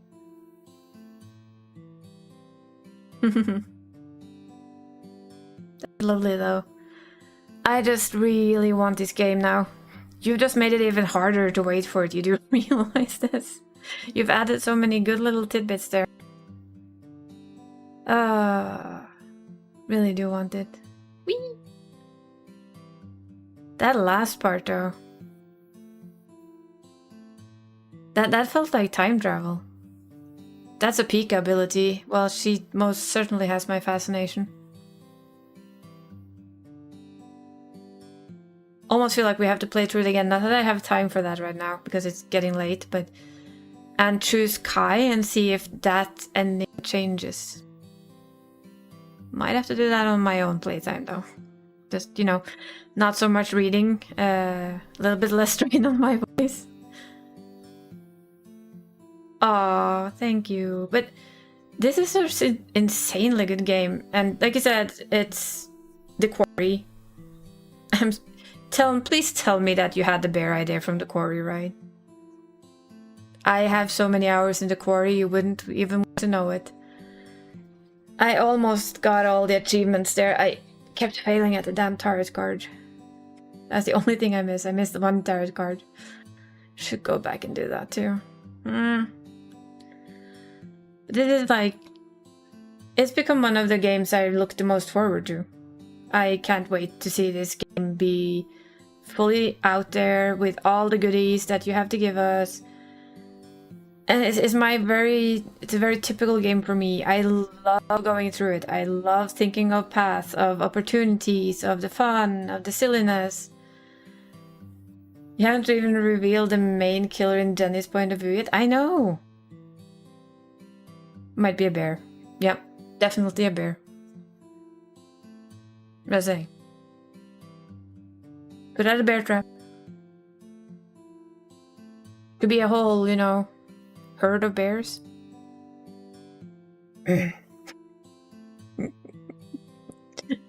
God, that comment in that game. A whole herd of bears. I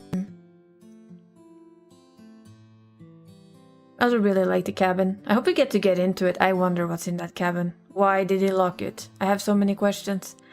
And there is only one way to get all of the answers for our questions. To go into that Kickstarter up there. Pledge a little and help them on their way. Because we need answers for all these questions. Got a lot of folks asking about Oliver romancing Jenny. Huh. See, that's a bit awkward for me. Yeah, no, that doesn't work in my brain either. So, timeline-wise, Jenny and Oliver at the same timeline?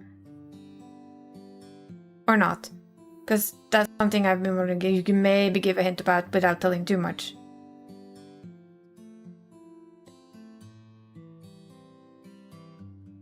And yeah, I think Oliver and her would feel, for me, extremely awkward. Pika, on the other hand, fine. Kai, fine.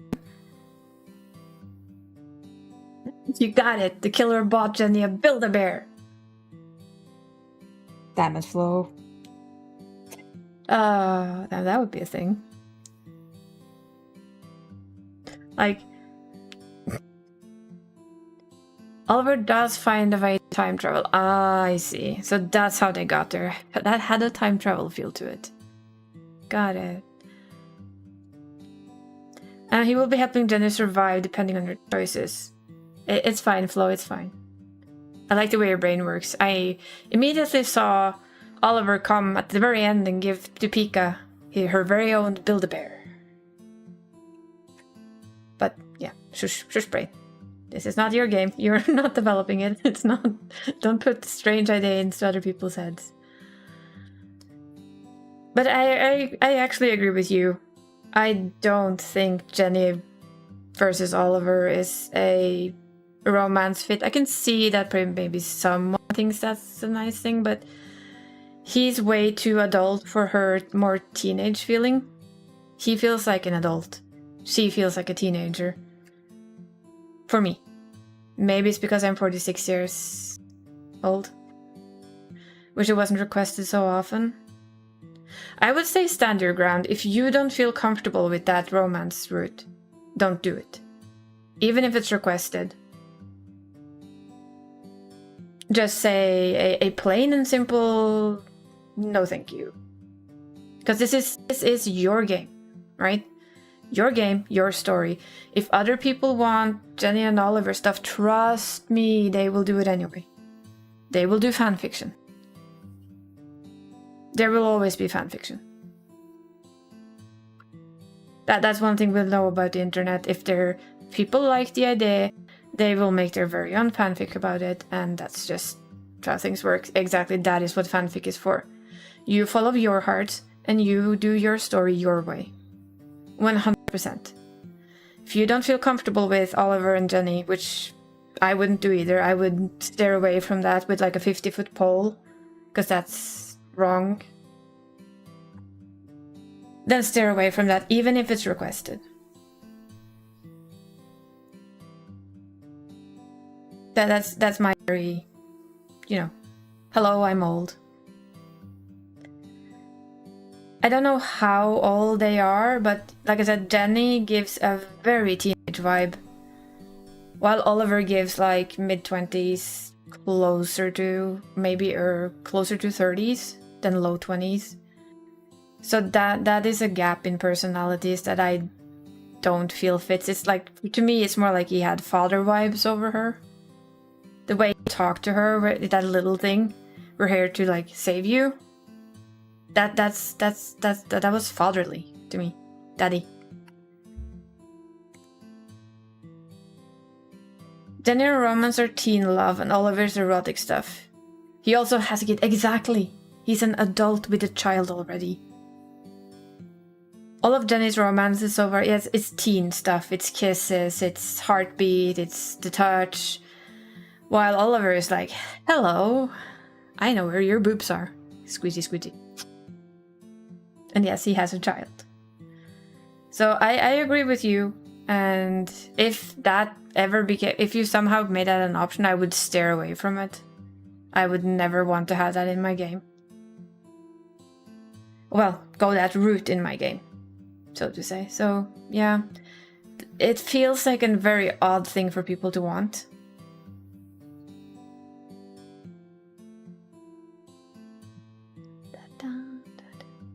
Yes, I am in love with this guitar music. I'm happy that I get all the music. You're welcome. I mean, this is, and I'm like, this is your game. You really need to just listen to your own hearts. If it feels wrong to you, then it's wrong to you. Even if like 50,000 people come in and say, please do it. Yeah.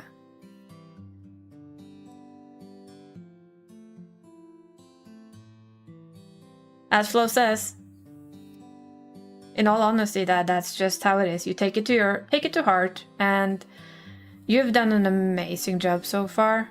There's a reason why I added a command that runs on my channel. Until this game is fully funded on Kickstarter, I will let it run.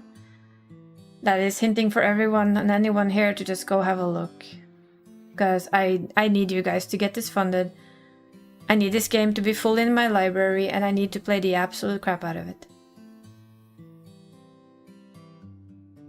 And I can't wait to get my grubby little hands on the music and probably play it as sleep music, most of it. Like this. This is my typical, I will fall asleep to this. Yeah. Oh, you're welcome. I'm just so happy I stumbled upon this game. Don't remember how I did that. I just did. I think it was Twitter. Maybe. We'll just hope that it comes out soon, so we can play it a lot. And I get my art book and my music and all of the other shinies that I've signed up for, because I need all of it. I would, like I said, I would have loved to get more, but the economy says no. There's a lot of other stuff too, sadly. But yeah, that would be us done for this evening. We will stream again tomorrow, then it's Final Fantasy XIV. Because I have a million things I need to do. Well, want to do. Not need, want to do. And if we're lucky, we might help Mav a bit too, with progressing her through some stuff. Just a crazy guy said there, make the game you want. Make the game you want it to be, and if someone asks for something else, you guys want to listen to them, maybe make a sort of DLC they could get if they want. That is also a very good idea, Flo. Say if, like I said, a lot of people want that. A DLC for it, if you feel comfortable, and only if you guys feel comfortable with it. Only if you feel comfortable with it, you could, like Flo says, add it as a DLC. But again, you'd have to feel comfortable with it, and if that's something you're awfully uncomfortable with, I wouldn't say that's worthy of a DLC. Romancing the old man, on the other hand. If he's romanceable in some way. Romancing your boss. That would be fun. Literally, be kind of fun.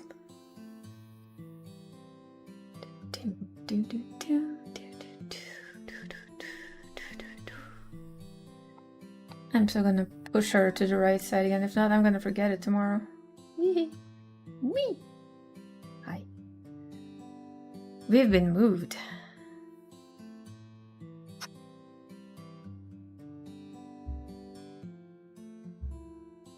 See, that also works. If Jenna is older by then, if there's a follow-up, it's okay. We won't tell anyone. We'll keep it between us. Shh. Okay?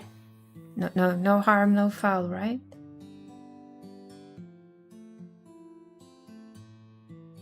No worries. Nobody knows. All I heard is that I have another game to look forward to. Which I have 0 complaints about. Well, that's a bit low, isn't it? Hoi. Oh no. Spoilers, once again. How dreadful. How absolutely dreadful.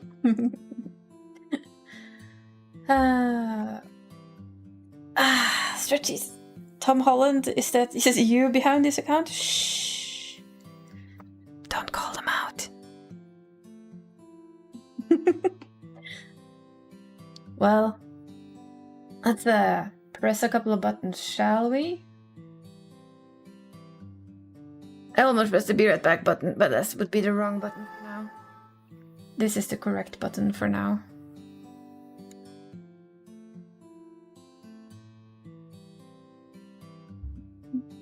The man has a way to spoil, though, doesn't he? He's known for it. He's like, he's not allowed to be on any kind of talk show alone because somebody needs to go, shh. But yes. Thank you guys for hanging here, though, makers of this beautiful game. The devs. I can't wait. I am so looking forward to just sink my teeth properly into this game and find everything. And hey, now I know I might have a follow-up to look forward to too. Yeah, yes. But yes, we are gonna end stream here for today. Like I said, we will be back streaming tomorrow. This was an extra stream because I wanted to give this game a bit more attention. Also, I was really curious to see what they added, and they added so much good.